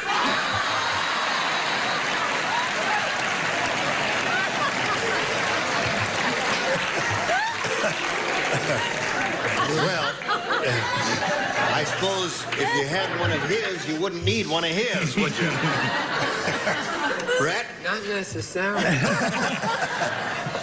I think it's all right for him to have his pulse, his thumb on the pulse of the American public, but he put his whole hand on that time. I said you had to have 1,000 copies of the New York Times. That's a good idea. You see, paper for the... Paper for the... Yeah. Haven't you alone. That's not a bad answer. Haven't you Charles? ever had a puppy? Yeah. Now we go to Charles. It's a rugged guy like myself's answer to the pooper scooper, a shovel. What, and leave show business? What do you say, leave? With all the what? Well, to keep things neat and orderly, must before Pooper Scooper have a big litter box. A big litter box. It's so wonderful. Gee, you gave a great answer, Bill, and nothing's working for you over here. But a what wonderful do you say? answer. Well, I guess I will not be driving through what? I said a sandbox. A sandbox. And you? Super duper pooper scooper. Scooper. Okay. Well, all right, we got to stop here now and do a commercial. When we come back, you're going to have a chance to win it just by matching one celebrity. But right now, this. How do you do? And their friend Marta. Hello there. Just saying hello to some friends in the audience there, and now we'll carry on here. Are you ready, Patty? Yes. All you got to do is match one celebrity, and it's all yours. Another big marble game here. There's a great new act at the sideshow. Harvey the Human Thermometer is the name of this act, and Harvey takes your temperature by putting his blank in your mouth. You know, I heard every word and didn't hear one sentence. Here it is. A great new act at the sideshow called Harvey the Human Thermometer. Harvey takes your temperature by putting his blank in your mouth. Or by putting his blank in your mouth. Putting his blank in your mouth. You don't want to stay in show business any longer? No, I want to get out of You're having a very successful career, though. Aren't you, on the Mary Tyler Moore Show? Isn't she funny on the Mary Tyler Moore Show? Absolutely delightful. She really is. You really are a funny broad. Very much. Now you're ready. Stop that now. Don't touch me. Okay, What Brett, did he ready? do? What? What Here we did he go. do? Nothing. Patty Hirahara. There's a great new act at the sideshow called Harvey the Human Thermometer. Harvey takes your temperature by putting his blank in your mouth. His finger. His finger. Okay, one finger wins a game. George? Oh, there are so many things I thought of. I wish I'd thought of finger. You did say the finger, that wins the game. What the rest of you have? Finger, big toe, great. All right. Hello there. I remember you. Third time around here.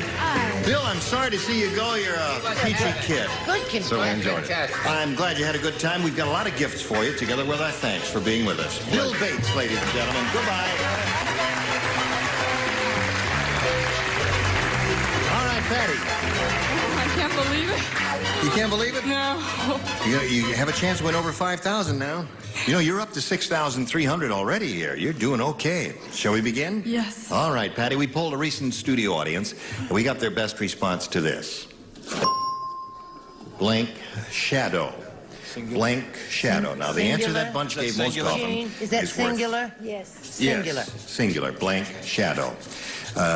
It's worth $500 if you match the answer they gave most frequently. If you match the second most frequently given response, you get $250, and the third gets you $100. Now, whom do you call on here for a little help? George, please. George, what do you say? Dark shadow. Dark shadow, okay. Charles? Charles? One of the big numbers hi gang, one of the big numbers I did on one of my big albums, Me and My Shadow. Me and My Shadow. Let's not have a rally. Richard, please. Pardon? Somebody call. Who said my name? Patty Hirahara said your name. Oh, you She's did? watching- yeah. Ah, very good. I'm glad. Okay. I got the Second. perfect answer. 5 o'clock. Shut up. 7 o'clock shadow. No, 5 o'clock shadow. 5 o'clock shadow. There it is. So you got 5 o'clock shadow, you got me and my shadow, and dark shadow. Now, you can take one of those, or if you don't like any of them, you may have a better answer. I think I'll try dark shadow. Dark shadow. George's answer. What do you think? What would you choose? Me and my shadow? Eyeshadow. Oh, yeah, that's not bad. Well, I hope you're wrong for her sake. We'll find out right now if dark shadow is up there. May we see the $100 response? Eyeshadow is the audience's answer. Yeah, you and your eyeshadow. Yeah. Okay, let's see if dark shadow's under the $250 number. Me and my. Me and my shadow. Okay. Last chance here for dark shadow. Earl, let's see it. Dark shadow.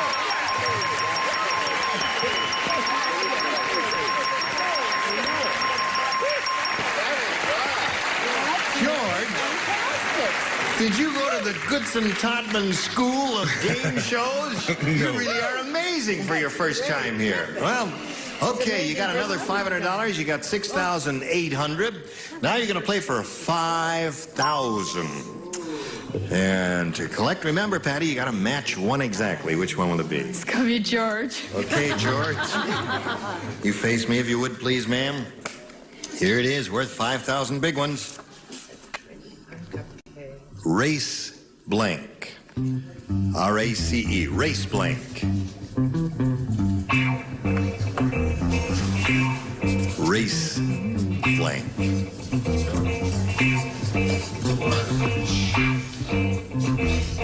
Listen, we appreciate your enthusiasm, but the answers you shout out may be a rotten answer and you might be misleading her. Okay? George is finished. Now, Patty, you think about it. Get your ESP going with George. You've worked out great with him so far. What do you put in that blank to match him? Race blank. I'll say horse. That's Race horse? All right, she says race horse. George, she says that'll match you for 5,000. I had two that came to mind. The first one was racetrack. The other one was racehorse.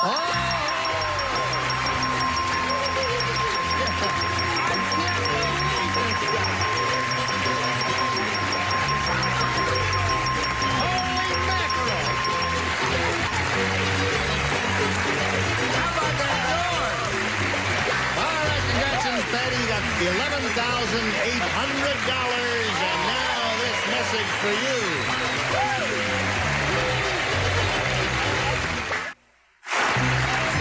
Today's consolation prizes are the original Mr. Coffee and genuine Mr. Coffee filters. Joe DiMaggio says it's the greatest automatic coffee brewing system ever. And finger-licking good Kentucky Fried Chicken and all the fixings. A real meal that's real goodness and only from Kentucky Fried Chicken. And a candy dish, and Chico Stick, the delicious candy bar with rich peanut butter and toasted tropical coconut and treat worth throwing about Chico Stick. Remember, he who hesitates is blank. So see what happens when Match Game 76 continues in 1 minute. Shall we carry on? Yes. Would you please welcome Lauren Ruffner? Thank you. Hello, Lauren. Hello. Well, Lauren, we want to find out who you are, so you tell us anything you care to tell us and any vital statistics or anything you want. Go ahead. Well, I'm single. I live in South Lake Tahoe, and I'm a blackjack dealer. Okay. I knew. Yeah, no. And also a practical nurse and a beautician and... Do a little of everything, eh? Yeah, I get around. You do. Oh, it's the best way, Lauren. Good luck to you. Thank you. Here we go. Oh! Whoops. It's Oh, it's there. Oh, there it is. Oh, yeah. I have these lapses. The headaches come and go. All right, Lauren, it's up to you. You want A or B? A. A it is. All right, A. Anything you say, Lauren. It's okay with me. Hey, you may not know this, but after filming Lassie Goes to Her...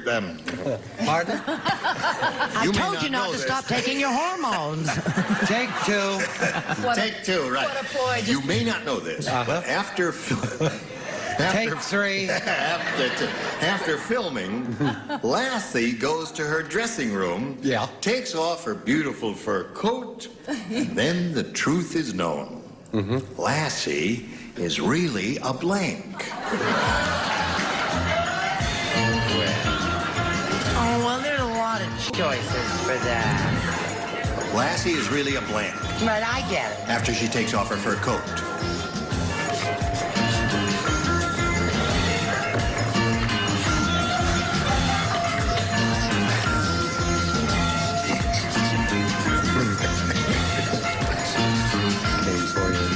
Oh. Okay.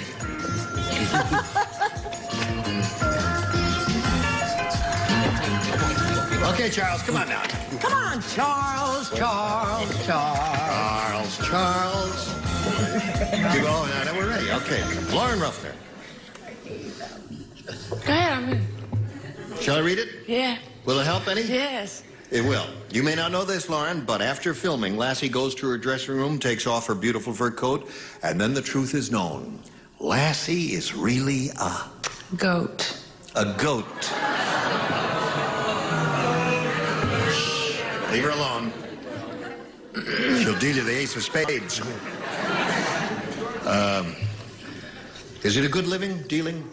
It has been, yes. Yes, good. Probably better than it's going to be for you here. George? Oh, it has its 6s and 7s. Will you settle for boy goat? A boy.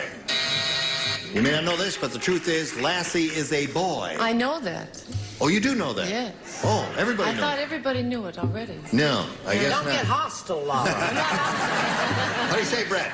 I said that Lassie was a nice lady who lives in the valley. Well, there were so many choices. I thought everybody knew that, too. Take off the coat, and there it is, a nice lady who lives in the valley. What do you say, Charles? A crummy answer to a rather strange question. Cat. Cat. Well, that would be the opposite of dog, I suppose. When she takes off her beautiful fur coat, then the truth is known, Lassie is really a goat, according to Lauren. Well, Lassie, I've known for years, is really a laddie. A laddie. Yes. All right. Richard? I said a cat. A cat. Okay, we're looking for a goat, Betty. Did hit 16 and stand on 17? Is that Yes. it? Here we go. Boy, male. A boy male dog there. Okay, Lauren, I guess you're too sophisticated. You should have done the obvious thing. All right, Patty, Hirahara. Here's all yours. Did I hear a horror then? You Hirahara, yeah. Did I or no? Yeah, yes, you did. I thought I did. I heard it too. There's an echo in here. Wait a minute, we may hear it again. Did Hirahara? Okay. Dumb Dora wants longer hair, so to make her hair grow faster, Dumb Dora blanks it every day. Dumb Dora wants longer hair. To make it grow faster, she blanks it every day. Oh, I get it. Okay? Good, very good. Put in the slot and away we go. Here we go with Patty. Patty Hirahara. Dumb Dora wants longer hair, Patty, so to make her hair grow faster, Dumb Dora blanks it every day. Cuts it. She cuts it. No, don't yay her. Don't yay her when she gives a rotten answer. What do you say, George? Oh, maybe this is just rotten. I said she pulls it every She pulls it. That's another rotten answer. Brett? Is that a rotten That's answer? his first rotten answer all week. Well, how about that? Pull. That's a terrible answer there. Charles, she fertilizes. There's an answer.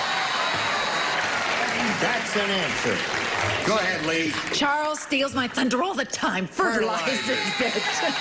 Richard? I think the answer's cuts, isn't it? Holy mackerel, Betty. Dumb Dora, she cut it off twice and it's still too short. That's 2 for you. So let's get round 1 and round 2 follows. But first, this message. We have to put you two ladies on ice here until next time because we've run out of time. Will you join us next time? Yes. Okay. Thank you. Will you join us next time? Why, you coming? Love?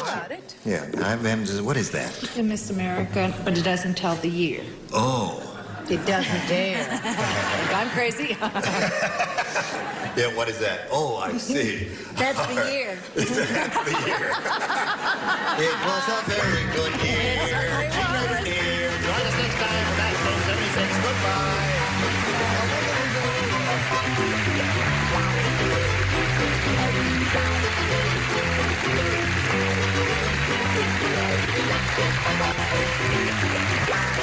This is Johnny Olson speaking for Match Game 76. A Mark Goodson, Bill Todman production.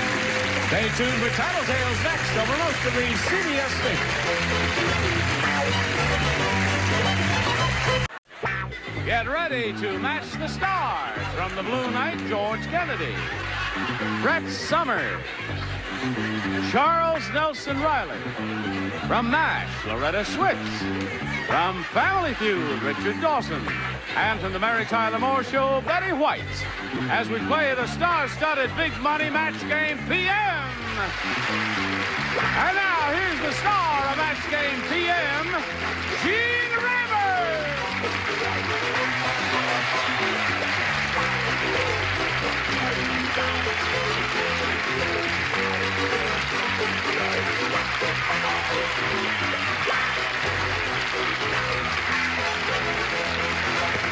Thank you, Johnny Olson. Thank you, friend. How kind of you to come. How kind of you to come, because we'd have egg on our faces if we weren't here. Let's say hello to Sandy Nagatani and Pat Young. We welcome both of you. Want to find out a little bit about each of you, and we'll begin with Pat Young and have you tell us the story of your life in 8 seconds or so. Well, I'm from Newport Beach. I'm a bachelor, and I'm involved with real estate throughout the United States. Okay, it's all right with me. That's the best I can do. All right. And good luck to Pat. How about you, Sandy? I'm from Delano in San Joaquin Valley, and I'm a student at UCLA. And I'm a member of the Sigma Kappa sorority. Okay, Sandy, good luck to you, too. Now, here on Match Game PM, we'll give each of you 3 chances to match as many of our celebrities as you can. And the one who's done that most often at the end of the 3rd round will be the winner. We'll go on to play the Big Money Super Match, which can pay off over $10,000. Wow. Well, here we go. Pat, you have a choice here of A or B. A. A, he says. He says A. Hey, poor bleeding blimey. Hey, that TV show, Big Event, Yeah. you know, it's really getting dull. Last week, their big event was home movies of Howard Cosell blanking his toupee. That's some big event, huh? Home movies of Howard Cosell blanking his toupee. Nothing personal, Charles.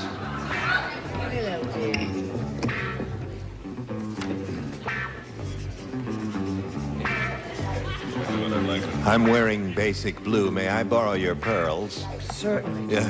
Thank you.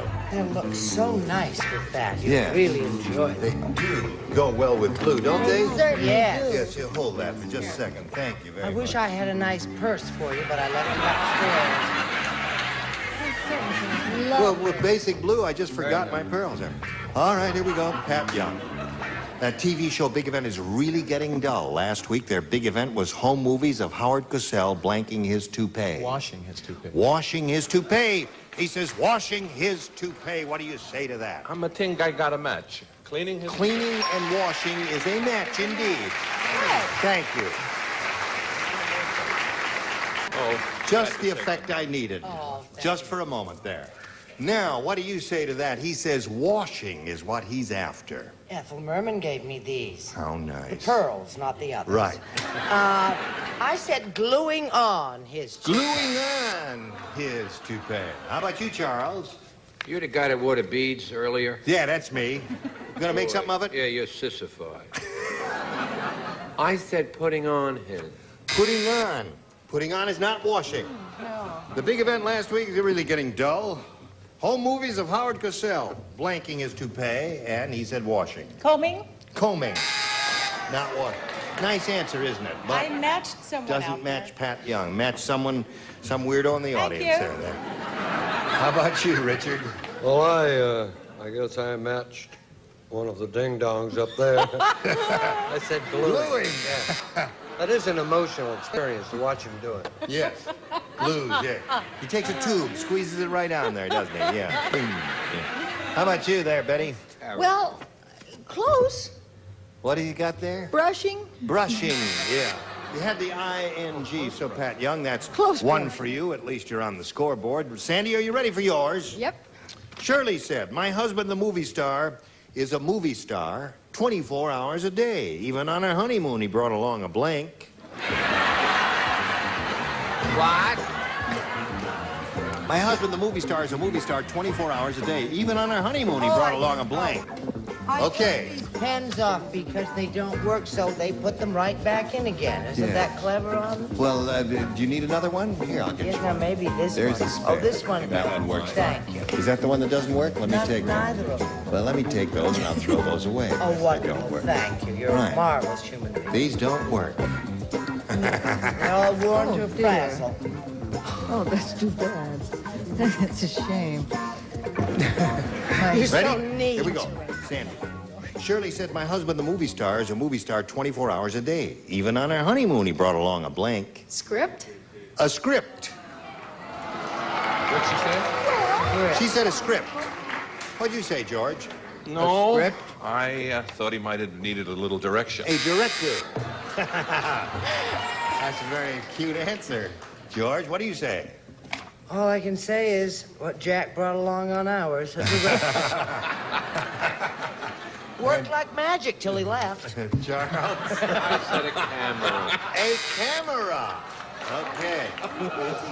Brett said a director also, and she said it worked for her. My husband, a movie star 24 hours a day. Even on our honeymoon, he brought along a script, according to Sandy. No, I said a resume. A resume.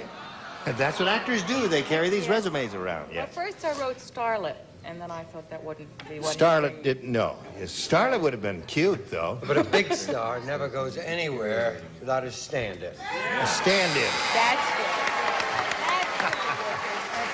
Okay. This is a really big star. Betty, what do you say? He's a really big star, when I told Richard his answer, he agreed. Yes, So there we are at the end of round one, 1-0 in favor of Pat Young. Round two coming up in a moment or so after this. Two, we'll push this button, reveal the two questions. Pat, you're ahead, so you go first. I think I'll try B this time. B is what he wants. George, you lay out. The rest of you respond to this, if you would, please. Colonel Sanders is getting absent-minded. Last night, he kissed his chicken and he blanked his wife.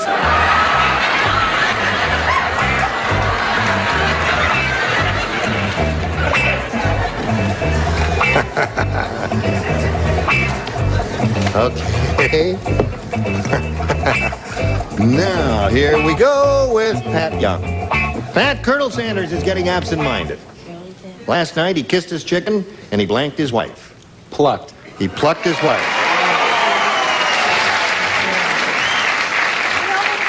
All right, so, Brett, I believe Pat Young has come up with a definitive answer. They were judging from the audience reaction. Am I the first? Oh. You're the first, because he matched him in the first round, yes. Well, would you believe he plucked her? He plucked his wife. Okay? Child. He pressure cooked. He pressure cooked. No. Put her in the pressure cooker. No. Turned on the heat.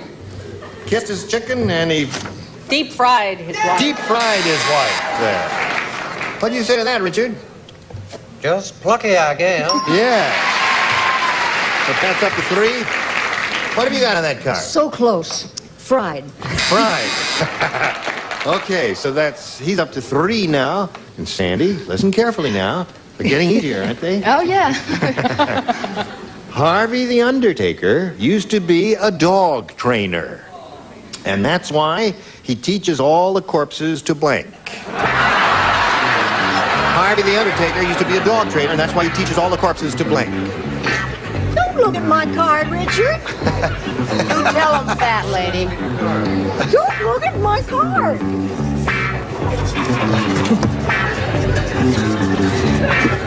Okay, very good.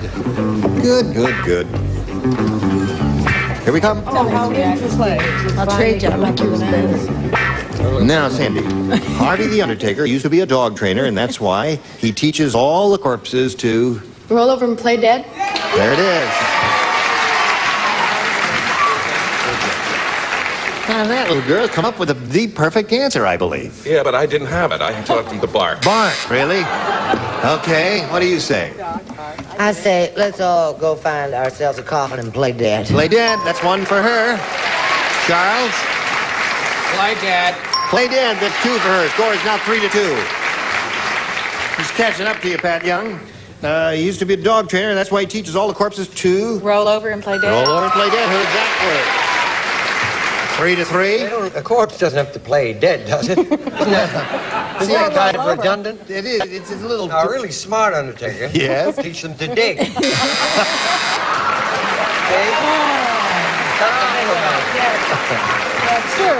You dig, Gina? Yeah, I dig you. What do you got there, Betty? Don't you wish you'd looked at my card? No, I don't want to. Right there. So now, 4-3 to score. Sandy is ahead at the end of round 2. We'll go to round 3, and since you are ahead, Sandy, we'll ask you to go first this time. A, please. A it is. Here we go. George plays, and Richard plays. Everyone else does not. Now, don't look at my card. Horrible Hannah said to the art teacher, I'm an artist. And he said, Horrible Hannah, the only thing you can draw is blank. Horrible Hannah said to the art teacher, I'm an artist. And he said, Horrible Hannah, the only thing you can draw is blank. Oh, I got it. You got it? I wish I were playing. You got it?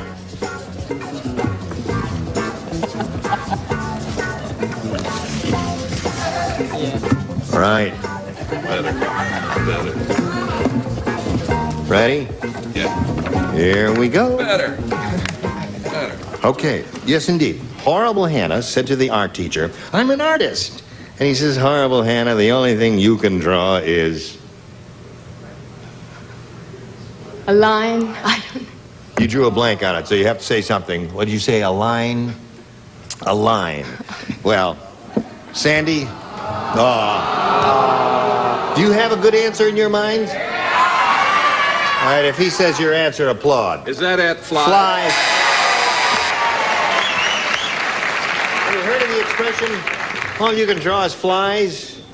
Oh yeah. Oh, all right. okay. What have you got there? I said all she could draw was her salary.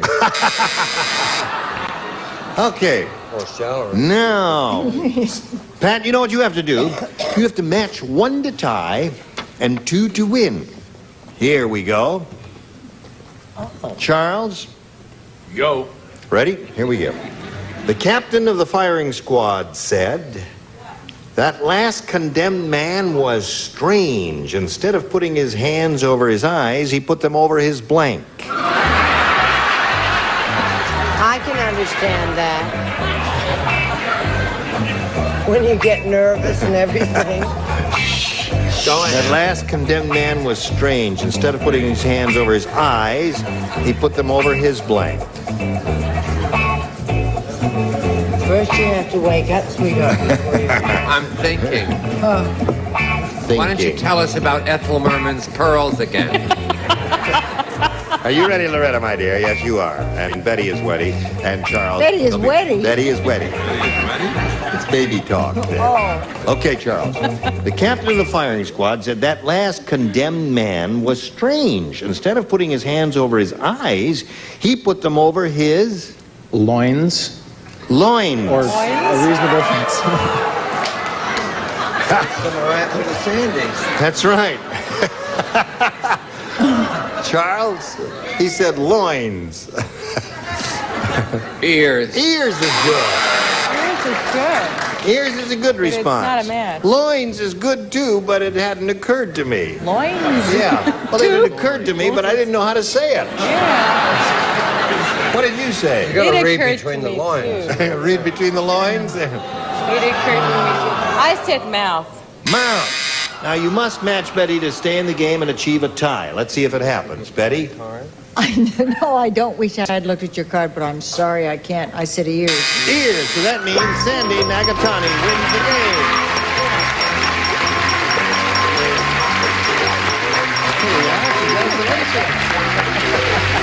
Good. You stand right there on that adhesive tape.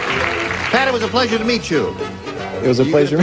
You're going to be receiving a lot of gifts from Match Game PM. Thank you very much. Pat Young, there he goes. While we're spinning him off, we want to spin some messages just for you. How do you feel? Now, here we are. This little lady is on her way to some big money. We all hope now. It's time for the big money super match. You can win over $10,000 here. Now, to do that, we have 2 audience matches for you. And I want to point out to you that whatever you win in these audience matches, you'll have a chance to multiply by 10, and that will be the final amount you'll be playing for. Here we go now. We polled a recent studio audience, and we got their best response to this. Blank-minded. Now, the answer that bunch gave most frequently will get you $500 if you match it. If you match the second most popular answer, you get $250, and then it's $100 if you match their third most frequently given response. 3 of our 6 celebrities are allowed to help by suggesting answers, and you can call on them now. Richard? What do you say, Rich? I forgot my answer. So absent-minded. Absent-minded is one. Brett? What Charles is. Simple-minded. Simple-minded. Charles?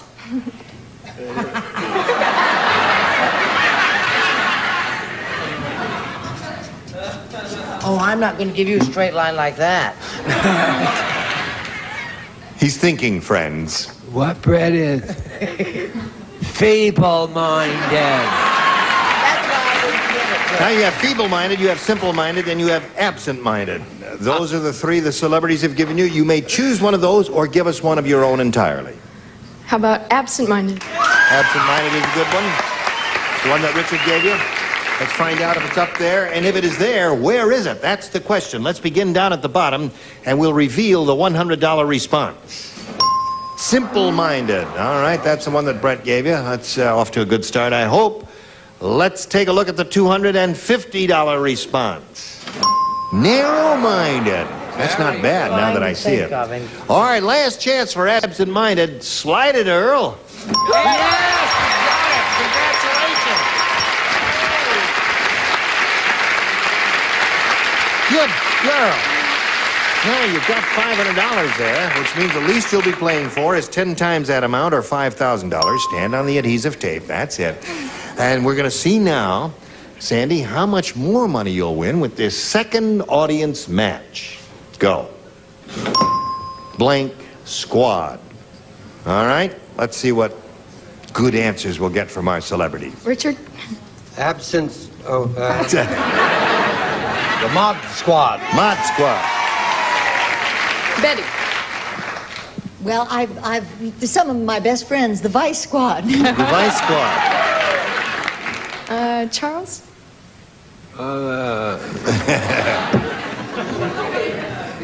Feeble, no. Oh, yeah. The last guy in the firing squad we had before. Firing squad. Yeah, that's okay. cute. So we've got Hello. firing squad and you've got mod squad. Hi, Ma. Mod squad, vice squad, firing squad. You want one of those? Sure. Which one? Mod Squad. You want the mod squad? All right. She makes up her mind very quickly, doesn't she? You're a very kinetic person. Stand on the adhesive tape. All right. Let's see if we can have the mod squad under the $100 response. Firing squad was Charles' answer. Thank you. All right. Step down. Now, let's see if we get the mod squad under the $250 number. Vice squad. Only Vice for $250, eh? Okay. Mod, are you under the $500 number? Yes, you are.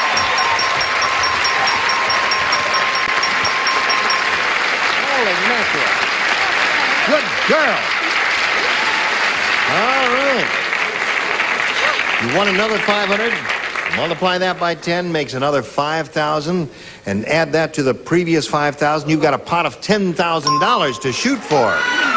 Now, to collect it, you've got to match one of them. This will have to be an exact match, and you have to choose one now. Richard Dawson. Okay, Richard Dawson. Stand on the adhesive tape. That's it. Good luck. All right, good luck to you. Get your ESP flowing in his direction so he writes the answer that you're thinking of. Ready? Here we go. Blank snake. S-N-A-K-E. Blank snake.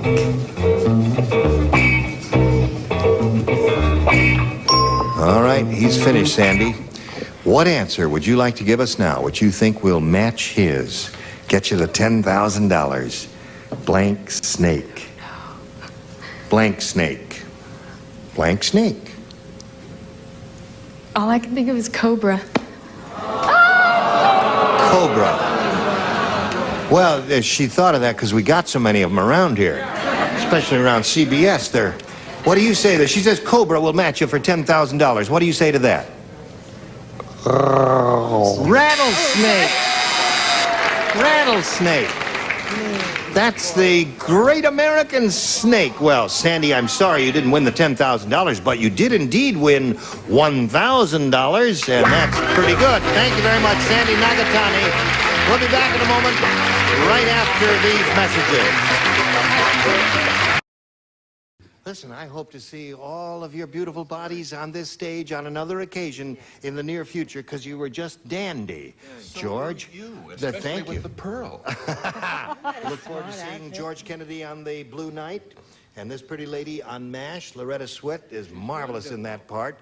And this, of course, this marvelous lady you see on the Mary Tyler Moore Show, and this good-looking, peachy kid, snappy dress. Stand up and show them your total. Has a new reversible vest. I've never seen you so ensemble. No, look at this. Stand straight up. Stand straight up. Look at them. The vest matches and everything. Watch for this suit on Family Feud. This suit will appear next. That's enough of that. Gene Rayburn here. Join us next week for more big cash prizes here on Match Game PM. Goodbye.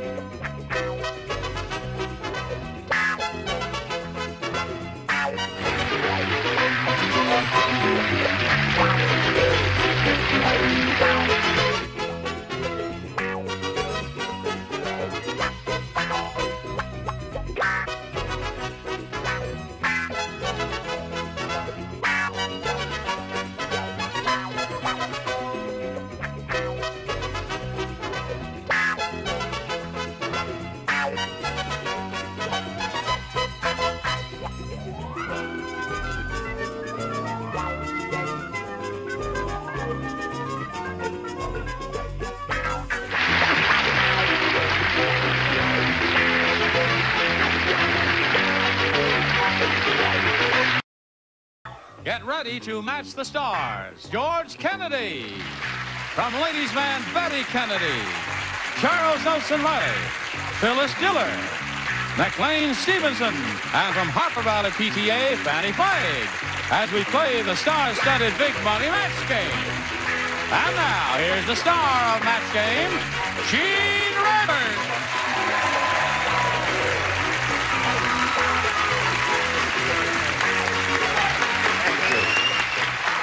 Thank you. Are you all quite ready to have another go at it? Ready? Yeah. Good. Hey, that's a nifty outfit, isn't it? Wonderful color for you. He looks handsome in it. Yeah. Me and the Minnesota Vikings. Oh, yeah. He could be a purple people eater. Couldn't he play in the front line of the Minnesota Vikings? Look at the chest on him. Wow. Look at the chest on her. That's enough of that. All right. Let's welcome Amy McCall and Bill McCune.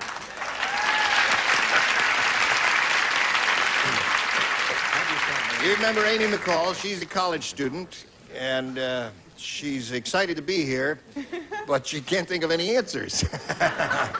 However, she's got two, right? Yes. Yeah, that was very good for a first round. And here's Bill McCune, who came to us directly from Brooks Brothers, and we're happy to have him. His wife and family are out there rooting for him.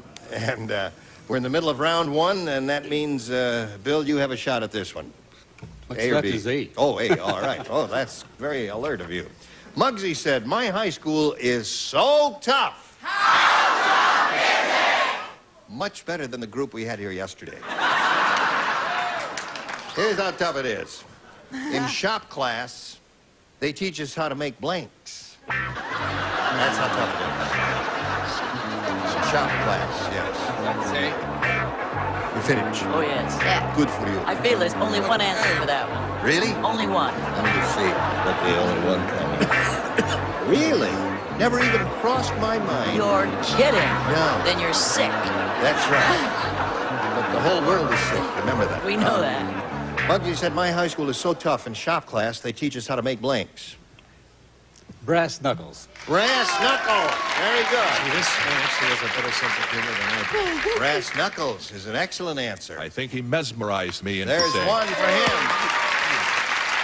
What came to your little mind? Little bullet. Little bullet. Yeah, that's another thing that you learn how to make in shop class in a tough neighborhood. What do you say? Tommy gun. Tommy gun's another good one. Your bullets and his Tommy guns, and I hope you'll be very happy together there. All right, Phyllis. Here comes what Phyllis thinks is the definitive answer. Go ahead, embarrass yourself in front of America. Show them the answer. I know I'm going to end up in a home. In a home, yeah. Well, look, there's that wonderful expression, tough as nails. Aha! So that's why you said that, yeah. Well, get them. Yes. You can't boo her. She's a big star. Monkey said, my high school is so tough in shop class, they teach us how to make what? Nails. Nails.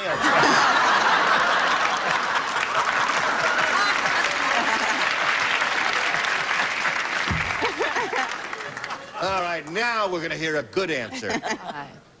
I think I'm on the wrong tier. I said sawed-off shotgun. Sawed-off shotgun. Yeah. You know what came to my mind instantly, and I'm surprised no one said it, is blackjacks. Billy club, something like that. A club, you know? No, you That's don't why understand. you're not up here. What's that? That's why you're not up here. That's why I'm not up here. I see. All right. Hey, is that, I know why I'm not up there. Don't tell me why I'm not up there. All right, Amy, you're ahead. You go first, A or B? Charles and I will We'll save you. with our life. A. A. It's so hard. It is difficult. It is. The questions are the hard part. Choosing A and B is the easy part. Ralph said, my wife is the world's worst cook. How worst is she? How worst is she? Oh, I love your syntax. Everybody here in this room flunk freshman English, I can tell. Last night she tried to serve me blank in a bun. Right. Terrible cook. Served me blank in a bun. Okay. All right. Amy. Ralph said my wife is the world's worst cook. Last night she tried to serve me blank in a bun. Soup in a bun. Good. Came up with a wonderful answer. Amy, that's right. Isn't that an excellent answer? Wonderful. I love that answer. It's so perfect. I love it. Linguine. Linguine in a bun. That would be unacceptable. What do you say? Last night you tried to serve me blank in a bun. Jello. Jello in a bun. That's a good one, too. That would be tough. What do you say is difficult? I went for a multiple answer in an attempt just to get one thing right during the course of the show. I put lard or buns in a bun, neither of which is correct. That's right. Lard or buns in a bun, right. Lard in a bun, isn't that awful? Yeah. That would be a terrible cook. Now, he's got the idea. He's not matching, but he's got the idea. All right, Fanny. All right, and if I hear one boo, I'm going to come out there and chew your nose off.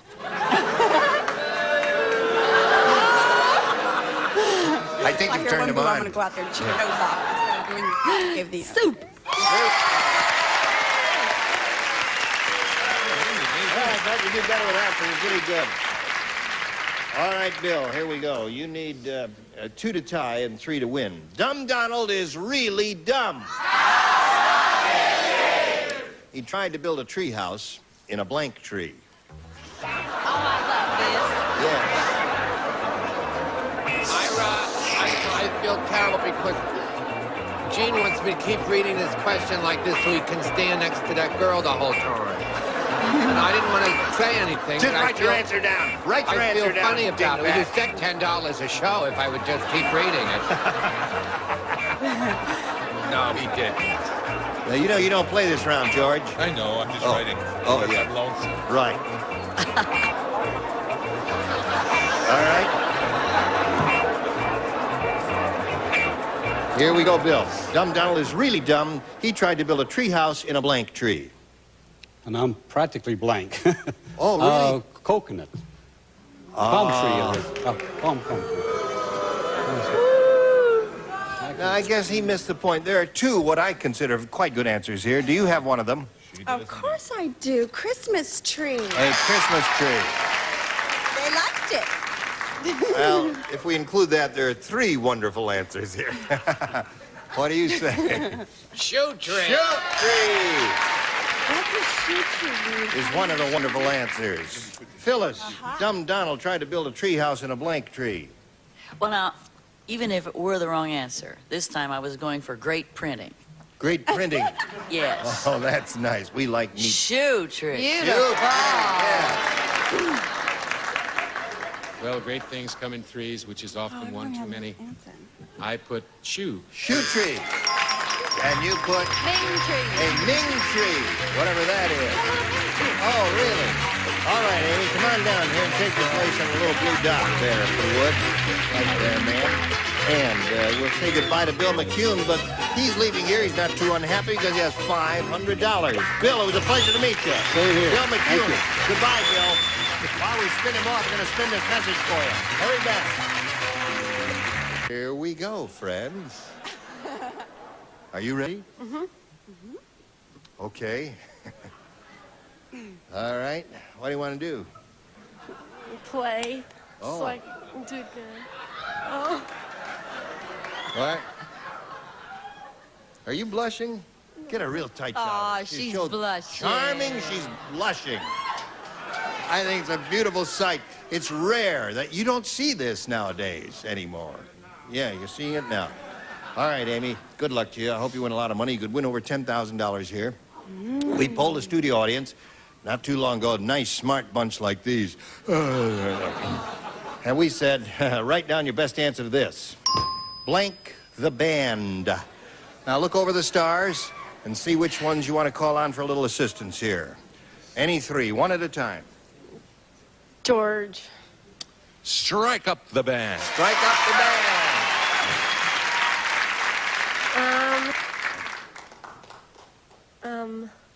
Fanny.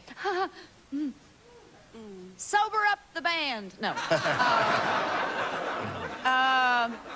Oh, my word. Something the band. Now, wait a minute. It'll come to you. Huh? It'll Something come will to me. come to Well, you. I'm hoping. I'm waiting. Wait a minute. Okay, you know what I think? What? As she glanced upward. Beat the band. Thank you, the band. George.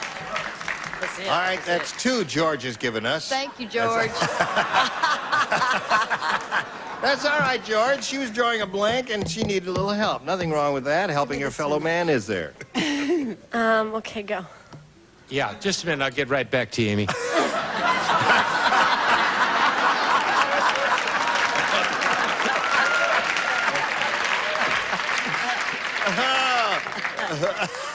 This one I got an assist. Join the band. Join the band. Now, here we are. You can choose join the band, strike up the band, or beat the band, or think up one of your No, I own. won't do that. You don't want to think up one of your own? All right, we've ruled that out. Now, strike up the band, beat the band, or join the band. Strike up the band. Strike up the band. Charles, whose mind is filled with theatrical trivia, will now tell you, Amy, what year that show opened on Broadway. What? Yeah. What show? Strike up the band. Oh, I know it. No. 32. The line of five. Yes. Well, if I had to Who guess, I would knows? say- I'm young compared to that show. I would say 1931 if I had to guess. Am I close? 32. 32. Oh, all right. What? 28. Wrong. I'm going to look it up. No, I think it was Strike up the 1931. band. Here we go. Strike up the band is what she wants. Let's find out if it's under the $100 response. The Boys in the Band. Oh, my. That was a wonderful off-Broadway show and a motion picture also, and starred a lot of very talented people. Let's take a look at the next one, please. Join the band. Boy, you're doing great so far, Amy. Strike up the band is what she wants. I hope it's up there. Here we go.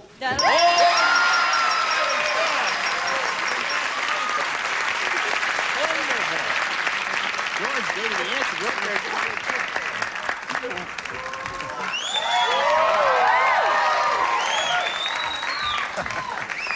Now, you've got $500. Stand on a little blue dot there. That's it. You've got $500. That means the least you'll be playing for is 10 times that amount, or $5,000. However, you're going to spin the wheel. And if you get a lucky spin of the star wheel, you'll double it and play for $10,000. Are you ready? Okay. All right. There you go. Can reach that one. All right. Here we go.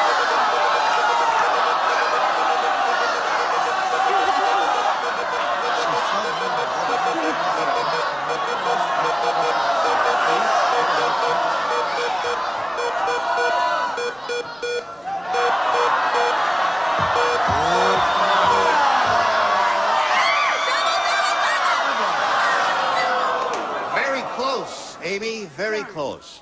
Anyway, $5,000 is not an inconsiderable amount. That's the amount you're playing for with Charles Nelson Riley, one of our most experienced players.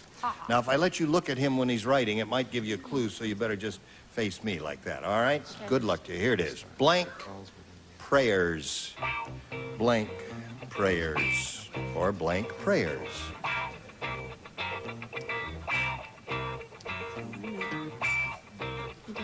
You've got one in your head? You have 4 in your head. That's probably Charles' trouble. That's why he's taking so long. He wants to try to think of the one that you're going to be thinking of.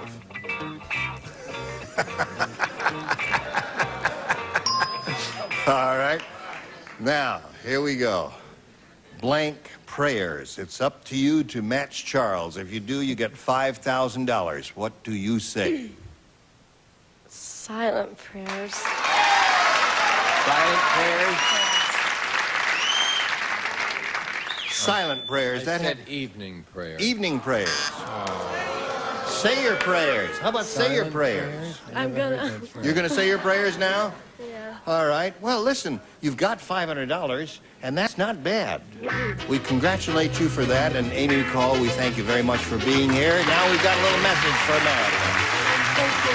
To carry on, let's welcome Craig Tanyan and Vanessa. No, it's Craig Wright and Vanessa Tanyan. I almost got it mixed up there. That's Vanessa Tanyan. Is that what you say your name? Okay, please tell us about you. Fine. My name is Vanessa Tanyan. I'm from Texas, but I live in Granada Hills, and I'm a drill team instructor, and I also judge at drill teams. I've been married for 2 years in January also. Where do you do your drill team instructing? It's in West Covina. Yeah. Is it one of those drum and bugle corps bands? Well, it's for high school. Oh, yeah. Yeah. Well, It's that's fun. marvelous. That's Thank a lot you. of fun. All right, Craig, tell us about you, please. Okay, I'm originally from Chicago. I now reside in West Hollywood. Hey. I'm a student at Cal State LA, and I'm a part-time bartender at night. All right. Good luck to both of you. Here we go with round 1. And Vanessa, you have your choice of A or B. A, please. A it is for her. The Hollywood makeup artist said, I have the world's toughest job. Oh, shut up. You're going to get letters from you-know-who. From our 2 makeup men. I have to make blank look like a fairy princess. That's how tough my job is. Blank. Yeah. And the world's toughest job, I have to make blank look like a fairy princess. Okay. Okay, say it. You guys are all through? Yeah, we're waiting for you. No. You're the last one. No, I'm waiting. No. Oh, no. I got it. Got it? Okay. This doesn't make sense. That's all right. That's fine. I told her it was fine. I didn't even see what she wrote. Now we're ready. The Hollywood makeup artist said I have the world's toughest job. I have to make blank look like a fairy princess. Frankenstein. Frankenstein. All right. She came it up with her. The right track and the wrong track. The Incredible Hulk. That's another good one. Oh. All right. I came up with the Incredible Hulk. The Incredible Hunk. All right. Well. Charles? Rose. Rose who? E. Greer. Rose E. Greer. Right. Oh, Charles, you're a caution. A caution. I have the world's toughest job. I have to make blank look like a fairy princess. What do you say to that? Charles Nelson Riley. You said that, huh? Ask her how she got to the studio today. How'd you get to the studio today? I'll bet I'll walk home. He picked you up, did he? I picked a chick up, Jane. You did? I should go home in my ferry coach at the end of the day.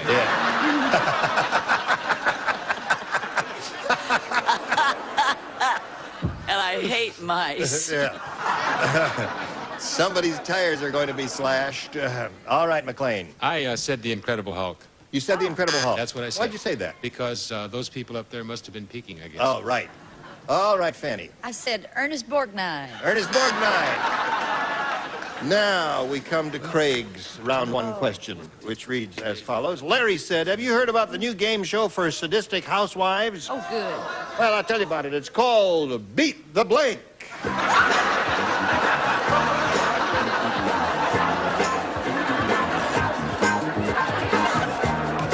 We are running out of tape, Charles.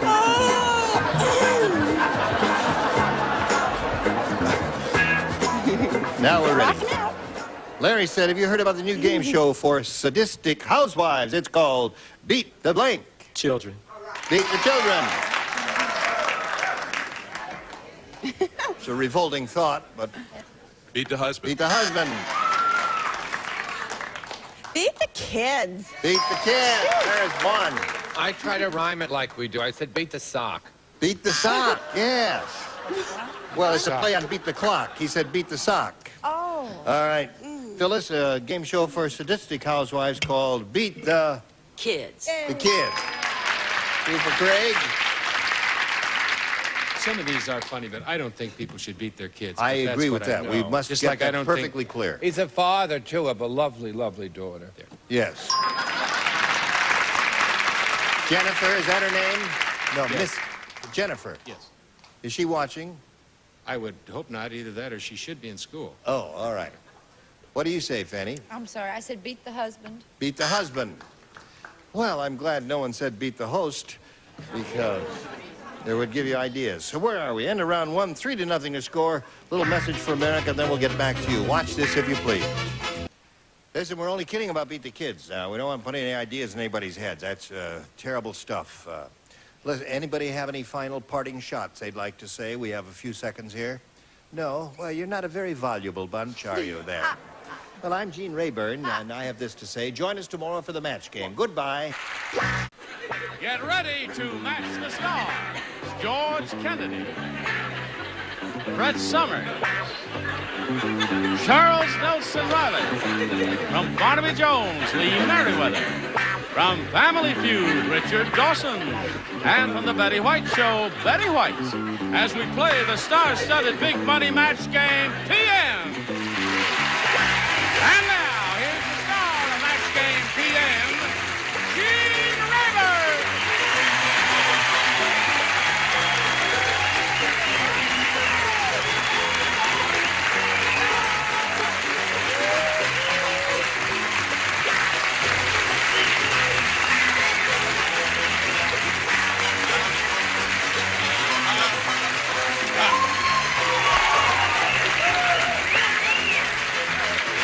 Thanks, awfully. Kind of you to join us. We're going to have a good time, aren't we? Yes. Say yes. Thank you. Now, would you applaud Carolyn Watson, Byron Gunther, please? Thank you. We welcome both of you. I'd like to find out a little bit about each of you, and Byron, we'll begin with you, sir. Okay, I'm a professional student, and I'm legal. Just turned 21 not too long ago in May. And all-around nice guy, I guess. I guess you are, Byron. I hope so. Even if you have to say so yourself. Tell him he's an all-around nice guy. All-right, nice guy. What does it mean you're a professional student? Well, let's see. I've been about 3 years to school, and I've changed about 4 times. So, professional Very student. unsanitary. That's right.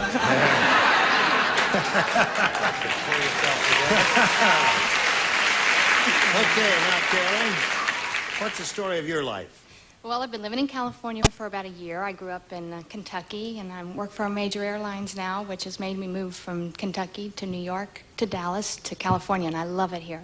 You like it here? I love it. I'm engaged to a wonderful guy named Scott from Seattle, and I'm just a happy person. I love every day of every life. Well, we're delighted to have you here, Carolyn Watts. Thank you. And now, may I point out, you got fans there, huh?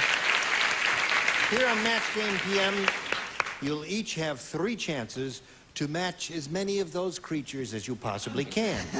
The one who's done that most often at the end of the third round will be the winner, you see, and then we'll go on to play that big money super match. Now, that's the big one where you can win over $10,000.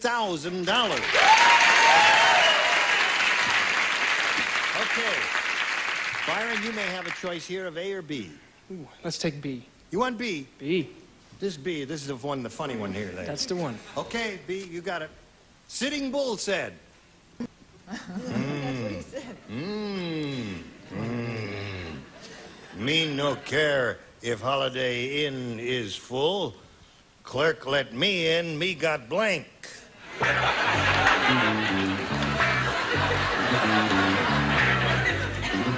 Look, at least I'm finished.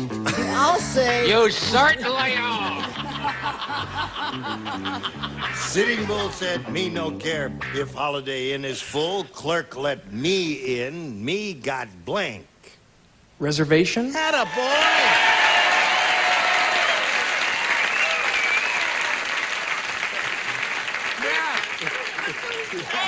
Yeah, you're going to be so ashamed when George Kennedy shows his answer and it says reservation on it. I had blanket and I'm off. All right.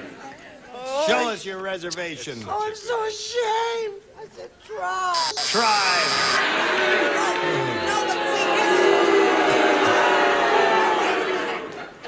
You are a rather hostile bunch, aren't you? Save some for him, because his is just as bad as mine. Don't boo him in advance. Wait until you see it. Go. I'm sorry, but I didn't go to college at all. I wasn't a professional or anything. I said he had a TP, sleeping blanket, and instant coffee. TP, sleeping blanket, and instant coffee. All right, Lee. The Sitting Bull said, me no care if Holiday Inn is full. Clerk let me in, me got reservation. Terrific answer, right? Fantastic, and Show that's us what I yours. should have had, except I tried to make it rhyme. Why did you say? Bull, full, he had pull. Oh, he had pull. Sorry. A little influence peddling there. Yes. Yes. Okay, she'll be all right. Thank you. We'll bring the aspirins up. How CBS is, nurse. How is thoroughly modern Millie? Is she okay? We've not seen her for a while. Reservation.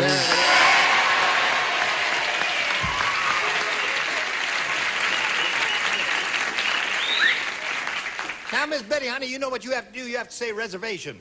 Oh, I didn't realize that was what I was That's supposed what you have to do. Okay, Byron, you got proof of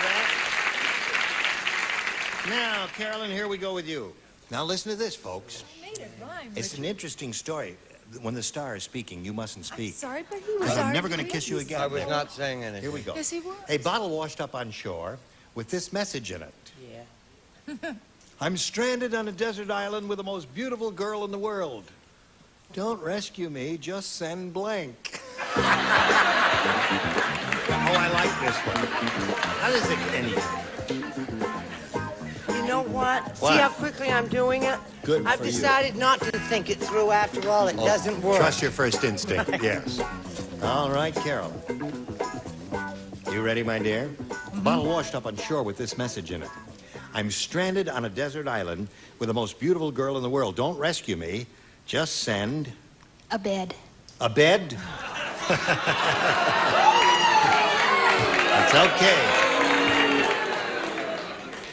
You're gonna live a very happily married life. I think you got the right idea. George, she said a bed. What do you say? Vitamins. Vitamins. Not a good idea. And you? Well, he'd been reading the New York Times and he wanted to keep the population zero. He said the pill.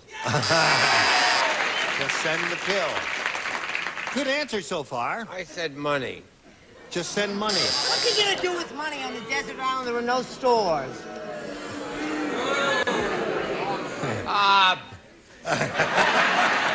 Temper, temper. Lee, you're smiling? Well, an aphrodisiac. An aphrodisiac. What do you mean, boo? Send an aphrodisiac. When the hair's real bushy, I know what That's that is. right, yeah, an aphrodisiac. It's a bed's an aphrodisiac. Yeah, sure it is. Okay, Richard, here we go. I see. Vitamins. Vitamins. And you, my dear? Vitamins. That's it. That would be very helpful, wouldn't it? So there we are at the end of round one. The score is 2-0 in favor of Byron. Round two coming up after this. Pay attention now. Here we go. Round two coming up. Bing. And Byron, you're ahead, so we'll ask you to go first. Ooh, let's go with B again. B again. All right, two people lay out. They are Betty and Richard. At the clothing store, Harry said, I think that salesman used to be a doctor. Before he measured me, he told me to blank. At the clothing store. I'm going to try and do better by you this time.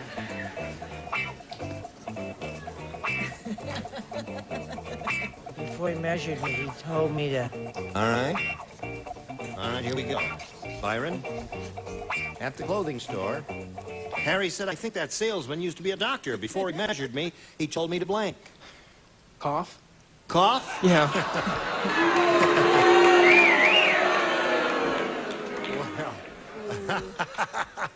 Okay. I almost wrote that. Really? Just came that close, and then I wrote strip. Strip. The doctor tell you, they say cough or take off your clothes or one of those things, or $48, please. What do you say? You're in the Army, Mr. Jones? Yes. I said weigh myself. Weigh myself. Yes. Told me to weigh myself. First they measure you and then they weigh you. Right. Okay. Or waylay you. Yes. Charles? She went to the Fanny Flagg School of Spelling.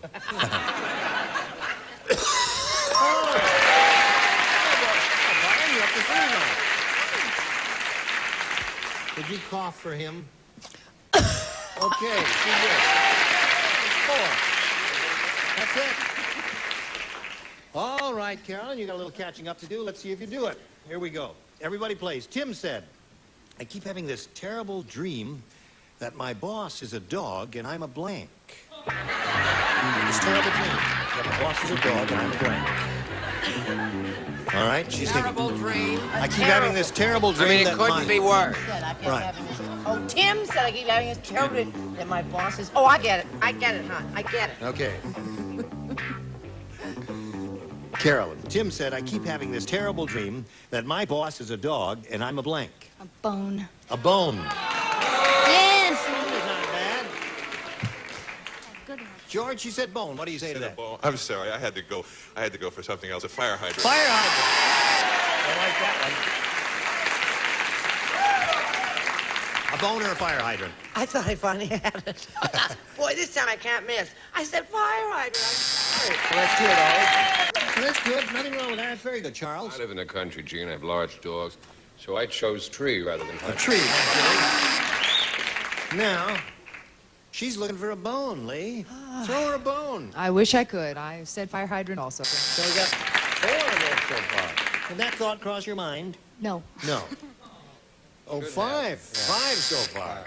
You make it 6. Oh, I feel such an ash. I said a tree. A tree. So at the end of round 2, 4-0 is the score, and we'll go to round 3 now. Our final round. Byron, you're still ahead. We'll ask you to go first again. Okay, let's try A this time. A it is. And Charles, you lay out. Yo. And the whole bottom tier lays out. Just George and Brett, if you would, please. There's a pair Hi, of hon. No, boy. Ready?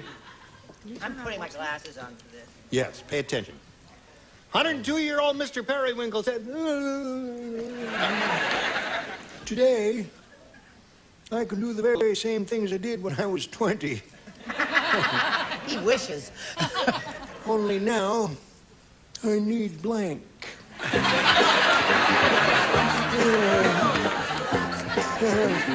I think you're a little too old for me, but... Finished? Yeah. Okay. Now, Byron, 102-year-old Mr. Periwinkle said, today, I can do the very same things I could do when I was 20, only now I need blank. How about vitamins? Vitamins. I think you just blew it, son. Yeah. He said vitamins, George. Might come under the broad category, but I doubt it. Assistance. Assistance. Little help. And you? Help! Help! Now, Carolyn, this is your last shot at it. If you match 4, you will tie Byron. If you match 5, you will beat him. And everybody plays, since she hasn't matched anyone yet. Mary was thrown out of astronomy school because when she was told to photograph a heavenly body, she came in with pictures of her blank. Mary. Got it. Mary.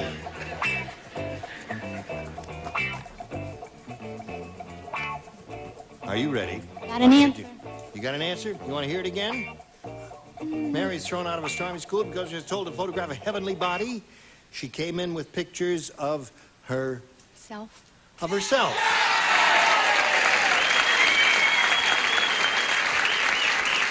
Okay. Herself. I'll buy that. There's one for her. There's 4 to 1. May we see yours, please? Wait, I don't have a zipper. Oh. Drawing on once more on my own personal experiences when asked this question, I said own. My own. Okay. Score is now 4 to 2. Charles? A Polaroid shot of her body with Big Sal in a motel. Near Encino. So that makes the score 4 to 3 in favor of Byron. And now Lee, she's looking for a body. How about tying it up? Okay. That is the tie score. Mary was thrown out of astronomy school because when she was told to photograph a heavenly body, she came in with pictures of her boobs. Oh. Yeah. It's all right. Mars and Venus. Sure, thank you. It's a matching pair, yes. And you, my dear? Problem was she had a constellation. No, listen.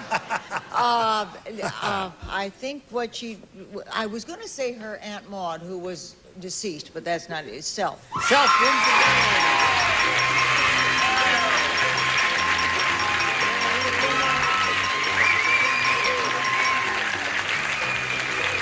Byron, it was a pleasure to meet you. Thank you. Good luck to you, sir. Thank you. Byron Gunther, ladies and gentlemen, thank you for being with us on Match Game PM. And while he's spinning off, we want to spin these messages just for you. Now, here we are, this lady. It's time for the big money super match where you can win over $10,000. I'm ready. And I point out to you, I must say, to do that, we have 2 audience matches for you. And whatever you win in these audience matches will be multiplied by 10, and that'll be the final dollar figure you'll be playing for. And here we go. Not too long ago, Carolyn, in this very room, had a bunch of people. We locked the doors, gave them pencils and blunt writing instruments, and said, write down your best answer to this. Buddy blank. And if you give us the answer that they gave us most frequently, we give you $500. For the second most popular answer, we give you $250, and then $100 if you match the third most popular answer. And 3 of our 6 celebrities are allowed to help. I'd want Brett, Betty. Wait, one at a time. Brett? Okay. Buddy Hackett. Buddy Hackett is And Betty. one. Betty? Buddy system. What? Buddy system. Oh, yeah, swimmers use that, the buddy system. And Charles. Charles? Leanne Merriweather's friend, Buddy Epson. Buddy Epson. Okay. Buddy Epson, Buddy System, and Buddy Hackett are the 3. Now, it's your option now to reject all of those and give us one of your own, or choose one of those. Buddy Hackett. You want Buddy Hackett? Well, I think you're right. We'll find out if you're right or wrong right now. Let's begin down at the bottom and reveal the $100 response. Buddy Boy. No Buddy Hackett there yet so far. Well, find out if Buddy Hackett is hiding under the $250 number. Yes, he is! What do you think's under the big one? Buddy Epson? Oh, Buddy Rich? All right, may we see it, please? Buddy Epson. We'll be very happy about that. Okay, so you've picked up $250. We multiply that by 10, makes $2,500. That'll be the least amount you could possibly play for. Now we're going to see how much more money you're going to be able to win here with your second audience match. Would you slide it, please? 1, 2, 3, blank. All right, sing out. Richard. 1, 2, 3, go. Okay. I think I'll try George. George? 1, 2, 3, 4. And Brett. Brett? Oh, 1, 2, Here, now three. this is it. If they don't like it, that... She's stuck game- on 1, 1, 2, 3. 2, 3, Alivio. That's a Larry, not a Levio. Charles! That's right, that's good. See, the reason he mispronounced it is Charles was 16 years old when he was born, and he never played those kids' games there.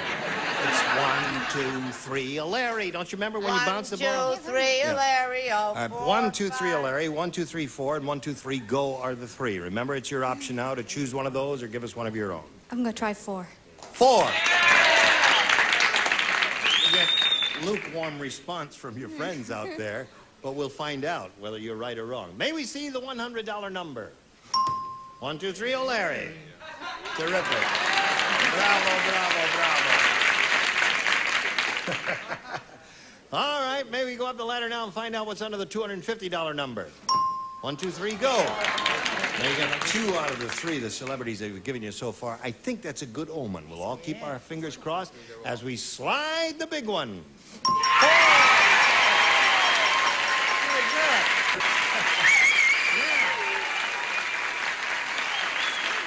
You won another $500. We multiply that by 10, that's 5,000. Add that to the previous 2,500. You are now shooting for a pot of $7,500. Okay. And we are delighted to give you the money if you will match one celebrity exactly. You must choose one now. Richard. Okay, here we go. All right, stand on the blue dot there on the rug. I'll get the $7,500 question, and good luck to you.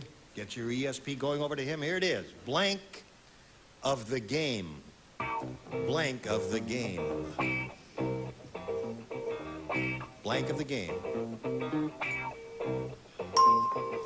All right, he's finished very quickly, Carolyn.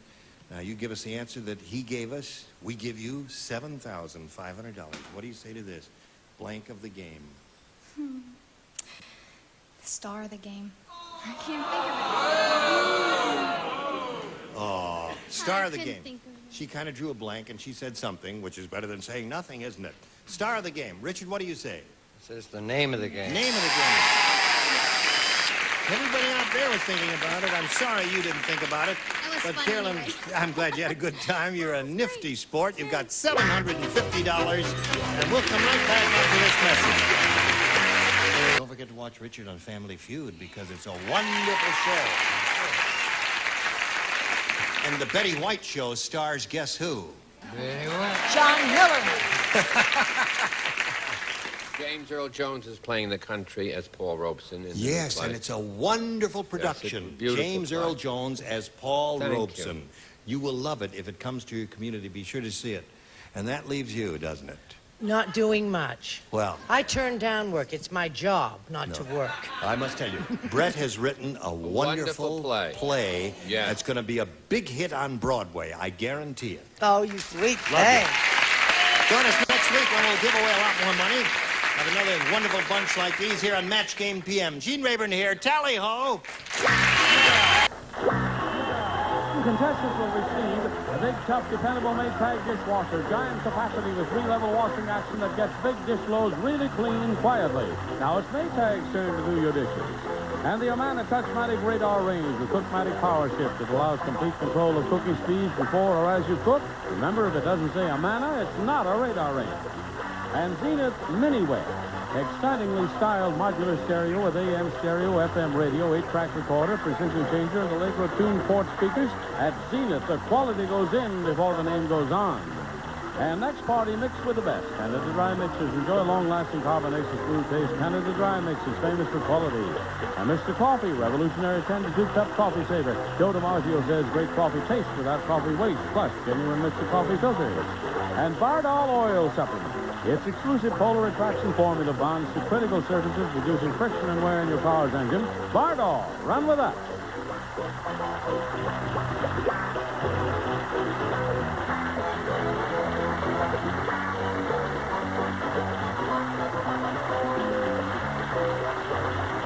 This is Johnny Olson speaking for Match Game PM, a Mark Goodson, Bill Todman production.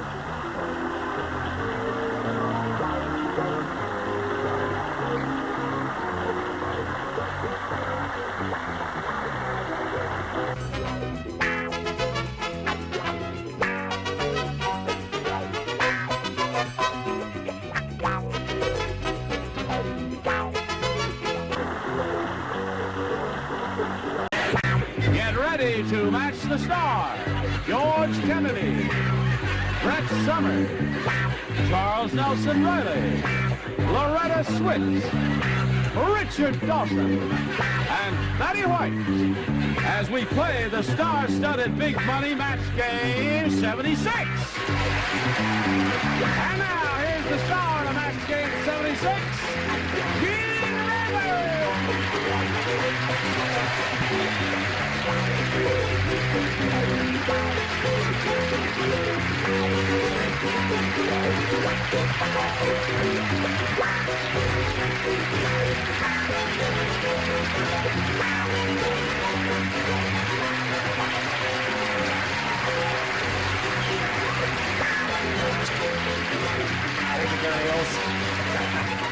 Thank you for joining us.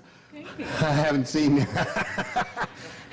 you in ages. How nice to, you know, she's been off the show so long. She's been in New York doing a marvelous play and all. It's like having a new kid on the block again, isn't it? So we have to welcome her properly. Brisk round of applause here while we welcome the new kid on the block. Applause, applause, applause.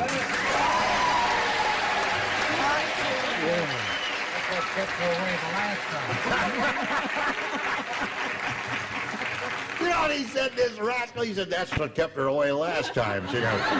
The only part of the show she hates. All right, nice to have you back, George Old Bean. Hi, thank you, Gene. Nice How's everything on the Blue Night there? Well, you get to kiss Loretta, and I got a dog that tinkles on my leg downtown.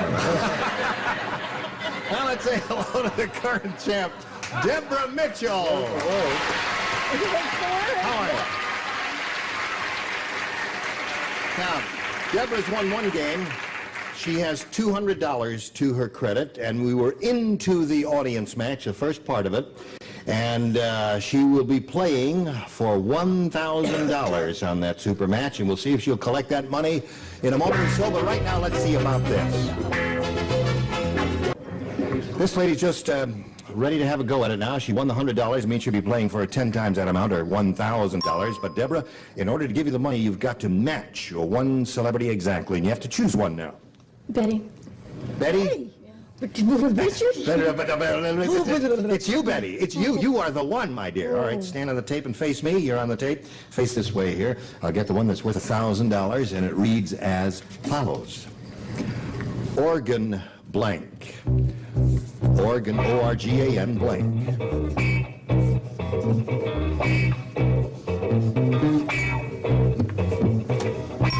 Now, Deborah, get your ESP going over to Betty White. You chose her. You must have some affinity for her. Give us the answer she's already written on her card, and we give you the $1,000. Organ blank. Grinder. Organ grinder. Okay. Betty, she says organ grinder will match her for $1,000. What do you say to that? Darling, I am so sorry. I looked at the age of this one and I thought she wouldn't even know. Or I said organ music. I am so sorry. You rejected organ grinder because you thought she was too young. I thought she was too young. Yes. I know. I deserve it. Sorry. It's all right. No, you don't deserve it. You're okay. There are a number of good choices there. Sorry. Organ grinder, organ music. What else is there? Well, let's not that's about discuss it. anything else. The organ played at Twilight. Thank you, John. I'm sorry I asked. What of organ grinder? Let's press on here, Deborah. You're still the champ. You're going to meet another player now. Here comes Fran Enoch.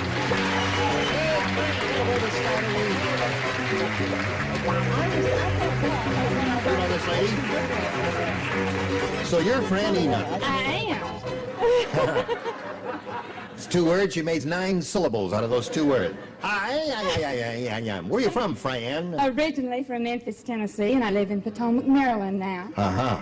And I'm married to a Navy dentist. Yes. Have a marvelous grown son.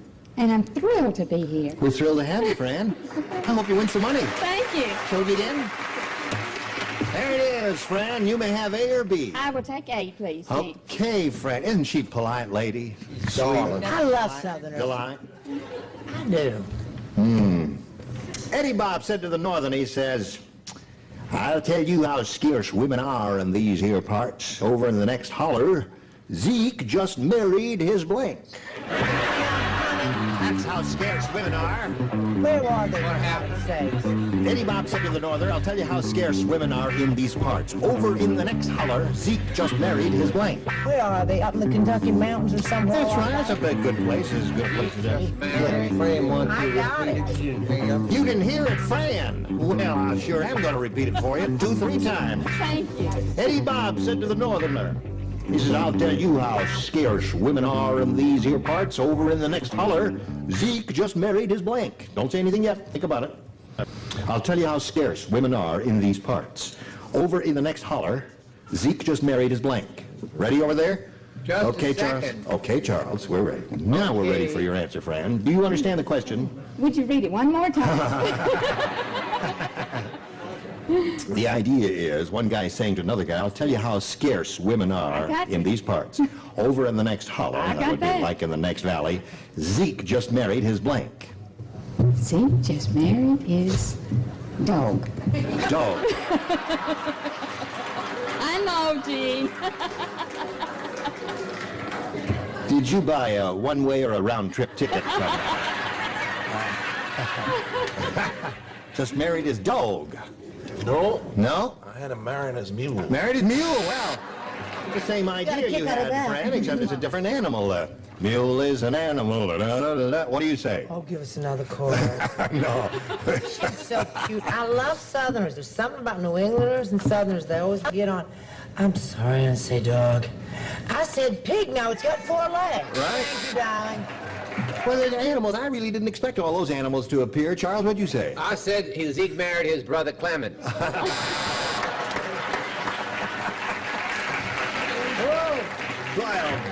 Boy. Well, I'll tell you how scarce women are in these parts. Over the next holler, Zeke just married his horse. His horse. What do we got, a pig, a horse? What was yours, George? Mule. A mule. And his brother Clement. Talk to the animals. Okay. Zeke, I happen to know, didn't marry his mule. Made an ass out of himself. Yeah. 2 mules so far, Fran, but no dogs. No, just a darn minute. Maybe it was a Doberman Pinscher. What do you say? He married his dog.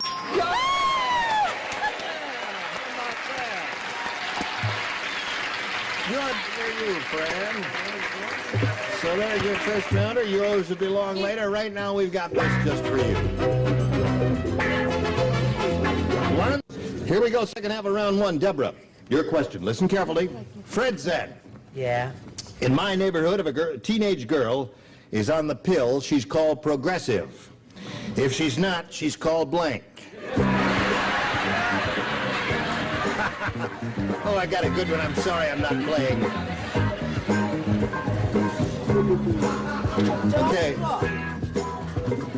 Good. Charles tried to look at my answer, Uncle Gene. Yes. Once more, what's the... Fred said, in my neighborhood, if a teenage girl is on the pill, she's called progressive. If she's not, she's called blank.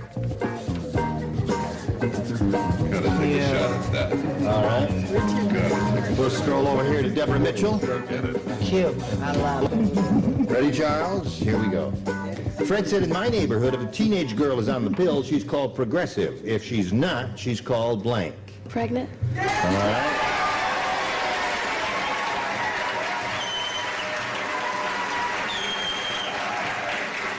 So there it is. Oh, Deborah, I let you down. I went for the rhyme. I thought of that. I went for the rhyme. Repressive. She's called progressive. If she's not, she's called repressive. That's fair. You are a poet, aren't you, George? Okay. George, you win some, you lose some. What do you say? Well, there's many advantages to being over the hill. One of them is you no longer get pregnant. Brett, I want you to know I'll fight any man in this bar who says you're over the hill. Thank you. I won't Okay. fight anybody who says she's pregnant. What do you say? I said it rhymes. It does? Progressive. Progressive? Pregnessive. Pregnessive. Pregnessive.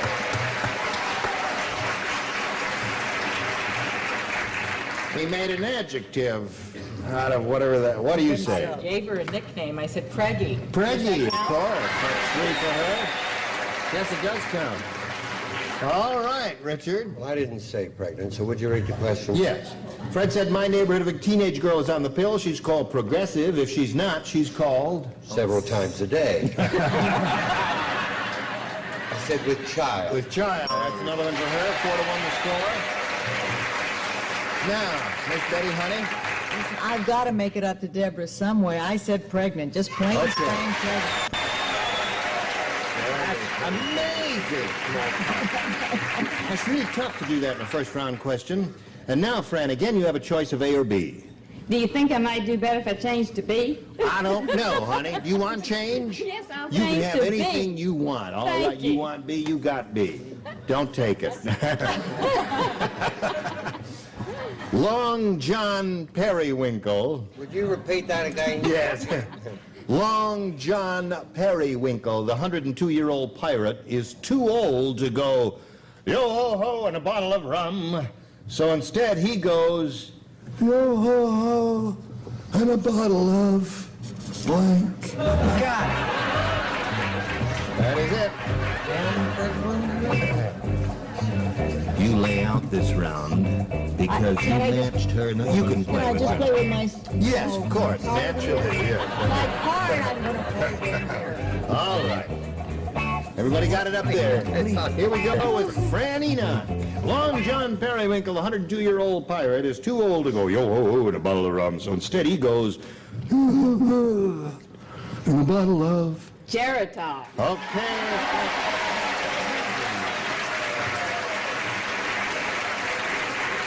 All the teenagers in the audience are yaying Geritol. What do you say to that, George? I couldn't let that accent down for me. There it is. Make it 2 for Fran. She's a good kid. I think I play better when I have pneumonia. Geritol. Oh, Whitney. Charles? Don't cough on Charles. We need him. Who needs him? Oh, I'm sorry, Steve. She's a very sick woman. Geritol. Okay, that's 3. Now the score is 5-4 at this moment. Loretta? Geritol. Yeah, look at that. High score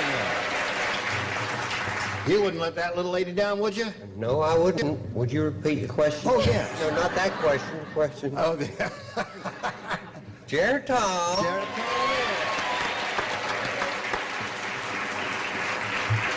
Well, now, this is a very unusual and exciting game as games go because the score is 6-5.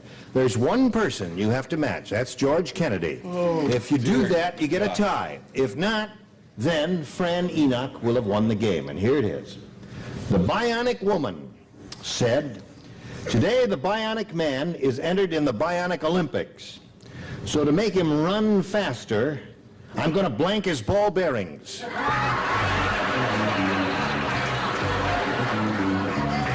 Got it. Sure, I'll read it again for you, Deborah. Anything you say.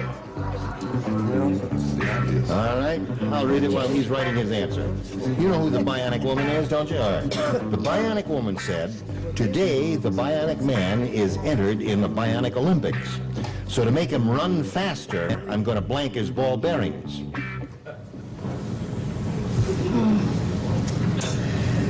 I got charge. Charge.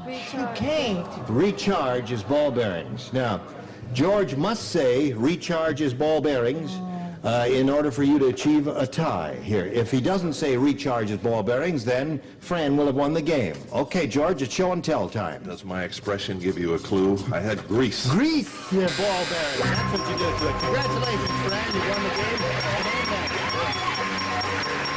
Congratulations. Stand on the tape there. I can back you no more. That's right. Stand right there, honey. Don't make another move, Kelly. Well, Deborah, you're not leaving here empty-handed. I'm very happy about that. And your third grade school children will be very happy. Aren't they third grade? Preschool. What's that? Preschool, daycare center. Oh, whatever it is. Your kids will love the fact that you won some money. Deborah Goodbye. Mitchell, thank you very much. And while she's spinning off, this thing is messages for you. Now, here we are. Fran has won her first game. She's just got $100, but she could win over $5,000 here. How does that grab you? Great. Good. Well, we like that kind of enthusiasm, Fran. Here we go. We polled a recent studio audience, and we got their best response to this. Blank Young.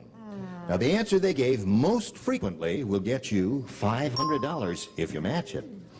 Now, if you match their second most popular answer, you get $250, and then the third will get you $100, which ain't bad either. Now, 3 of our 6 celebrities are permitted to help here. Richard, please. Robert Young. Robert Young is one. Betty. Too young. Too Young. Big song. Charles. That's right, it was a big song. Charles, what do you say? Have you got one? I wanted to go with Brett's Perfume. Forever Young. Yes, But I'm going to go with Loretta Young. So, now we have Loretta Young, Robert Young, and Too Young. You may either choose one of those or reject all 3 of them and give us one of your own. What is your pleasure? I would like Robert Young, please. We'll deliver him right away. Yeah.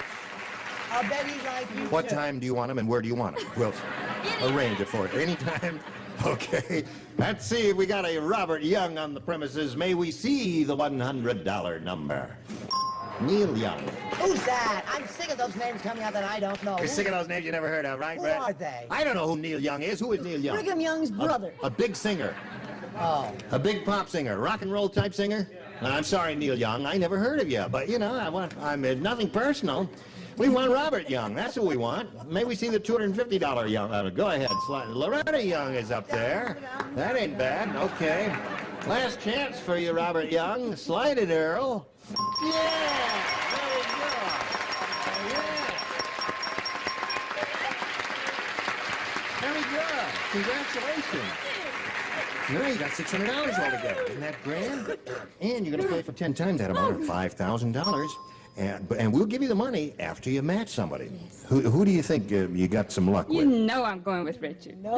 We'll go with Fran. A second ago she wanted Robert Young. Now she wants you. The women are fickle, aren't they? All right. You ready to stand on the adhesive tape there and face this way? And I'll get the thing that's worth $5,000. Get your ESP going over to Dawson. So far, you're doing great with him. Here it is. Record blank. That's R-E-C-O-R-D. Record blank. Record blank.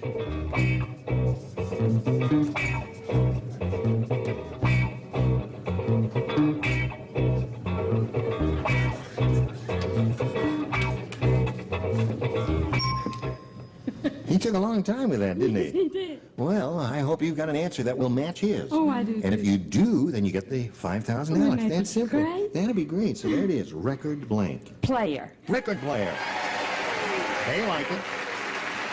The audience. Yes, you may indeed turn around. Okay, she says record player will match it for I'm so $5,000. embarrassed because that was so good.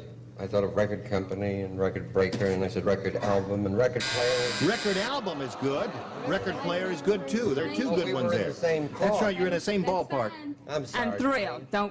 But you do misunderstand. forgive him. Oh, I love him. Go over and give him a little kiss and tell him here. Good. Now wait a minute.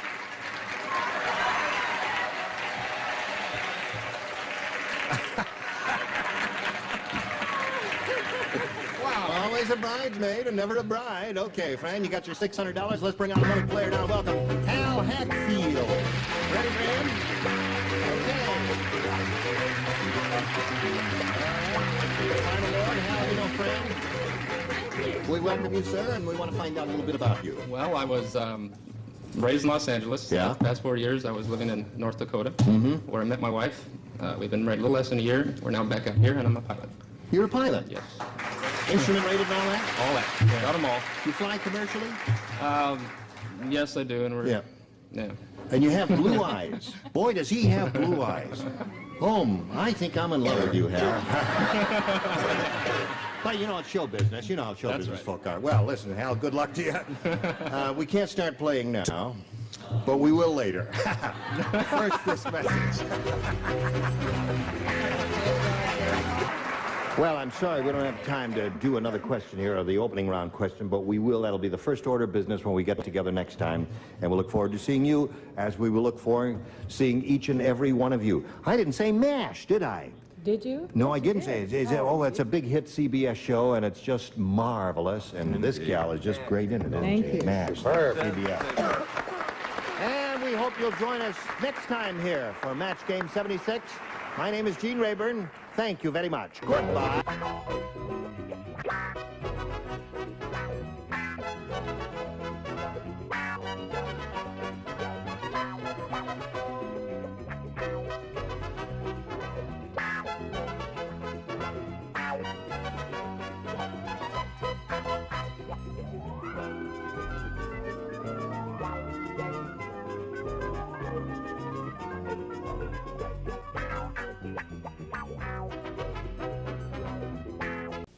Get ready to match the stars. George Kennedy, Brett Summers, Charles Nelson Riley, Barbara Rose, Bill Daly, and Betty White as we play the star-studded big money match game. And now here's the star of match game, Gene Rayburn.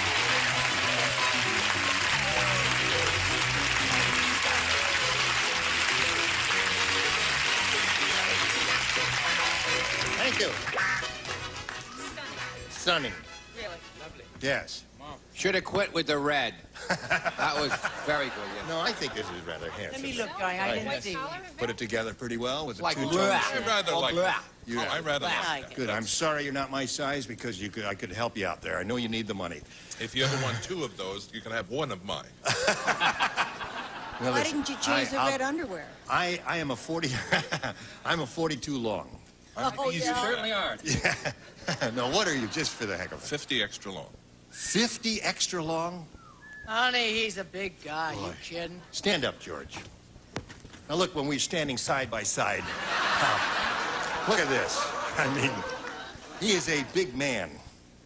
And a good one. And a good lovely man. me. You know, George and I worked together, and he told me the reason he wanted to work with me. Did I ever tell you Why? that? No, why? So he wouldn't have to bend down to kiss me.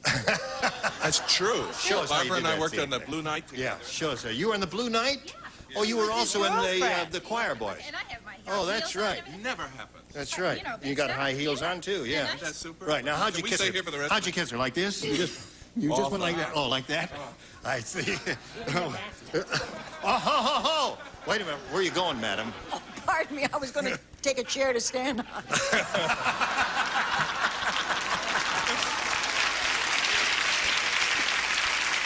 Give her a little kiss. All right.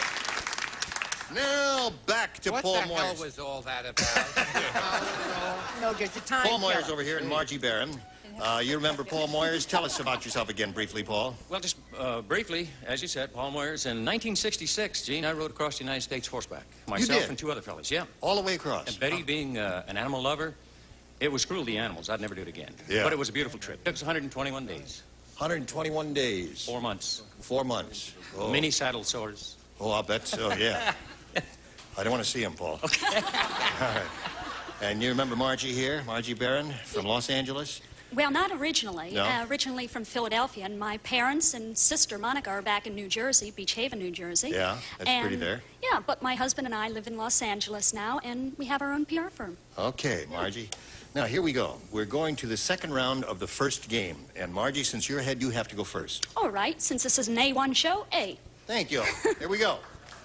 She isn't. Dumb Donald is so dumb. How dumb is he? He bought flight insurance before he got on a blank. You don't play. He bought flight insurance before he got on a blank. Charles is going to be in jail at 6 before we don't have to worry about it. We got to start thinking about a replacement now for Charles if he's going to go to the clink. I'll be in Switzerland. He will. You won't get out of the country. They'll stop you at the gate. I got friends. Dumb Donald is so dumb he bought flight insurance before he got on a blank. Got on a train. A train. All right? Let's see if that comes up anywhere over here. I like it. I apologize. I had him on an elevator. Elevator. That's going up. That's good, George. Very good. What do you say, buddy? Buddy? Buddy, yes. We're buddies, aren't we? You're like Ruth Buzzy when she goes on an airplane. You know what she asks the stewardess for? What? A highball. A highball? Yeah, buddy, highball. Those words are all yesterday. They're passé, huh? Elevator. Elevator, yes. All right, now, Barbara, he bought flight insurance before he got on a what? Speaking from personal experience, on a skateboard. A skateboard. Yeah, can be dangerous. All right, Bill. I got on a horse. A horse. I thought that was they're good. not sure. They want to boo so badly, but Yeah. they're not sure. It's a borderline boo there. They They want to throw things at Not me. a very discerning audience. Out, out, out. I feel better with those bad answers if you just come out and boo me. That's very good. Now might be the time that they'll get a chance to do that very thing. I thought this was kind of logical. He bought flight insurance before getting on a stairway. A stairway going up That's the a stairs. move. Yeah. I don't know about You that. sure know how to hurt a girl. All right.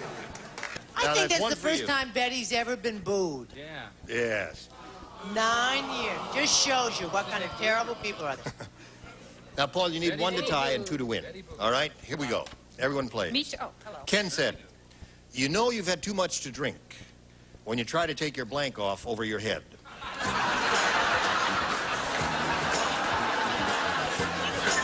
You know you've had too much to drink when you try to take your blank off over your head.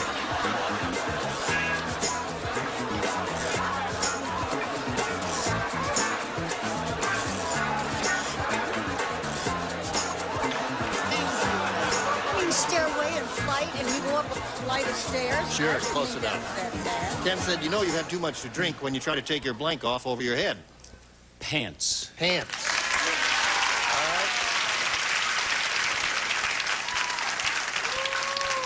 Not a bad answer, and it could work for either gender also, right? Is very hard to do. Very hard to do. Tie score. One more pair of pants will win the game. You Bill? Yeah. What? Oh, well, my gracious sakes. My mother always said pants was a rude word. So I said trousers. All right, that wins it. What the rest of you have? Hold them up. Pantyhose, short. What do you have, Chuck? You don't care, do you, Charles? All right, all right. Come on down here, Paul, and take your place on the little blue dot there. We're going to wheel this lady off here, but you'll be back for game number 2, and we'll see you a little bit later, Margie. Now we have this message for America. Well, you got a chance to win a real big bundle of money here. We wish you the best of luck. Let's see how it goes. We polled the studio audience not too long ago and said, write down your best answer to this. Blank lettuce. Blank lettuce. All right. Who do you want over here? Betty. But can I answer first? Yes. Okay. Oh, Betty.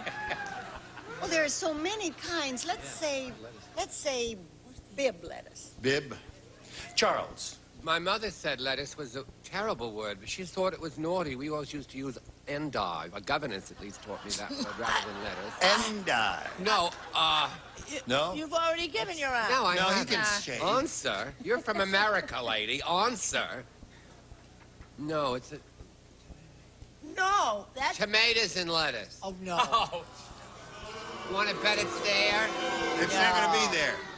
One more. I'm going to have to go with Brett. Boston lettuce.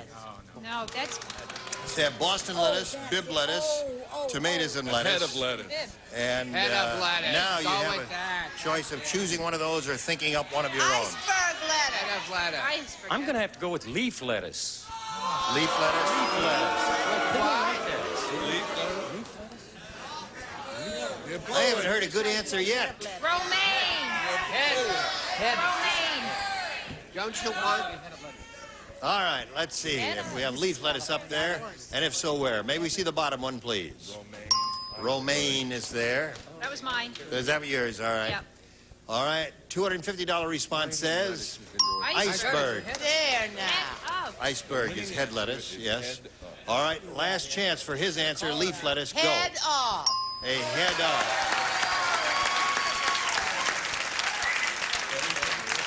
A head of lettuce, yeah. All right. Now what do we do? Paul, Go home. I don't know. Well, that's our show, everybody. No, that's it, folks. A little late. Good night. Now, we're going to get your opponent back here, little Margie, and we'll play game number 2. Here we go. As soon as the thing stops, you can climb aboard the merry-go-round right there. All right. Welcome back, my dear. Thank you. Good luck to you both. Here we go. A or B? B this time, please. All right. The circus performer's wife said, "It's strange being married to the double-jointed man. At night, he twists himself up and sleeps in his blank." What? Good gravy. Ready, Bill? Here we go, Margie. Yep. The circus performer's wife said, "It's strange being married to the double-jointed man. At night, he twists himself up and sleeps in his blank." In his trunk. Suitcase. In his trunk or suitcase. Yeah. Trunk or suitcase. I guess that'd be about the same, huh? Yeah. What do you say? She said trunk or suitcase. We're gonna... All right. Go, George. I haven't got either one of them. I got a pocket. Pocket. He's sleeping in his blank. That's really twisting yourself up. Now, I have something to state here. I may have misunderstood this question. You probably did, and you read it aloud, too. And I read it aloud and everything like that. But I still may have misunderstood it because I didn't even come close to that end of the spectrum. I said he twists himself up and sleeps in his navel. Aha. Is that a good answer? No. Of course it is. No? It's you didn't under... No, It's it's an just inside joke. inside joke. Oh, I don't know what... No, I don't Yeah. think you misunderstood it. Oh, You're just no. dumb. No, I'm not dumb. I'm very smart. Like if pants was a rude word, like bureau would be, you'd have to say chifforobe. I mean, is that the kind of We childhood? never said chiffrobe in my house. We didn't mind. What do you say, Charles? Glove compartment. Glove compartment. He twists himself. Her answer's the best I've heard so far, Barbara. What do you say? I said that he twists himself up and sleeps in his drawer. Yeah, there's a good one. There's an excellent You one. didn't Another want to good give one. away that answer? That's an excellent answer. No, I didn't. All right, Bill. I understood the question. This is a bad answer. His armpits. Sleeps in his armpits. A gamey place to sleep. Right. At night, he twists Nice himself and up warm. and sleeps in his... See, I couldn't lean on logic as I did it with the last answer because I've never known a double-jointed man. Oh, you haven't? However, I think I'm almost a match with Barbara. I said he doubled himself up and slept in his jockey shorts. Aha! No. Made a neat little, drawers and jockey shorts, dresser drawers, what she had in mind there. Jockey. All right, now there's her round one question. Now, Paul, we have one for you. Little Tommy said, "I'll tell you why Santa knows when you are sleeping, knows when you're awake, and knows when you are bad or good. It's because Santa is a blank." Oh, I got it. Oh, have I got a swell answer? Oh, boy. I love my answer. I haven't even written it down yet. He knows when you are sleeping. He knows when you're awake.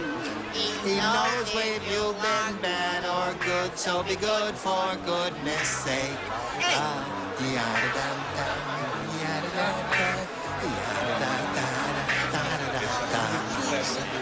All right. Oh, little Tommy said, "I'll tell you why Santa knows when you are sleeping, knows when you're awake, and knows when you are bad or good. It's because Santa is a blank." He's a peeping Tom. A peeping Tom. Peeping Tom, eh? You said it. There's a peeping Tom already. One for him. That little Paul turned out to be smart as a whip, didn't he? Cute as a button, smart as a whip, and a peeping Tom. Right. What's the inside on Santa? I said busybody. A busybody. He knows It's everything. One to know one. My mother thought peeping was a rude word. I wasn't ever allowed Blow it out your ear. How gently she speaks. Yes. He knows when you're bad or good and all that because Santa is a... It's hard to be this in a red suit, but the old peeping Tom. Right? Three for him. What do you say, Bill? Got another peeper here. Let's hear it for the Another peepers. peeping Tom. Paul, you're on a roll, peeping Tom. All right. Guys gonna be hard to do? Well, you've got 5, Paul. That's the end of round 1, 5-0, and Margie has a little catching up to do, and we'll see if she does that after this.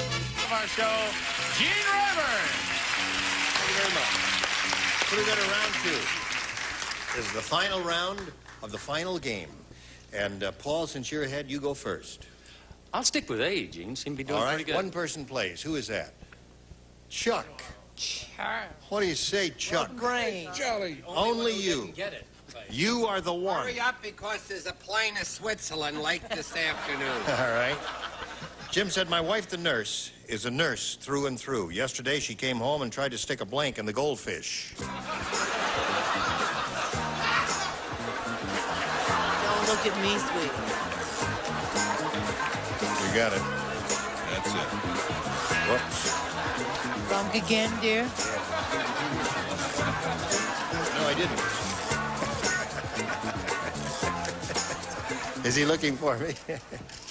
All right, Paul. Jim said, my wife, the nurse, is a nurse through and through. Yesterday, she came home and tried to stick a blank in the goldfish. Now, the operative word is nurse, remember. Thermometer. It's nurse. All right, thermometer is perfect.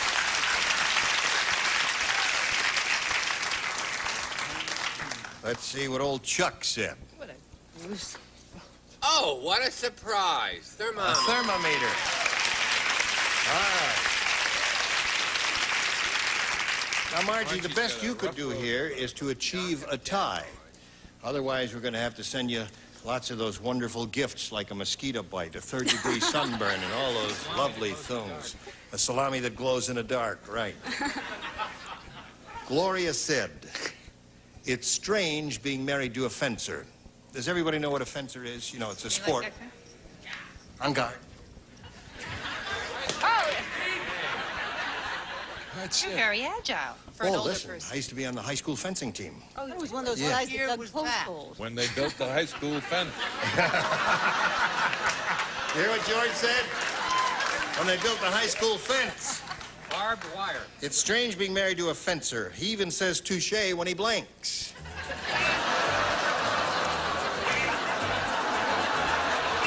Everybody plays.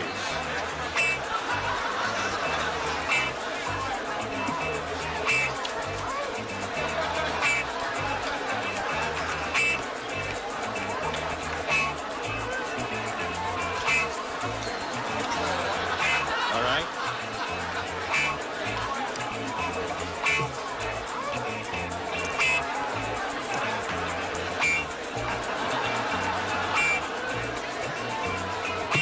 Ready. Gloria said, it's strange. Wait a minute. It's strange. Yeah, no, there's... Did you see the fly? Watch it, Jim. What fly? Some of my Fly? best I'm gonna kill friends that are fly. Wait a flies. Gene! Oh, I'm sorry. Oh, yeah. Oh. I don't like flies. I don't like flies. Gloria said it's strange being married to a fencer. He even says touche when he blinks. Makes love. Makes love. All right? What do you say, George? I think this encompasses that. Kisses you? No. All right, so that means Paul wins the game. Let's take a look at the other answers. Would you hold them up? He shaves, cuddles up to make a little whoopee, shaves, and whatever that is, and makes amor. All right. That's interesting, Barbara. Shaves, because when you fence, They wouldn't you, let us say love when I was cut 'em up. growing up. It was a There's nasty. another sport to the play. You can come down here, Paul Moyers, and take your place in a little blue dot here. And when you get home, Margie, you will find, courtesy of Goodson Tottenham, there'll be a house full of termites waiting for you. Thank you very much, Margie Thank you, Barron, for dear. being with us. Goodbye, my dear. Now, we got a little message for America.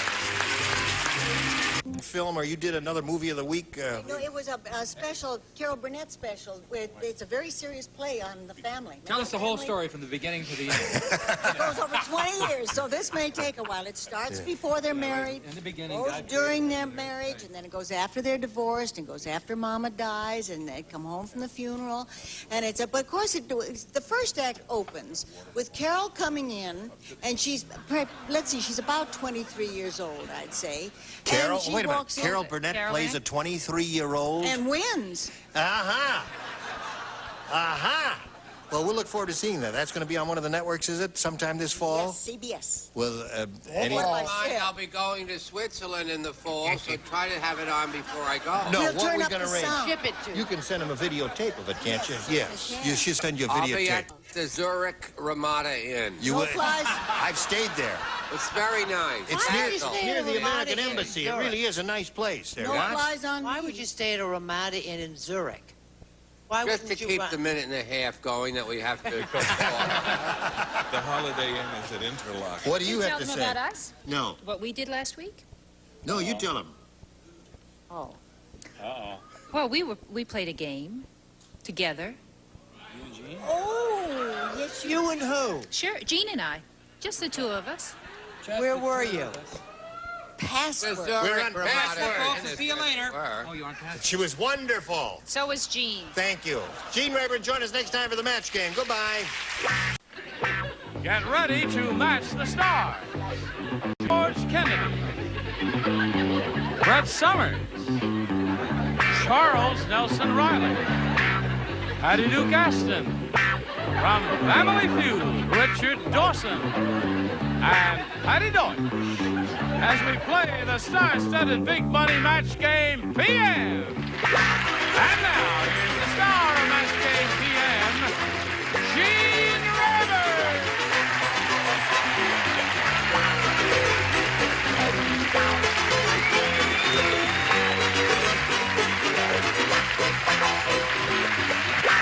Thank you for joining us here on Match Game PM. We're going to have a grand time because we have the beautiful, humorous people here with us. And over here on my right, we have our two civilians, Jeff Jackson and Jerry Ann Delgado. Well, before we begin, we'd like to find out a little bit about each of you. What are you laughing at, Jerry Ann? Nothing. Shall we begin with you? All right. All right, let's begin with you. Okay, I have a 2-year-old boy named Sean. He's everything to me. And I attend Cerritos College full-time, and I'm an amateur potter there. I want to be a natural childbirth coach, and I work for LA Unified Schools as a teacher's aide at State Street Children's Center, and that's my life story. Yes. Isn't that interesting? I mean, how do you go from being an amateur potter to a professional potter? You work hard at it. You work hard. Yeah, you throw All right. a lot. A lot of pots. Hold it. Wow. Jerry Ann, good luck to you. Thank Now, you. you, sir, tell us about you. I was born in Canton, Ohio, and raised in a town not far from there called Hartville, Ohio. You sure don't sound like a Midwesterner to me. Well, I've been in Los Angeles now about 3 years. Oh, that's so why I you guess talk funny. I guess. The smog. That's right. That's right. And What do you do, Jeff? Currently, I'm in between opportunities, let's say. You're not alone there. Well, if you had an opportunity, what would you like to do, Jeff? Take it. Take it.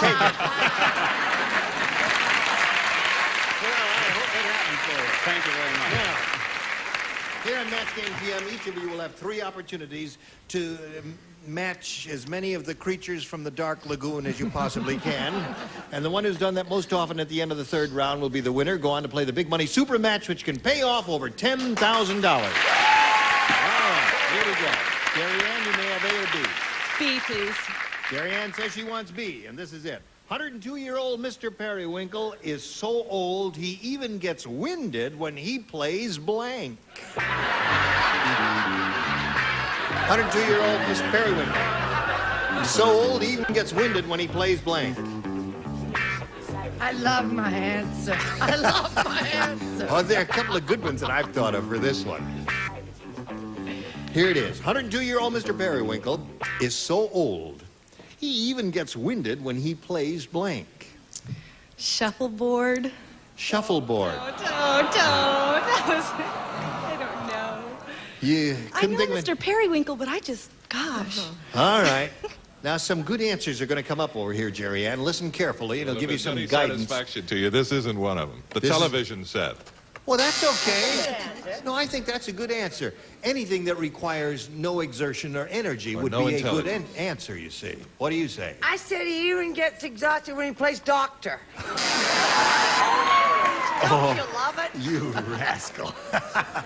Hello, Chuck. Hey. Ah, wow. When he plays the radio. All right, that's in his genre there. I think those are good answers up there. Let's see what we get down here. Patty, Mr. Periwinkle Soul even gets winded when he plays... Bridge. Or with his bridge. I see. Either way, yeah. He gets winded when he crosses... Well, we'll come to that. Bridge. Bridge. All right. You got the idea now, Jerry Ann. Yeah. Now, here we come. Yes. She'll give you a conventional answer every time. May we see it, please? I said he even gets winded when he plays dead.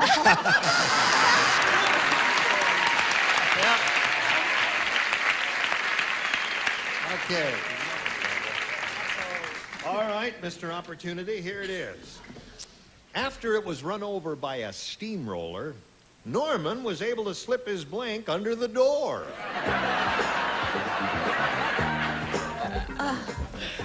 Jeff, are you thinking? I'm thinking. All right.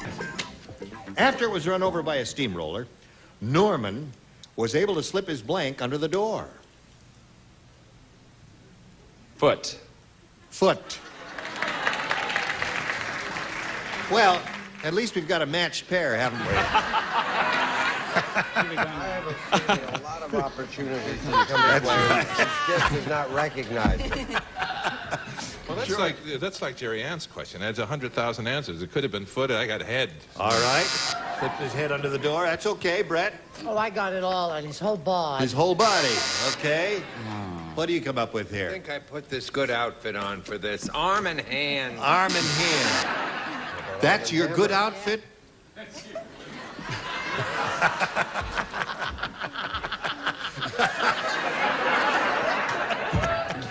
Oh, we're just one big happy family. After it was run over by a steamroller, Norm was able to slip his blank under the door. What do you say to that? I wanted to bring a little class to the show. His butt. I liked his butt. Right. She said butt. B-U-T-T. No legs, hands, or... Yeah. Yo. I said car. Car. Okay. Well, it's a wide-ranging question. Patty? Not really. I said his former car. His former car. Okay, there we are at the end of round one. We haven't scored yet. We hope to score a little bit later, but right now this. Now, everybody who appears in this program gets the home version of the match game. Isn't that wonderful?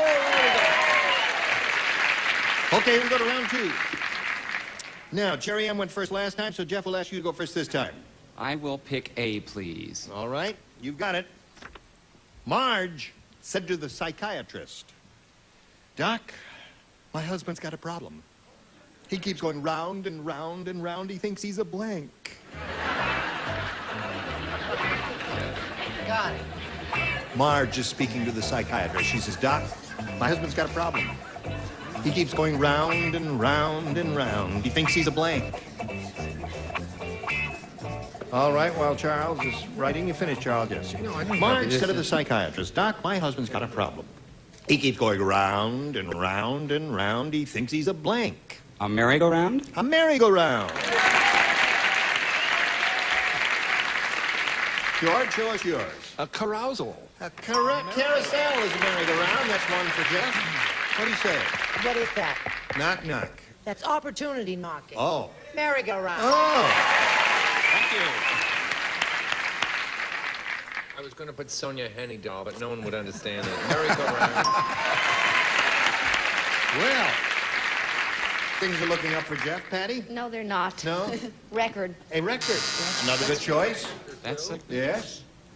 Carousel. Carousel. 4 for him. What do you offer, my dear? A hula hoop. A hula hoop. Yeah.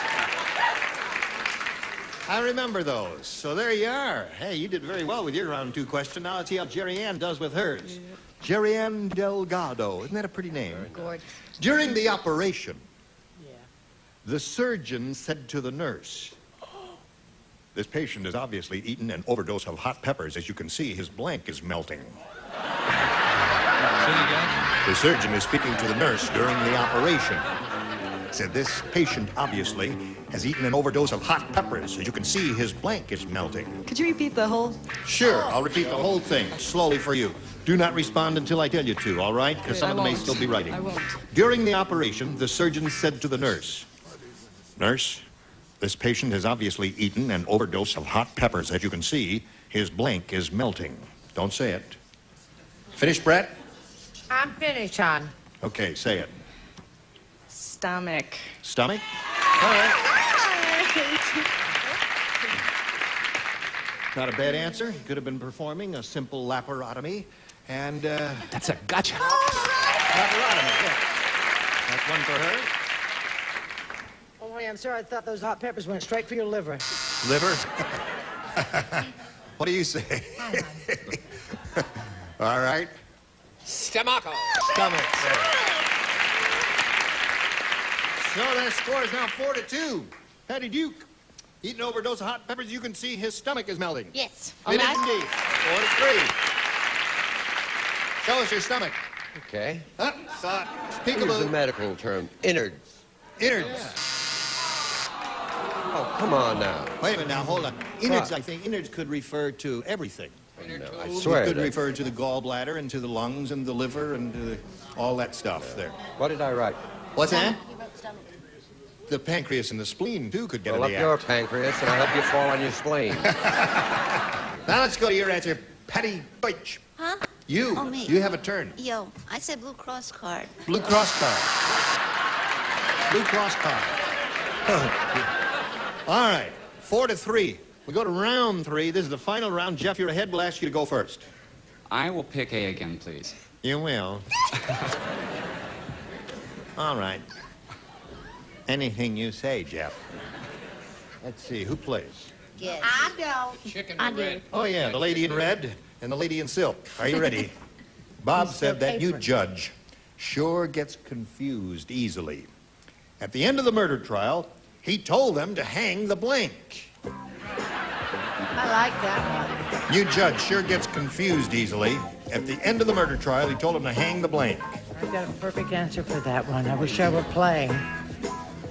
Bob said that new judge sure gets confused easily.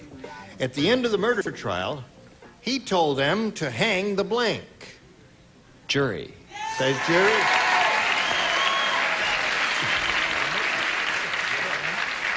He said, hang the jury. What do you say? Hang the jury. Hang the jury. All right, what do you say? Jury. Hang the jury.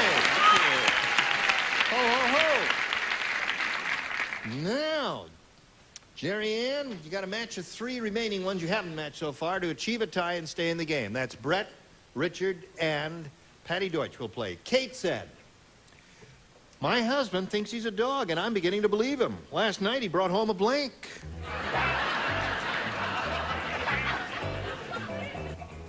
Light your light, Brett. My light's lit. Or I am, one or the other. I never can remember. Kate said, "My husband thinks he's a dog, and I'm beginning to believe him. Last night he brought home a blank." Bone. Bone. She's looking for a bone. She needs 3 bones to achieve a tie and stay in the game. Well, there's no need to get cranky. Remember what I told you when he wears a gray or a green suit? Yes, That's the kind of exactly. cantankerous remark. Sounds like Clarence. I'm the Denn's- same sweet, lovable person I've always been, no matter what I wear. Show us your card. It's not an Thank you, John. interrogation, you know. It's just a simple question. Show us your card. Bone. All right. Would you please kindly show us your card, sir? It's really a waste of time. I already matched her with innards and stomach. But to prove I can continue to do this, bone. Bone it is. Score 6-5. Little lady wants a bone. Have you ever seen such pain on a person's face, That's knowing right. it's up to me? Mm. Bone. Bone tie score. Okay. Now we'll tell you what happens when we have a tie right after we tell you about this. Now, we don't have time to play our regular tiebreaker, so what we're going to do is play sudden death. And the first one of you to score a match will be the winner. We have one tie-breaking question here for both of you, and you'll be playing with our three regulars, Brett, Charles, and Richard. And you two will write your answers, and the celebrities will give us verbal responses. And here it is. Write your response to this. Marriage blank. Marriage blank.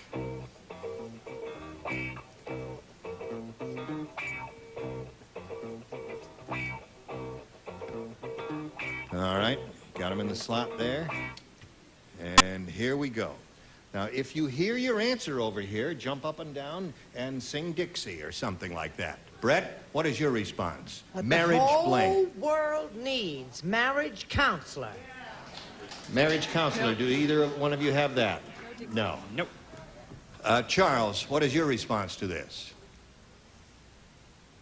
Marriage vows. Vows. Do we have vows over there? All right, Richard, we've come to you. Marriage blank. Ceremony. Ceremony! Jerry has got it. Congratulations. Okay. Hang around over here. I had license. He had marriage license. They both had good answers. Jerry Ann is the winner. Jeff will have some gifts for you, together with our thanks for being here on Match Game PM. So long, Jeff.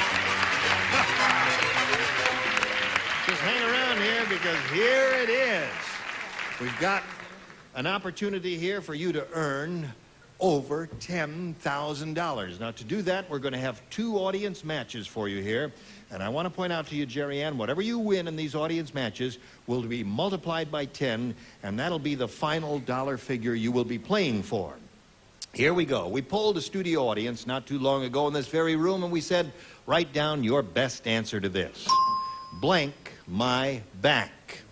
Now, the answer they wrote down most frequently will get you $500 if you match it, $250 for matching the second most popular answer, and $100 for matching the third. 3 of our 6 celebrities will help. Richard. Something I'd like you to do, scratch my back. Okay. Brett. Something I've wanted Charles to do for years. Get off my back. And Charles. Behind your back. Behind your back, scratch my back, and get off my back. Those are the 3. Your option now is to choose one of those or think up one of your own. I'll go with Richard and scratch his back. Scratch his back. Scratch my back. All right. Scratch my back, or his back, or anyway, scratch my back. Right here is where it is. Just thank you very much. Okay. We're looking for scratch my back. May we see the $100 response? Oh, my back. It's oh, my aching back. Yeah, that's the way we all used to say it. May we see the next one, please? Scratch my back is the one she chose. Congratulations.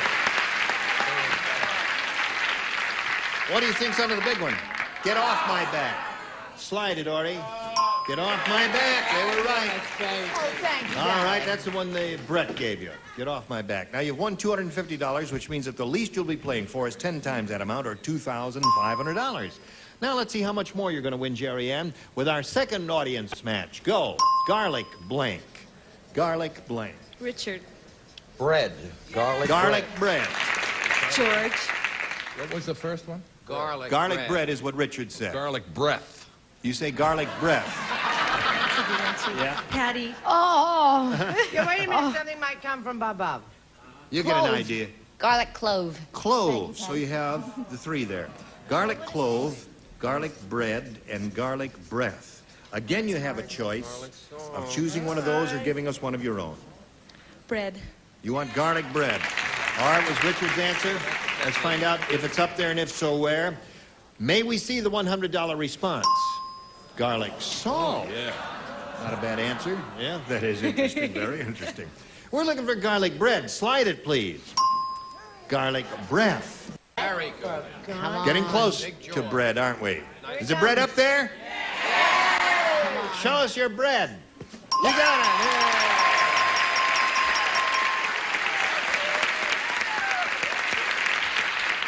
You won another $500. Multiplied by 10 is $5,000. Added to the previous pot of $2,500 gives you a pot of $7,500 to shoot for. And we'll give you the money if you'll match one of them exactly. Richard. Here we go for $7,500. $500. Good luck to you. It reads like this. Blank camera. Blank camera. Blank camera. Now, he's finished, Jerry Ann. Give us the answer that matches his. We give you $7,500. Brownie. Oh, I couldn't think of anything. There's so many different kinds of cameras. You can't. The brownie camera's your answer. Yeah, I don't know why. You don't know why? No. I don't either. Richard, she says brownie camera will match you for $7,500. What do you say? With that smile that you have, I could not believe you wouldn't say. Smile, you're on candid camera. Oh, I didn't even think about You didn't think about that? No, I'm I sorry don't watch it. Oh, well. Nothing personal, Alan. Doesn't like your show? Well, I'm sorry, we can't give you the money, but it wasn't a total loss because you have a grand amount of money here of $750. Congratulations, Jerry Ann. Now we've got this for you. Little unfinished business before we go here. George Kennedy has a movie that's going to be out very soon called Death on the Nile. Who's in that? I played the title role. You play Death? No, Peter Ustinov. This is one of the Agatha Christie novels. Yeah. And Peter Ustinov plays Poirot, and David Niven, and Betty Davis, Mia Farrow. Bunch of lightweights. Oh, we'll look forward to seeing that. Now, who is that plays the starring role in your film called Family Fudd? I do. You play the starring role? Yep. Are you Richard Dawson? I'm the same person who wrote Stomach and changed it for Inner. And I'll never forget it. Well, what the producer is saying to you is, what came up there? Get off my back. It's one of the answers that came up there. Okay. And after the show, you can kiss and make up. Everything's going to be all right. I will not make up. Well, he's not a bad kisser. Oh, in that case, maybe I will. Oh, okay. I'm Gene Rayburn. Hope you'll join us next time for Match Game PM. Goodbye.